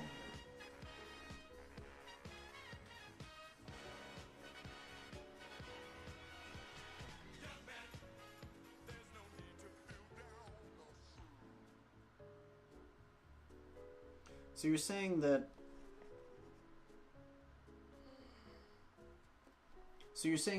the system of politics is a channel of communication between the populace and the legislators or the representatives? I don't know that it's the channel. It's a complex, like, network effect. I think communication happens in at many different scales. But saying that politics is a channel of communication, does that make sense to me?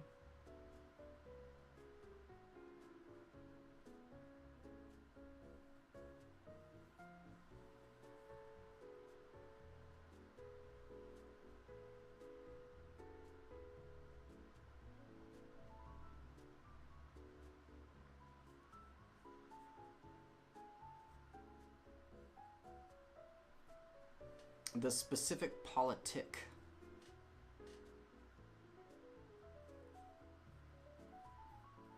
What is a specific politic?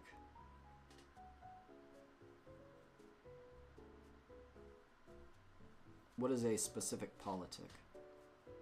A politician?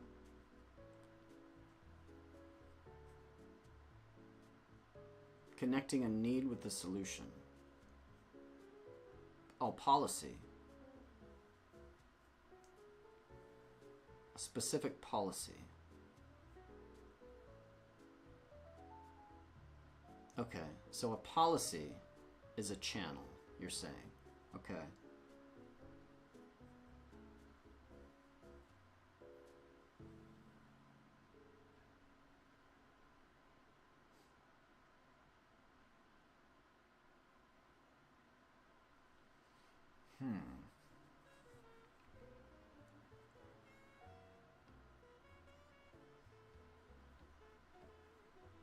Yeah, maybe it is.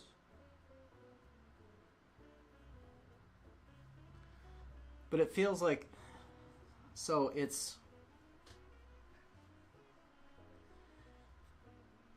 is in a way, it's connecting, yeah, it's connecting certain people's needs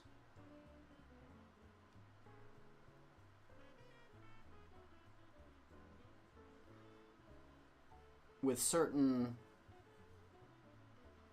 I don't know.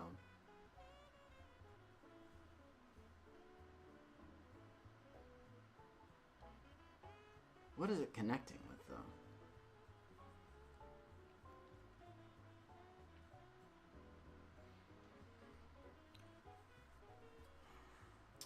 Maybe this is where the breakdown...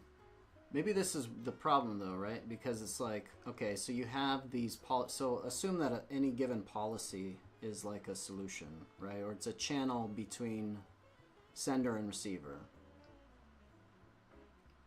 I guess maybe the breakdown would be, who are the sender and the receiver in this instance? And are the sender and the receiver, are they responsible for giving accurate accounts of the preferences of large populations? Because if the sender and the receiver aren't accurately depicting the preferences of the majority of the actors within that body, then that's where there's a disconnect, right? And then the policies start getting shaped to serve those specific individuals who are disconnected from the rest of people's preferences. And so I think in that sense, then yes, we still have this, we have this instance where ideas are, being selected for, but we're only interested in a very tiny subset of the population, and most people's policy preferences aren't being selected for, and the ones that are being selected don't represent the people who are not being heard. So the kinds of solutions that are being offered are just not aligned, right? They're misaligned. But it's a very tiny market. It's just buyer and seller. It's a very tiny market, and the buyer and seller, even if they have personal preferences, if those personal preferences, if they don't serve society in the long term, right, then they will have the effect of damaging the context within that market operates. So they will be sort of self-defeating, even if they're short-term, like, representations of a buyer and seller's preferences. But this interesting, I never really thought about policies as being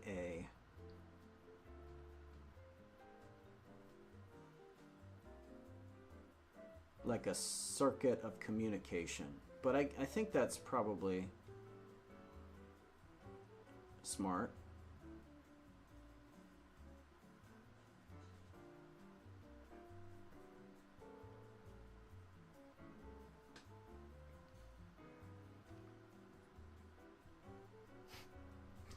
Rich people and politicians, yeah. That's essentially who we're talking about. Buyer and seller. Well, it's really corporations and lobbyists, corporate lobbyists and politicians.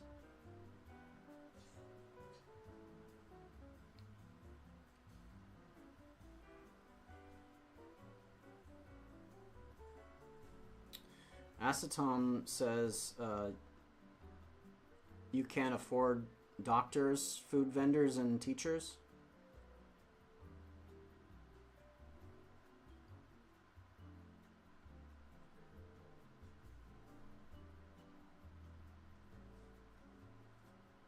Yeah, that's why monopolies are fucked, because you're truncating that the richness of possible interactions and possible products, right? Unnecessarily. Acetone says we can't afford politicians and workers serving human needs.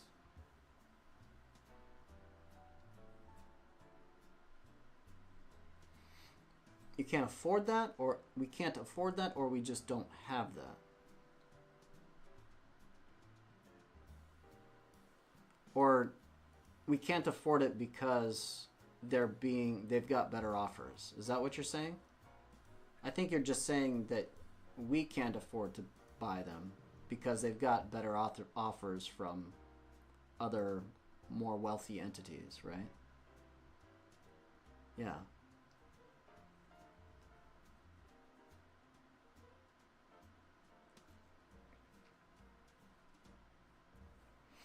That's why we need to get humans out of the political system.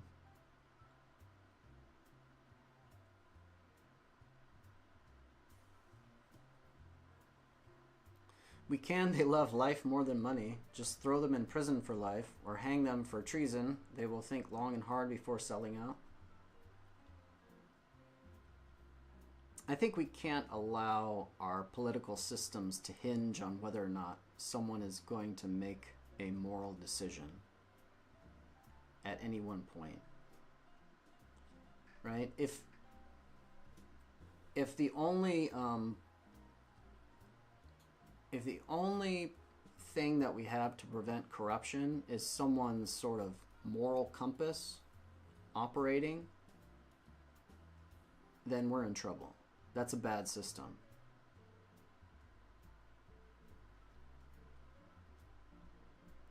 So we need to get humans, we need to get human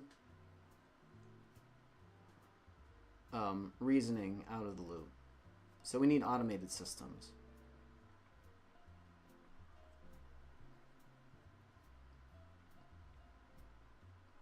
Automated so that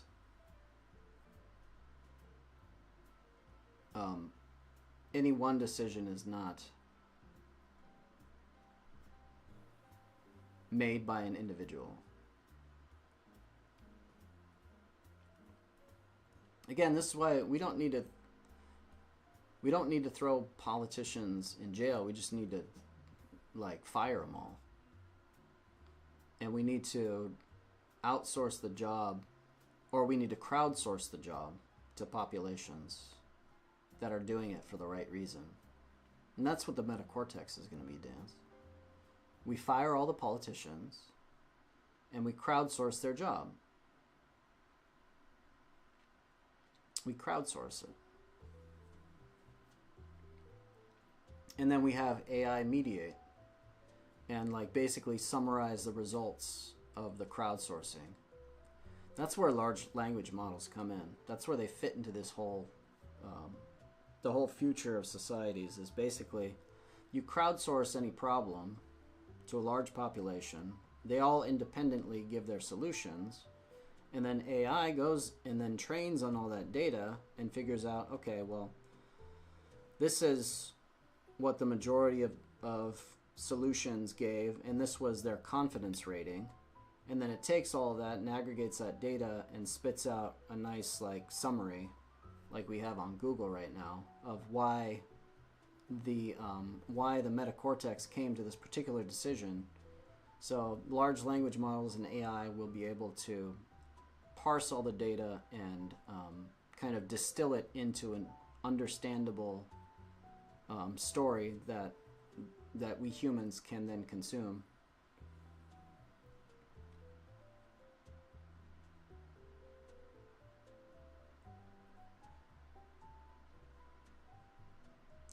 Remember when I said money is a language? A signal commonly interpreted, a commonly interpreted signal, want to try photons as the currency for velocities. Okay, that's interesting. Photons is the currency for velocities.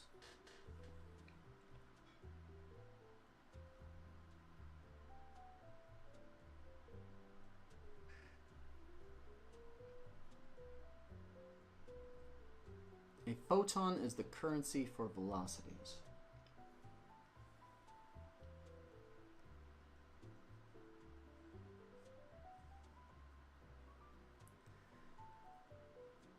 It would seem to... So what are the different values that a photon is taking if you're measuring velocity? Because a photon, you've only got... How do you measure photons? Is there... There's just position and velocity, right? Isn't speed and position the only two values that you equate with the photon? Or is there something else?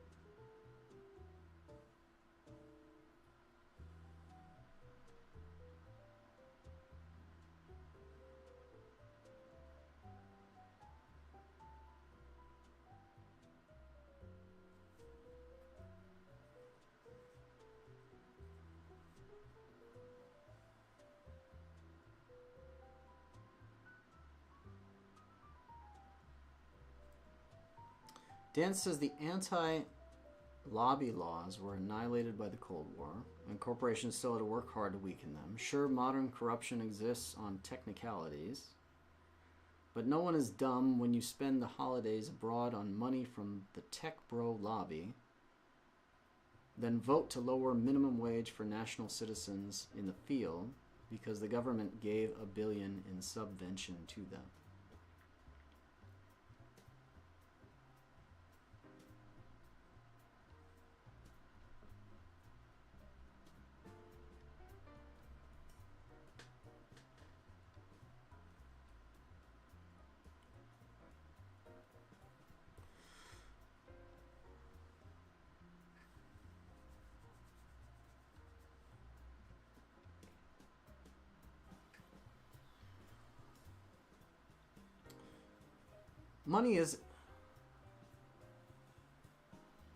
Money can be used as a signal for communication for sure. It doesn't have the richness of something like a language, a written language, right? It signals value to people in terms of the exchange of goods and services. It signals support of ideas. And I guess it signals the strength. But it can't express ideas themselves, right?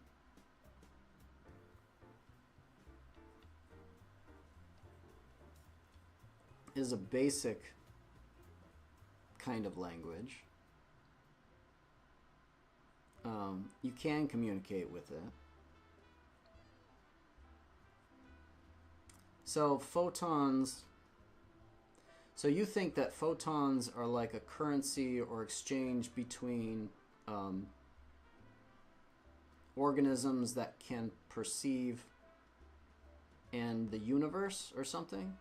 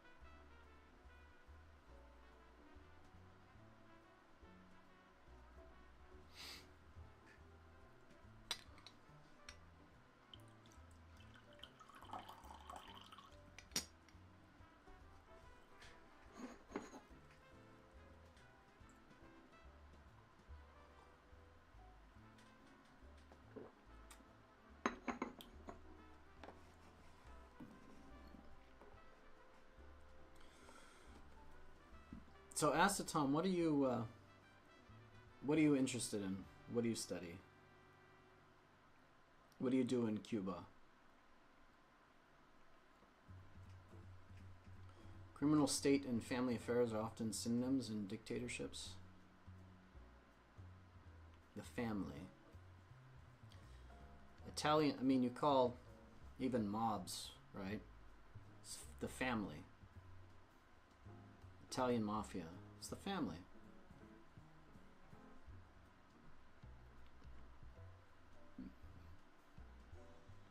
There's another word for it. What's the word for it?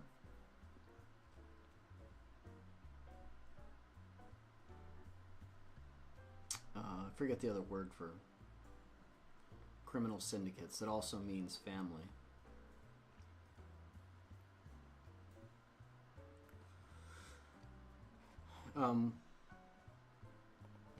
What do you do in Cuba, Acetom? What's your background? What are your aspirations? Are you looking into this? Are you actively researching some kind of theory of everything?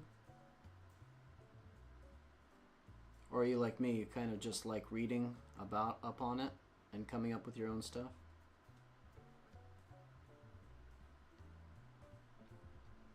You left Cuba, they kicked you out of philosophy school?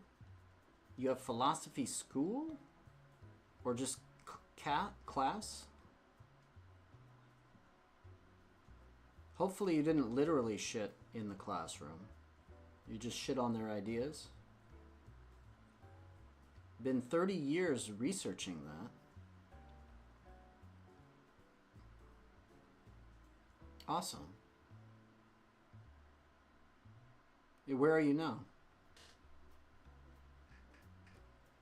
Where do you live and work, if you don't mind me asking?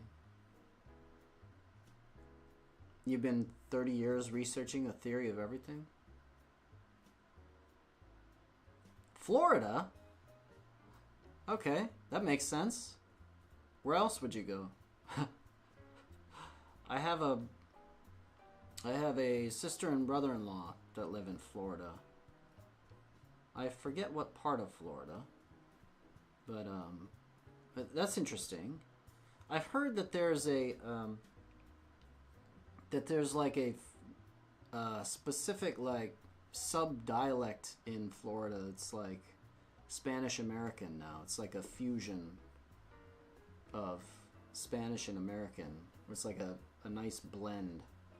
Is there this emerging language happening in that? It's just Spanglish?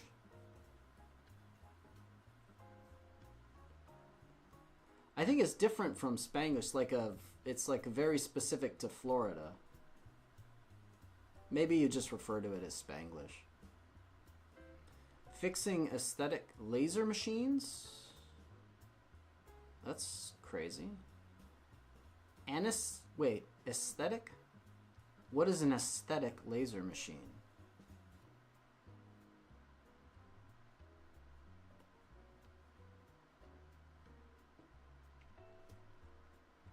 So you know about light then. You have an interest in lasers and light. Tell me more about your idea about photons as a currency for velocity.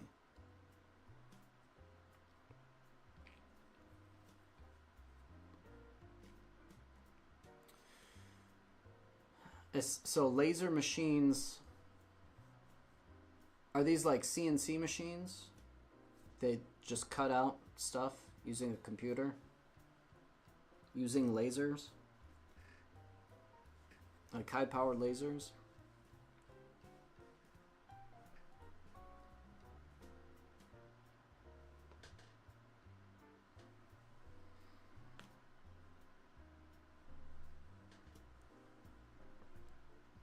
So it's just kind of freestyle mashup between the two languages, flipping back and forth at will as the need arises. It seems like that could be fun. Dan says time to go full Diogenes. Just live on the beach. Just go out there and try to engage all the people on the Florida beaches in the Socratic method.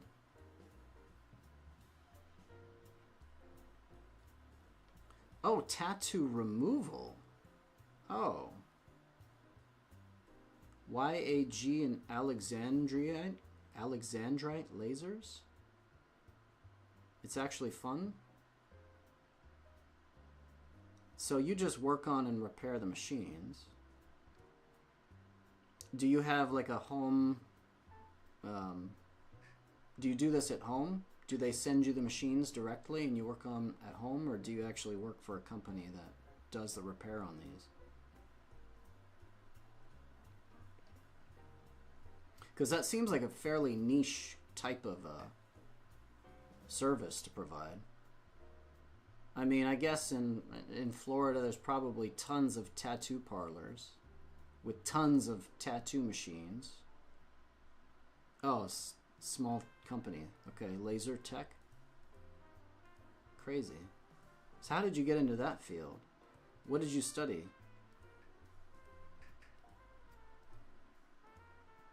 Like mechanical engineering? That makes sense. I thought you were, for some reason, at first I thought you were like a programmer.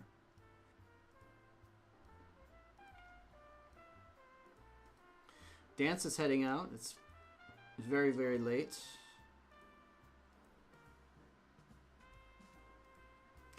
Sweet ass sweet. Have yourself a good night, Dance. Thanks for hanging out, man. Next time you come out to this neck of the woods, you better call me.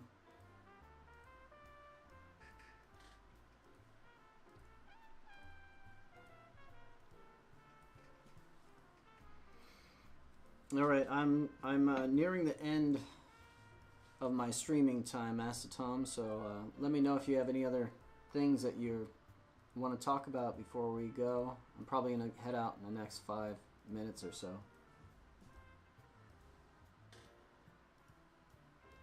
The tea has run dry, and how time has flown. You will not give... I will not give you your third leg. I just want to measure it, dude. I don't want to possess it. I just want to measure it.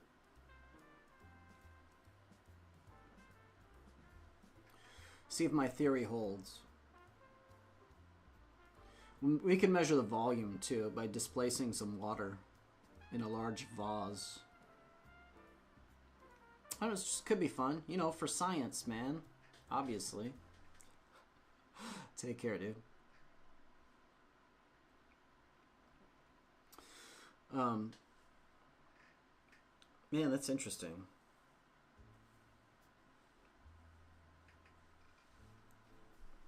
Yeah, if I could go back to school, I'd probably study electrical engineering or something.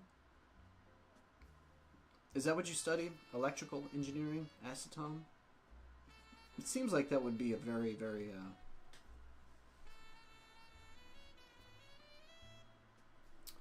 You won't find a big enough vat? You just scream the eureka when he pulls out? Exactly. I mean, it seems like a good time.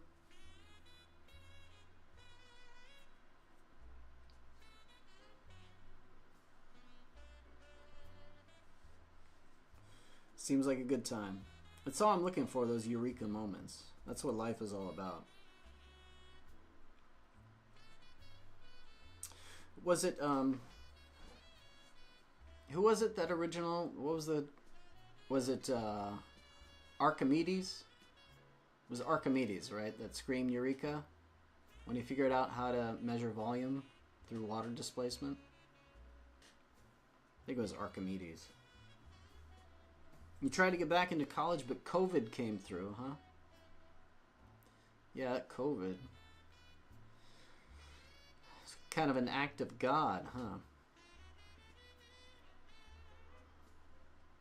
somehow I managed to remain unscathed. I know one friend that died of it. Other than that, I know a lot of people that got it, but didn't really affect them long term. I never got it, and none of my immediate family got it, so that was cool. But I got laid off at the same time, and that's when I started this whole stream, and not this stream, but I started the precursor to the stream, which was my YouTube videos. So that was cool. I was hoping that it would kind of precipitate a call to action for people around the world to start, just start being a little bit more creative and reinventing themselves.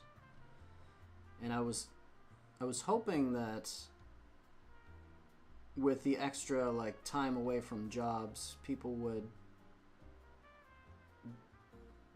have accessible to them a new perspective, which if you add up all of the little additional like probabilities of having creative breakthroughs in the population, that somehow all of that would sum up to a kind of shift, a cultural shift.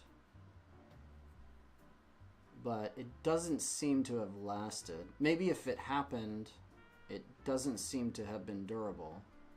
And it feels like things have just kind of gone back to the way they were before, without any real major like collective consciousness raising or alteration in sort of the general course of things. So that's a bummer. I think it was kind of like a missed opportunity.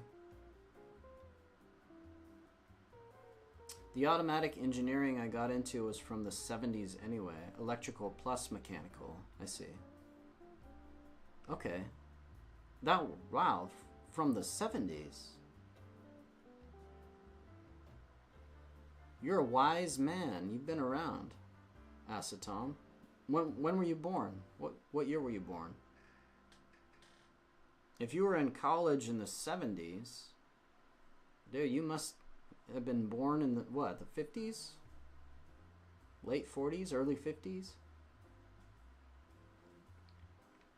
Cuban universities, bro? Oh, gotcha. They were from the 70s, so the courses were outdated and stuff when you took them. All right.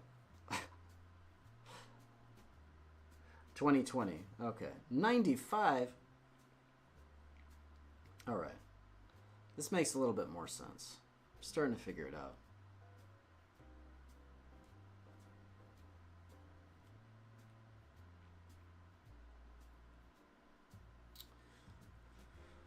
So you still want to get back to college to study? Are you going to do like electrical engineering, or what do you want to study? I've asked myself, like, what would I want to study? There's certain programs that are looking for. You asked me earlier what field I thought the breakthrough was going to come in, the theory of everything. I'm thinking that it's probably going to be complexity science. There's a place called the Santa Fe Institute where they have the courses, and the university itself is a very, very different structure. And all of the different departments at the university, it all kind of blends together. Right? So there are no sort of hard, fast divisions between the different schools within the college. And the point is that everything is cross-disciplinary approach to learning. So they just kind of like a coffee shop where everyone's talking, and you hear the guys talking about, like lasers and optics, and they're sitting right next to the people that are talking about, genetic engineering or brain imaging, right? it's somehow this interdisciplinary approach to learning that might be what is necessary to make further breakthroughs. Because as you said earlier, a lot of like market-based solutions to things require you to become extremely focused and narrow in your vision, right? And experts at some things.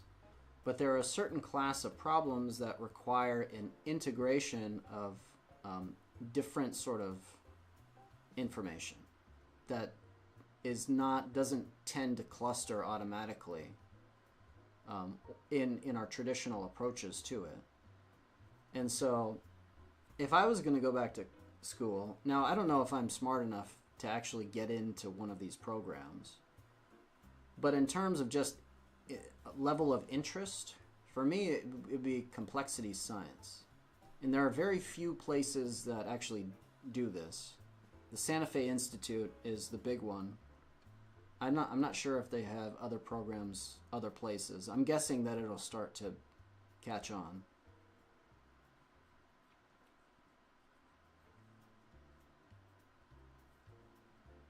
Yeah, check out the Santa Fe Institute. Complexity science. It's a brand new field. It's totally cross-disciplinary. And I mean, you mentioned things from, brain-machine interfaces to consciousness to communication systems to economics to photons, right? So you're like me. You are just curious. And so something like this that's fundamentally interdisciplinary probably has your name written all over it. And you're still young. I'm old. I don't even know if I'm going to make it back in college or if they would accept me even if I applied. I know that's probably not true. Plenty of older people go back to college later in life and do shit. But you're still, I'm 81, you're 95, so, what are you? 30, mid-30s? Oh, no, you're like early 30s, right? What is 95? 95, you're just 29? Yeah, so you still got plenty of time. All right, I'm going to check out. I'm going to go make some pizza. I make homemade pizza on Fridays. So it's been grand having you in the stream, Acetom. Pleasure for meeting you. And yeah, love to have you back next time. An excellent 2025 to everybody in chat right now. I'm going to sign off.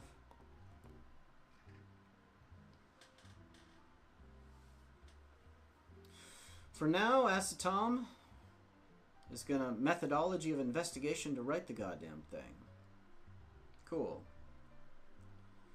You're gonna write it. You're gonna write your own theory of everything. Awesome.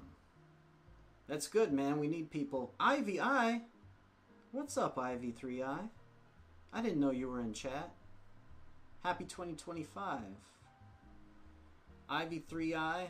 Envious that I didn't have more time to talk to you tonight. But it's good that you're there. It's good that you're still out there, living life. You just joined. Oh my gosh. All right. Well, next time we'll get to talk. I hope you're doing well. It was great to see you. Glad I at least caught you at the very end here to say hi. Next time, there will be a next time, everybody. We will find the time to have a next time, to just sit here and unwind and let our consciousness spiral out into the great unknown. Astride photons, astride new inventions, new types of ideas and currencies, many things. We will fly on the backs of dragons, with the wings of mosquitoes. We will ski down slopes paved in gold. We will pay to play. We will take pains to make major gains. And we won't strain our brain too much to realize that our lives are unwritten and that we have no choice in the matter, but be smitten with the idea of surviving. For if we don't do this, what does it mean to be alive? Everybody have a great weekend. I will see you next time on The Joy of Thinking. Until then, take care of yourselves.